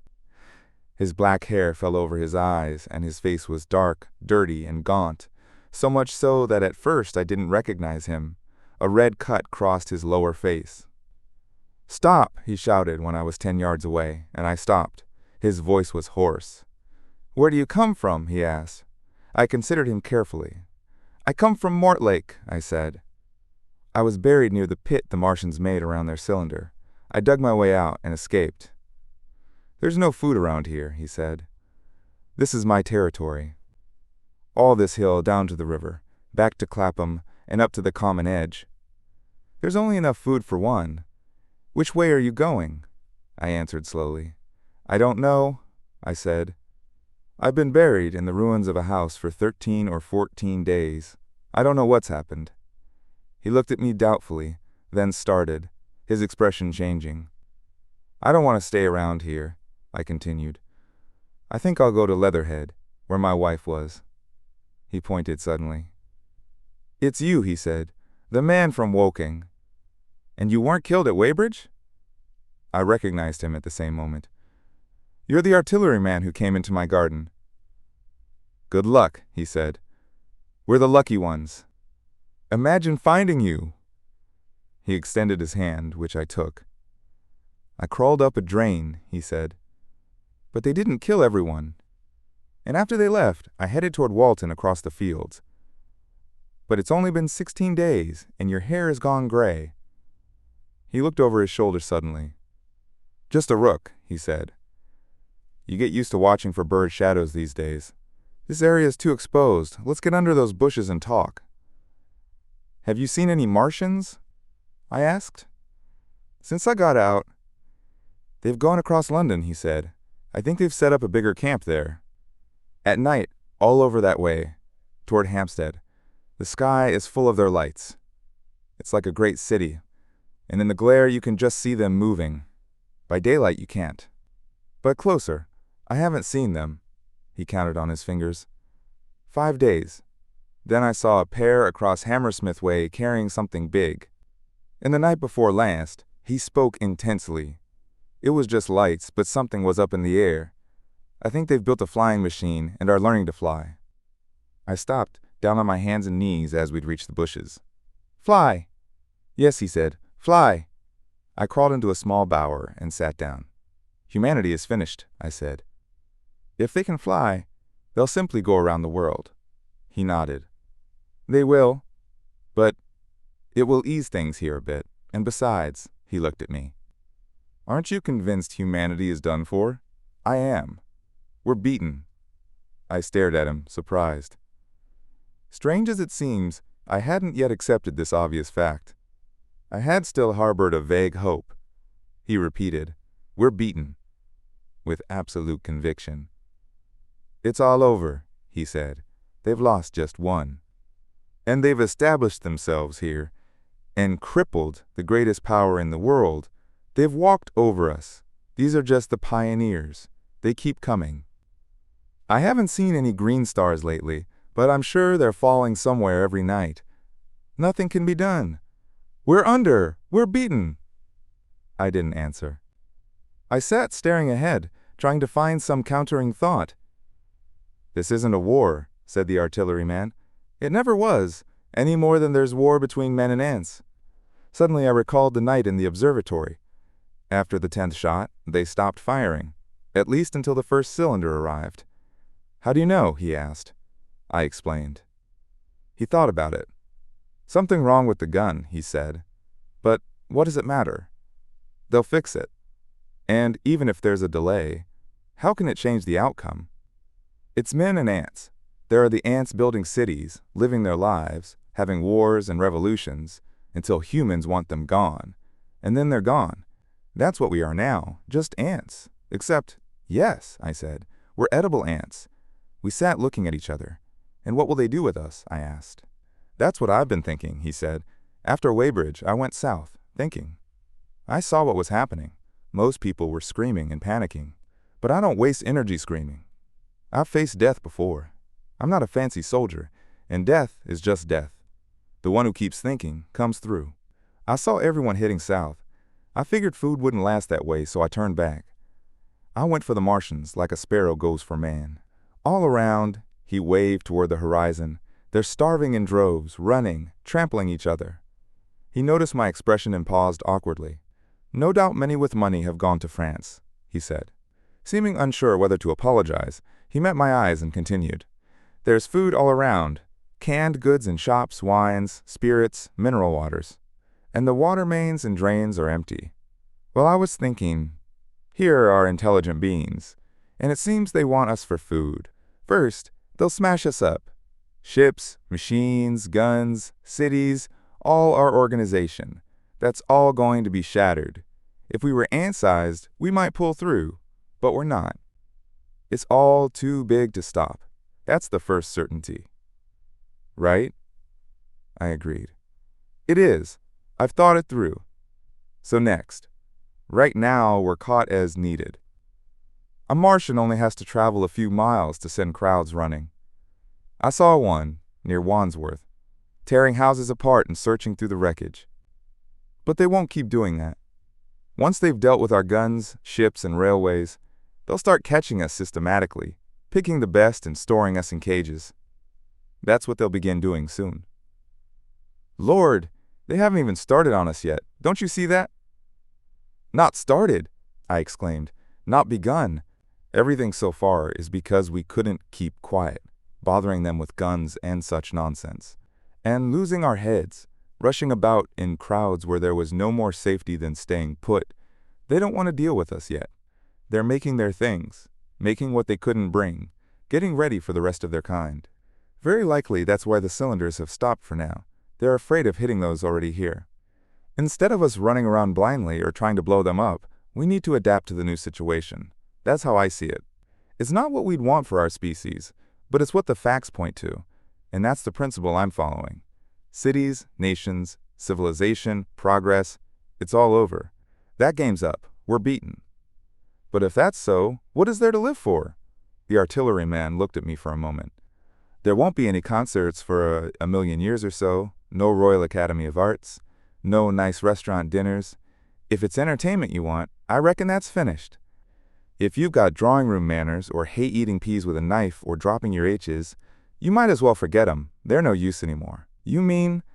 I mean that men like me are going to go on living for the sake of the race. I tell you, I'm committed to survival. And if I'm not mistaken, you've got the right stuff too. We aren't going to be exterminated.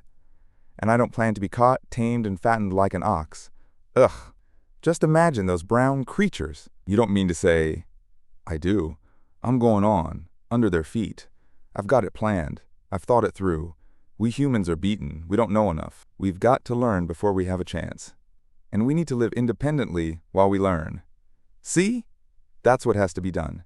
I stared, astonished and deeply moved by his determination. Great God! I cried. You're a man indeed. And I gripped his hand suddenly. E.H., he said, his eyes shining. I've thought it out, right? Go on, I said. Well, those who want to escape being caught must get ready. I'm getting ready. Mind you, not everyone is meant to live wild. That's what it comes down to, being wild beasts. That's why I watched you. I had my doubts. You're slender. I didn't know it was you or how you'd been buried. All these, the kind of people who lived in these houses and all those little clerks down that way, they'd be useless. They have no spirit, no proud dreams or desires. A man without those is nothing but fear and precautions. They just rush to work. I've seen hundreds, breakfast in hand, running to catch their commuter trains, terrified of being late, working at jobs they were too afraid to understand, rushing home for fear of missing dinner, staying indoors afterward for fear of the rough streets, and sleeping with wives they married not for love, but for the bit of money that meant safety. They insured themselves and invested a little against accidents, and on Sundays, fear of the afterlife, as if hell was built for rabbits. Well, the Martians will be a gift to them. Nice roomy cages, plenty of food, careful breeding, no worries. After a week of running through empty fields, on empty stomachs, they'll come to be caught cheerfully. They'll be glad after a while. They'll wonder how people managed before Martians came to take care of them.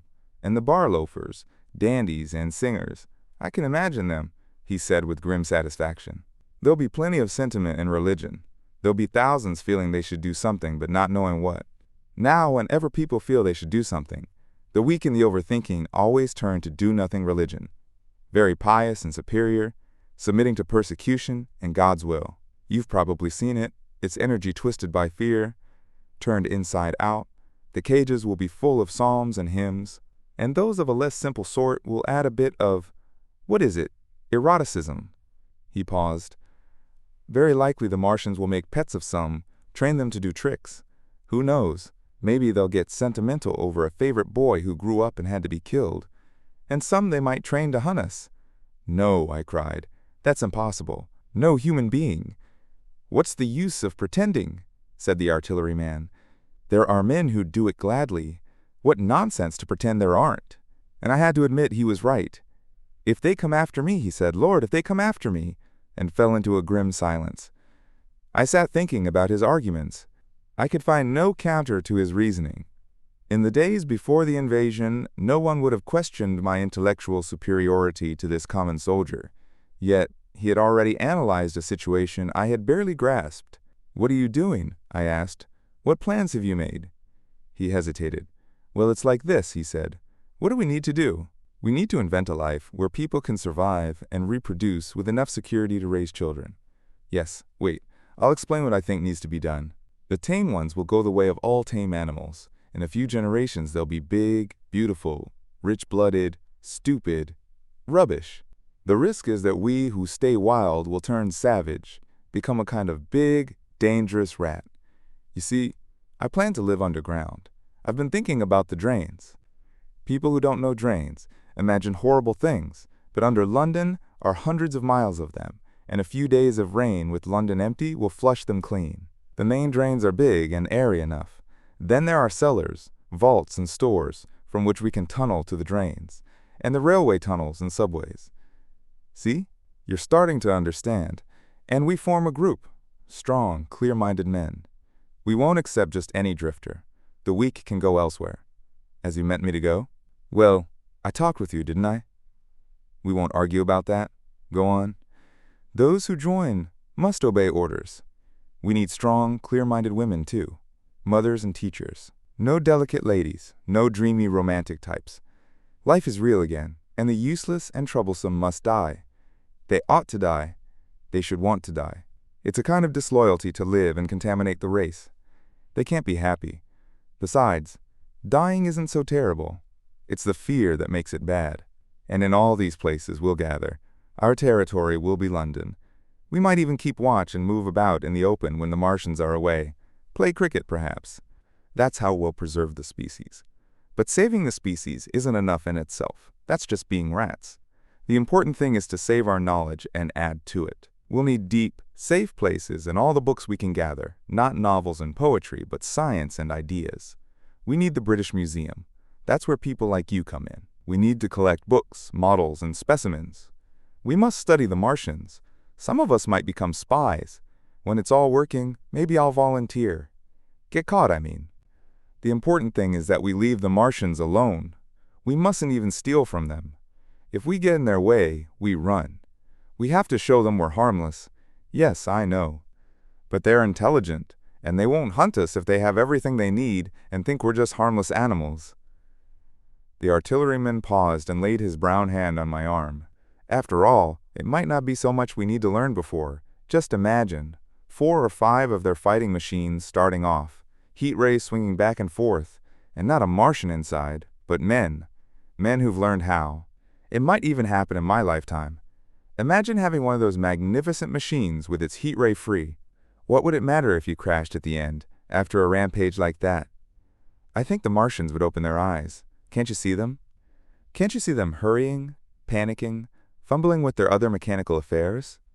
Something's not working right. And then, swish, comes the heat ray, and humans have come back into their own. For a while, the artilleryman's imaginative, daring, and confident tone completely captivated me. I believed both in his prediction of human destiny and in the feasibility of his astonishing plan. Readers who think me naive must contrast their position, reading calmly with organized thoughts, with mine, crouching fearfully in the bushes, distracted with worry.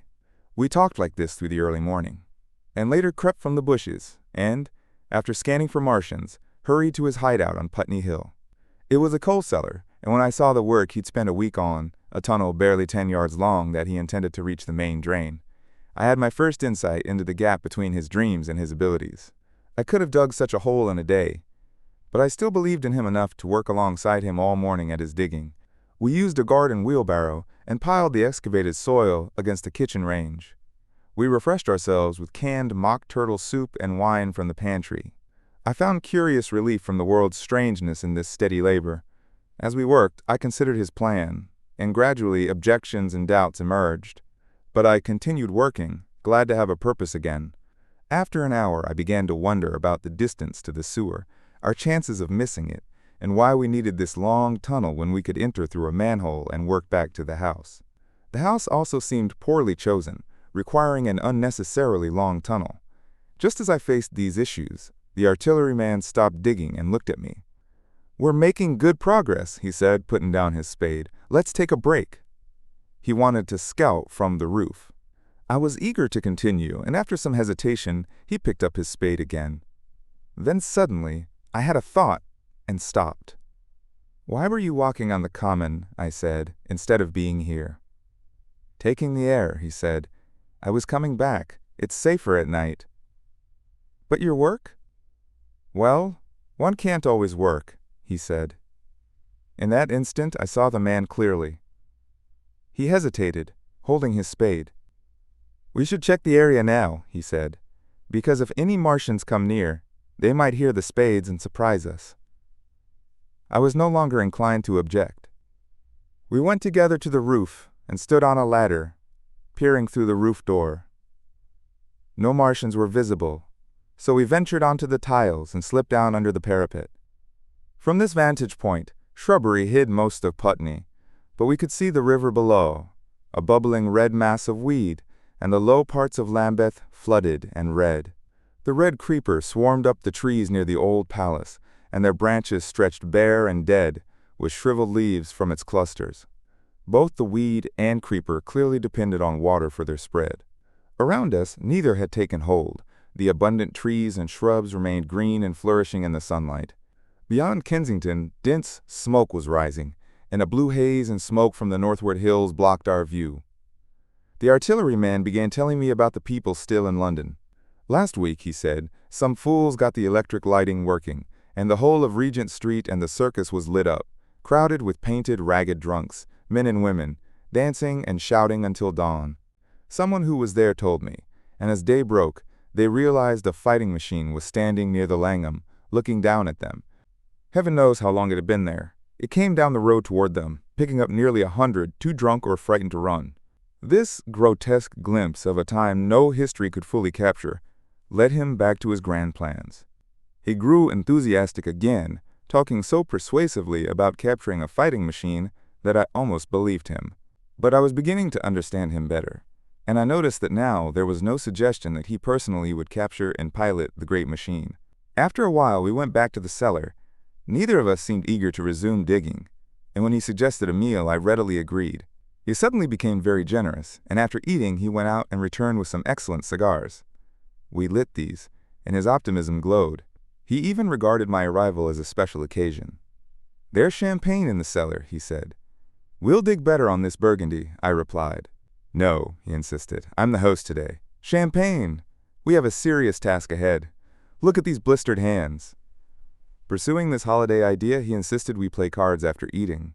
He taught me euchre, and after dividing London between us, I taking the north, he the south, we played for parish points. Absurd as this will seem, it's true, and stranger still, I found the card games extremely engaging. It's a curious thing that, with our species facing extinction or terrible degradation, with no prospect but a horrible death, we could sit playing cards with intense delight. Later he taught me poker, and I beat him at 3 hard-fought chess games. When darkness fell, we risked lighting a lamp. After countless games, we had supper, and he finished the champagne.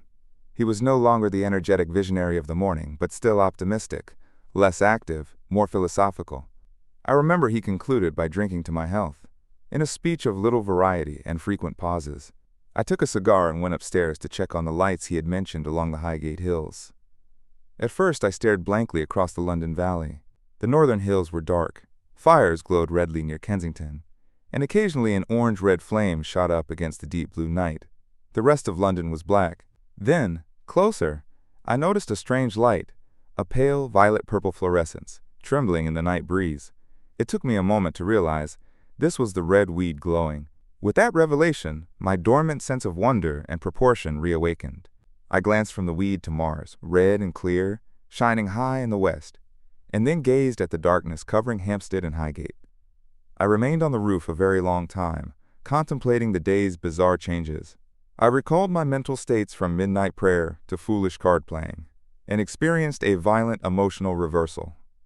I remember flinging away my cigar with symbolic wastefulness. My foolishness seemed glaringly obvious.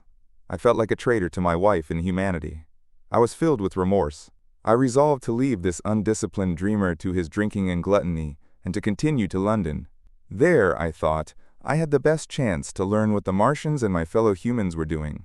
I was still on the roof when the late moon rose. Chapter 8. Dead London. After leaving the artillerymen, I went down the hill, across the High Street Bridge to Fulham. The red weed was so dense there that it almost blocked the bridge, though its fronds were already whitening from the spreading disease that would soon destroy it.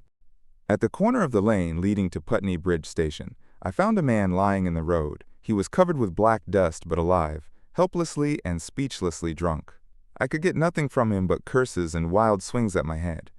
I probably would have stayed with him, if not for the savage expression on his face. Black dust covered the roadway from the bridge onward, growing thicker in Fulham. The streets were eerily quiet. In a baker's shop, I found food, sour, hard, and moldy, but edible. As I moved toward Walham Green, the streets cleared of the powder, and I passed a row of white houses on fire, the noise a welcome relief from the silence. Continuing toward Brompton, the streets grew quiet again. Here I encountered more of the black powder and more bodies, about a dozen along the length of Fulham Road. They had been dead for days, so I hurried past. The powder covered them, softening their outlines. 1 or 2 had been disturbed by dogs. Where there was no powder, it felt strangely like a Sunday in the city. Shops closed, houses locked up with blinds drawn, a sense of desertion and silence. In some places looters had been at work, but mainly at food and wine shops.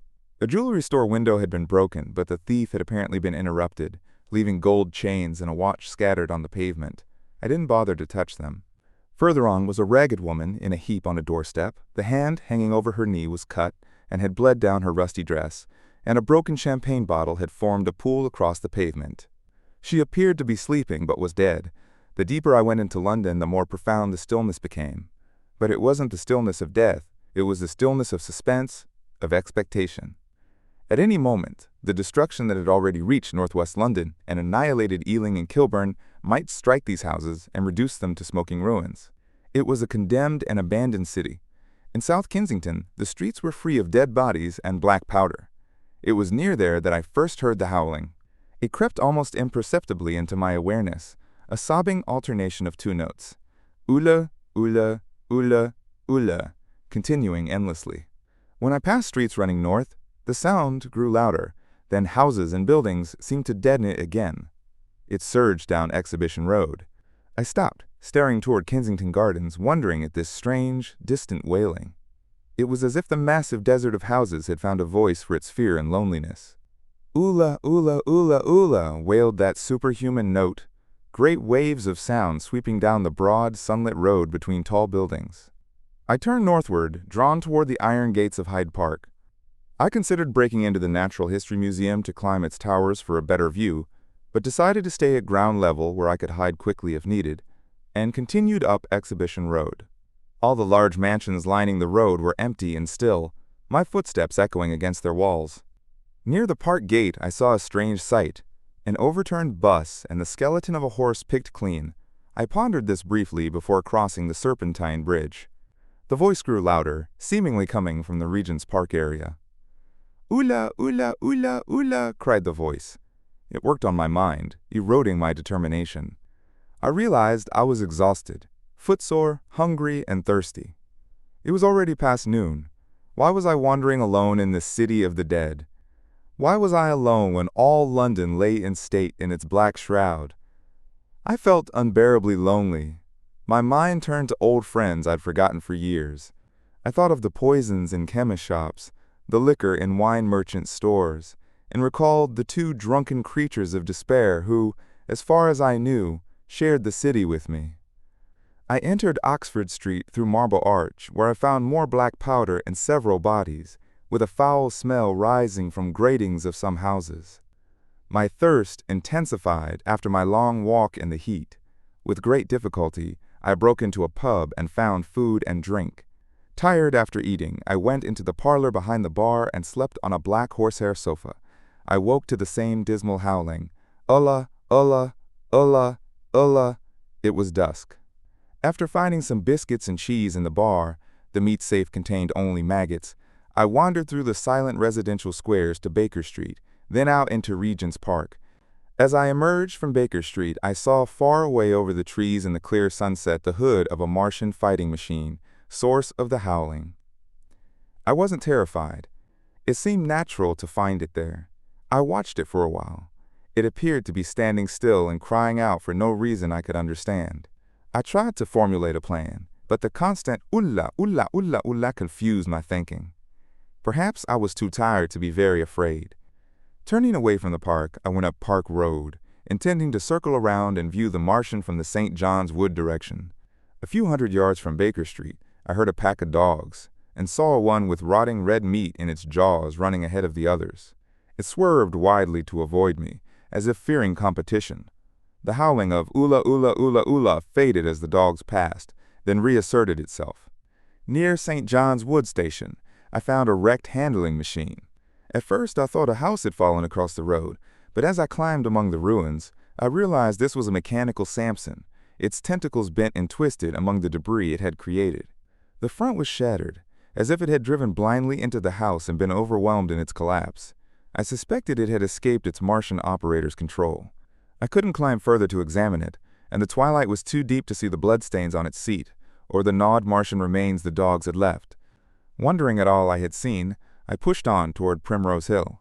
Far away through a gap in the trees, I saw a second Martian, as motionless as the first, standing in the park near the zoological gardens, silent. A little beyond the handling machine ruins, I encountered the red weed again and found the Regent's Canal, a spongy mass of dark red vegetation. As I crossed the bridge, the sound of "Ulia, ulia, ulia" stopped abruptly, cut off like a switch. The silence hit like a thunderclap. The dusky houses around me stood faint and tall in the growing darkness. Trees toward the park were turning black. The red weed climbed the ruins around me, writhing to overtake me in the dimness. Night, mother of fear and mystery, was closing in. But while that voice sounded, the solitude and desolation had been bearable. London still seemed alive, and the sense of life around me had sustained me. Then suddenly a shift, the passing of something, I don't know what, and then a stillness that could be felt. Nothing but this imposing quiet. London stared at me like a ghost city. The windows of the White Houses were like empty eye sockets. The darkness seemed to harbor 1,000 silent enemies. Terror seized me at the audacity of my journey. In front of me the road became pitch black, as if tarred, and I saw a contorted shape lying across the path. I couldn't continue. I turned down St. John's Wood Road and ran madly from this unbearable stillness, hiding from the night in silence in a cabman's shelter on Harrow Road until long after midnight. But before dawn, my courage returned, and while stars still filled the sky, I headed back toward Regent's Park. I got lost among the streets and eventually saw down a long avenue the curve of Primrose Hill. On the summit, against the fading stars, stood a third Martian, erect and motionless like the others. An insane idea possessed me. I would die and end it all. I wouldn't even need to kill myself. Recklessly, I marched toward this Titan, and as I approached and the light grew, I saw a multitude of black birds circling and clustering around its hood. At that, my heart leaped, and I began running across the grass. I waded breast-high through a torrent of water rushing from the waterworks across Albert Road, emerged onto dry ground, and ran up the hill. As I approached the Martian, I saw its hood hung with shreds of brown that the hungry birds were pecking and tearing. In moments I had climbed the earthen rampart and stood on its crest, and the interior of the redoubt was below me. A mighty space it was, with gigantic machines, huge mounds of material, and strange shelter places. Scattered about it, some in their overturned war machines, some in handling machines, and a dozen of them stark and silent in a row, were the Martians dead, killed by the bacteria and disease germs against which their systems were unprepared, killed, after all man's devices had failed, by the humblest organisms God in his wisdom placed on this earth. It had come about as I and many others might have foreseen, had terror and disaster not blinded our minds. These germs of disease have taken their toll of humanity since life began here. But by natural selection, we have developed resistance. We don't succumb without a struggle, and to many, such as those that cause decomposition, our bodies are completely immune. But there are no bacteria on Mars, and as soon as these invaders arrived, as soon as they drank and fed, our microscopic allies began destroying them. Already when I watched them, they were irrevocably doomed, dying and rotting even as they moved about. It was inevitable. By the toll of 1 billion deaths, man has earned his right to Earth, and it is his against all comers. It would remain his even if the Martians were 10 times as mighty as they are. For neither do men live nor die in vain. Here and there they were scattered, nearly 50 in total, in that great pit they had made, overtaken by a death that must have seemed incomprehensible to them. To me also at that time, this death was incomprehensible. All I knew was that these things that had been so terrifying to men were dead. For a moment I believed that God had repented, that the angel of death had slain them in the night. I stood staring into the pit, and my heart lightened gloriously, even as the rising sun set the world ablaze around me. The pit was still dark. The mighty machines, so great and wonderful in their power and complexity, so unearthly in their twisted forms, rose weird and vague from the shadows. A multitude of dogs were fighting over the bodies that lay in the pit's depths. Across the pit, on its farther lip, flat and vast and strange, lay the great flying machine they had been experimenting with when decay and death stopped them. Death had come not a day too soon.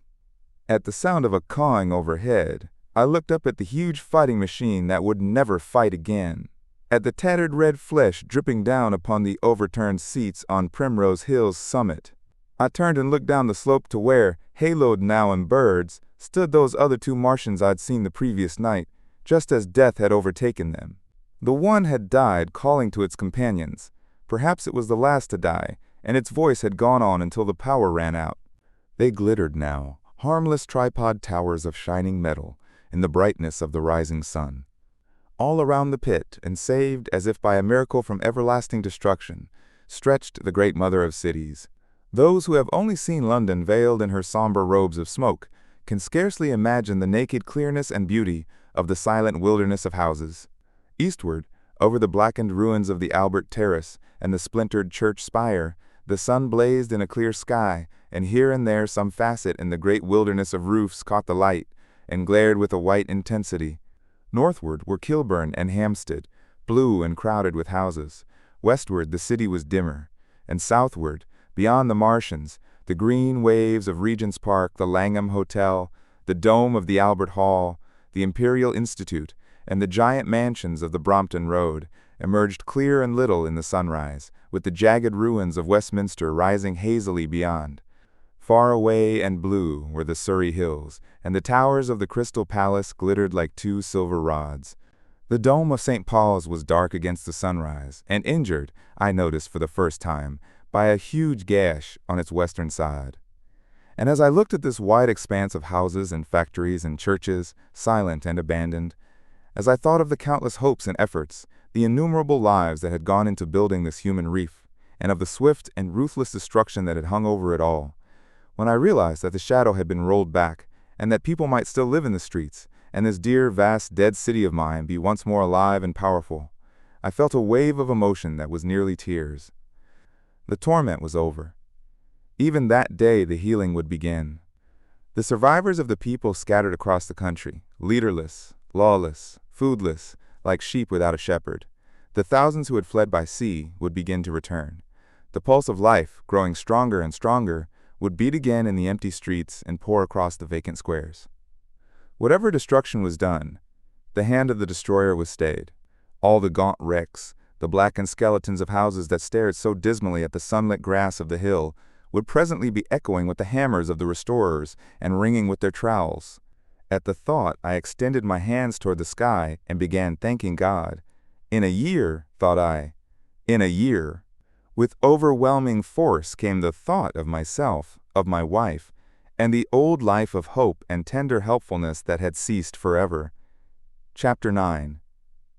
Wreckage. And now comes the strangest part of my story. Yet, perhaps, it is not altogether strange. I remember, clearly and coldly and vividly, all that I did that day, until the time that I stood weeping and praising God upon the summit of Primrose Hill. And then I forget. Of the next 3 days I know nothing. I have learned since that, far from being the first discoverer of the Martian's overthrow, several such wanderers as myself had already discovered this on the previous night. One man, the first, had gone to Saint-Martin's-le-Grand, and while I sheltered in the cabman's hut, had contrived to telegraph to Paris. From there the joyful news had flashed all over the world. 1,000 cities, chilled by ghastly apprehensions, suddenly flashed into frantic illuminations. They knew of it in Dublin, Edinburgh, Manchester, Birmingham, at the time when I stood upon the verge of the pit. Already men, weeping with joy, as I have heard, shouting and staying their work to shake hands and shout, were making up trains, even as near as Crewe, to descend upon London. The church bells that had ceased a fortnight before suddenly caught the news, until all England was bell-ringing. Men on bicycles, lean-faced, unkempt, scorched along every country lane, shouting of unhoped deliverance, shouting to gaunt, staring figures of despair. And for the food! Across the Channel, across the Irish Sea, across the Atlantic, corn, bread, and meat were tearing to our relief. All the shipping in the world seemed heading for London in those days, but of all this I have no memory. I drifted, a demented man. I found myself in a house of kindly people, who had found me on the 3rd day, wandering, weeping, and raving through the streets of St. John's Wood. They have told me since that I was singing some insane doggerel about "the last man left alive, hurrah, the last man left alive." Troubled as they were with their own affairs, these people, whose name, much as I would like to express my gratitude to them, I may not even give here, nevertheless cumbered themselves with me, sheltered me, and protected me from myself. Apparently they had learned something of my story from me during the days of my lapse. Very gently, when my mind was assured again, did they break to me what they had learned of the fate of Leatherhead. 2 days after I was imprisoned, it had been destroyed, with every soul in it, by a Martian. He had swept it out of existence, as it seemed, without any provocation, as a boy might crush an ant-hill in the mere wantonness of power. I was a lonely man, and they were very kind to me. I was a lonely man and a sad one, and they bore with me. I remained with them 4 days after my recovery. All that time I felt a vague, a growing craving to look once more on whatever remained of the little life that seemed so happy and bright in my past. It was a mere hopeless desire to feast upon my misery. They dissuaded me. They did all they could to divert me from this morbidity. But at last I could resist the impulse no longer, and promising faithfully to return to them, and parting, as I will confess, from these 4-day friends with tears, I went out again into the streets that had lately been so dark and strange and empty. Already they were busy with returning people. In places even there were shops open, and I saw a drinking fountain running water. I remember how mockingly bright the day seemed as I went back on my melancholy pilgrimage to the little house at Woking, how busy the streets and vivid the moving life about me. So many people were abroad everywhere, busy in 1,000 activities, that it seemed incredible that any great proportion of the population could have been slain. But then I noticed how yellow were the skins of the people I met, how shaggy the hair of the men, how large and bright their eyes, and that every other man still wore his dirty rags. Their faces seemed all with one of two expressions: a leaping exultation and energy, or a grim resolution. Save for the expression of the faces, London seemed a city of tramps. The vestries were indiscriminately distributing bread sent us by the French government. The ribs of the few horses showed dismally. Haggard special constables with white badges stood at the corners of every street. I saw little of the mischief wrought by the Martians until I reached Wellington Street, and there I saw the red weed clambering over the buttresses of Waterloo Bridge. At the corner of the bridge, too, I saw one of the common contrasts of that grotesque time, a sheet of paper flaunting against a thicket of the red weed transfixed by a stick that kept it in place. It was the placard of the first newspaper to resume publication, the Daily Mail. I bought a copy for a blackened shilling I found in my pocket. Most of it was in blank, but the solitary compositor who did the thing had amused himself by making a grotesque scheme of advertisement stereo on the back page. The matter he printed was emotional.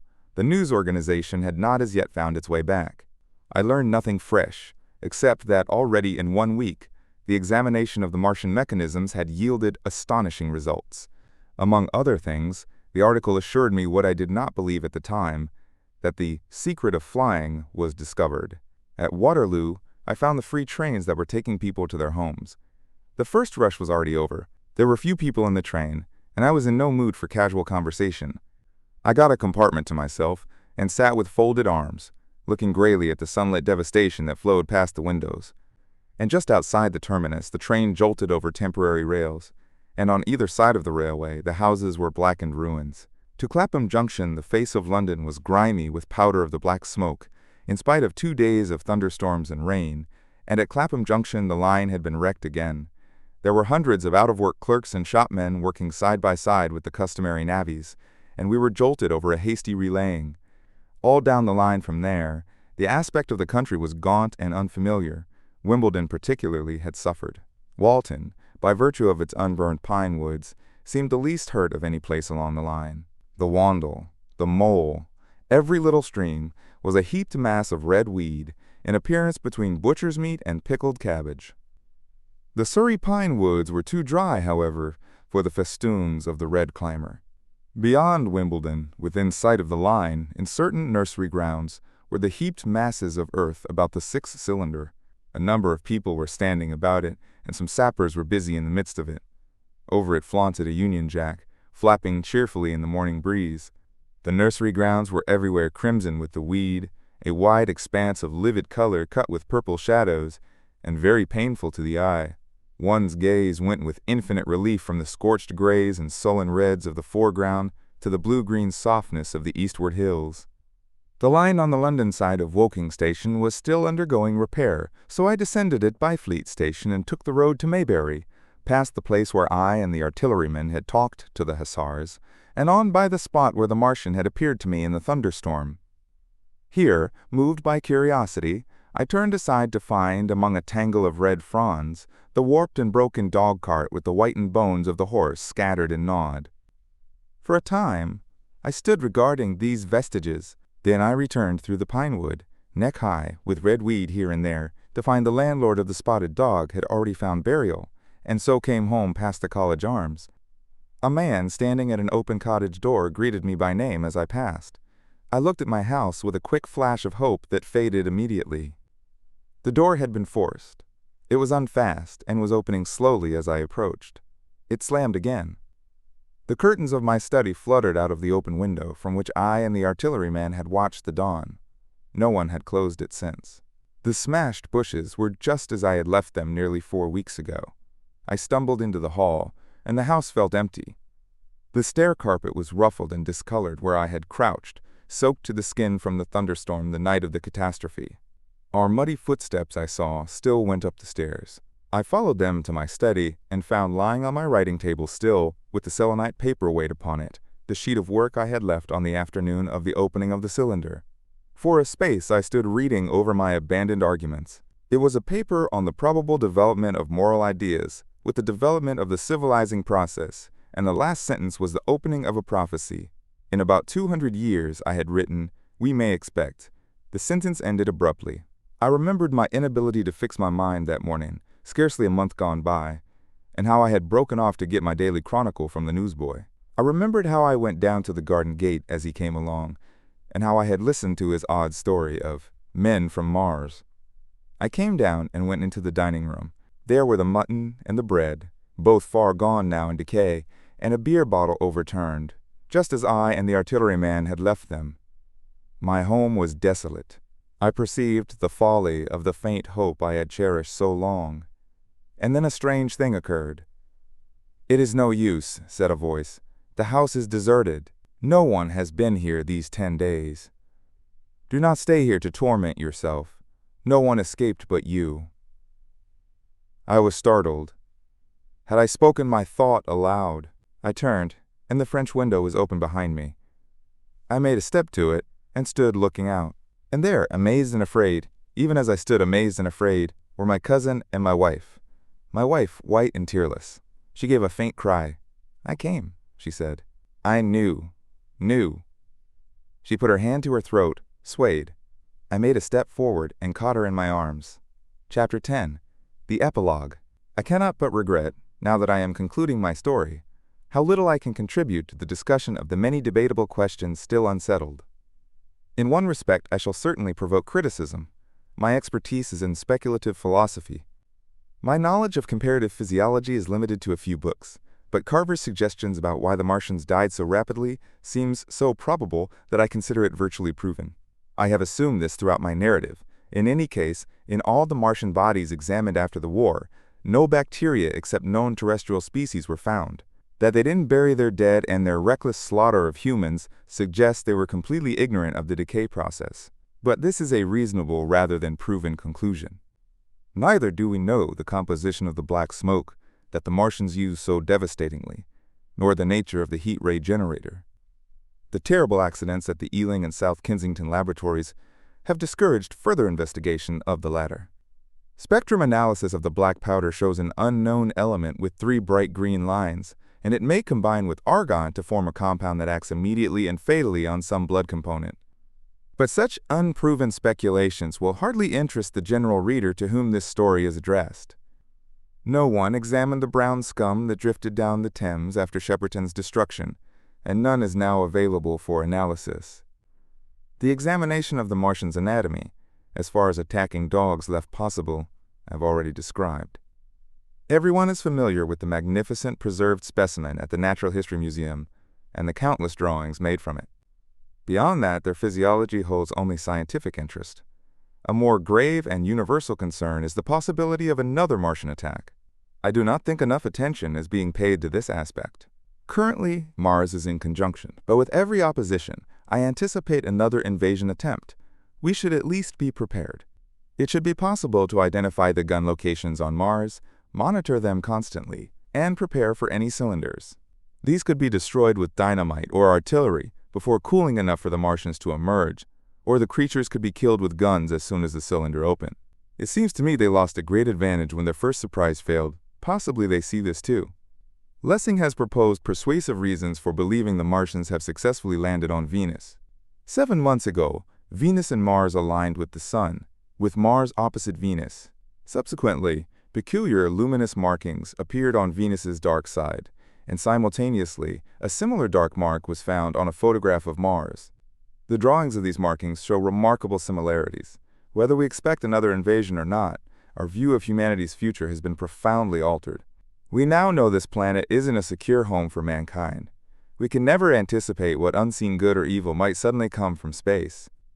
In the larger scheme, this Martian invasion may ultimately benefit humanity. It has robbed us of our comfortable certainty about the future, a major source of decadence, while bringing enormous scientific advances and promoting the concept of human unity. It may be that across space, the Martians have learned from their pioneers' fate and found a safer settlement on Venus. Regardless, for many years there will be intense scrutiny of the Martian disk, and shooting stars will bring unavoidable apprehension to all people. The broadening of human perspective cannot be overstated. Before the cylinder fell, we generally believed no life existed beyond our small sphere. Now we see further. If Martians can reach Venus, humans might eventually do the same. When our sun's slow cooling makes Earth uninhabitable, the life that began here might spread to our sister planet. Dim and wonderful is my vision of life spreading from this seedbed throughout the vastness of space. But that's a distant dream. Perhaps the Martians' destruction is only a reprieve. The future may belong to them, not us. I must admit that the stress and danger have left me with an abiding sense of doubt and insecurity. I write by lamplight in my study, and suddenly I see again the valley below filled with flames. I feel the house empty behind me. I walk out onto Byfleet Road and see passing vehicles. A butcher boy in a cart, a cab of visitors, a workman on a bicycle, children going to school, and suddenly they seem unreal, ghostly, and I rush again with the artilleryman through the hot, quiet silence. At night I see the black powder darkening silent streets, contorted bodies shrouded in dust. They rise up, dog-bitten and tattered, growing fiercer, paler, uglier, distorted humanity, and I wake cold and wretched in the darkness. I go to London and see the busy crowds in Fleet Street and the Strand, and it strikes me that they're merely ghosts from the past, haunting streets I once saw silent and wretched, phantoms in a dead city, a mockery of life in a galvanized body. Standing on Primrose Hill, as I did just yesterday before writing this final chapter, I see the great expanse of houses, dim and blue through the haze of smoke and mist, fading into the vague lower sky. I watch people strolling among the flower beds, sightseers around the Martian machine still standing there, and children playing. And I recall when I saw it all bright and sharp-edged, hard and silent under the dawn of that last great day. And strangest of all is to hold my wife's hand again and think that I had counted her, and that she had counted me among the dead.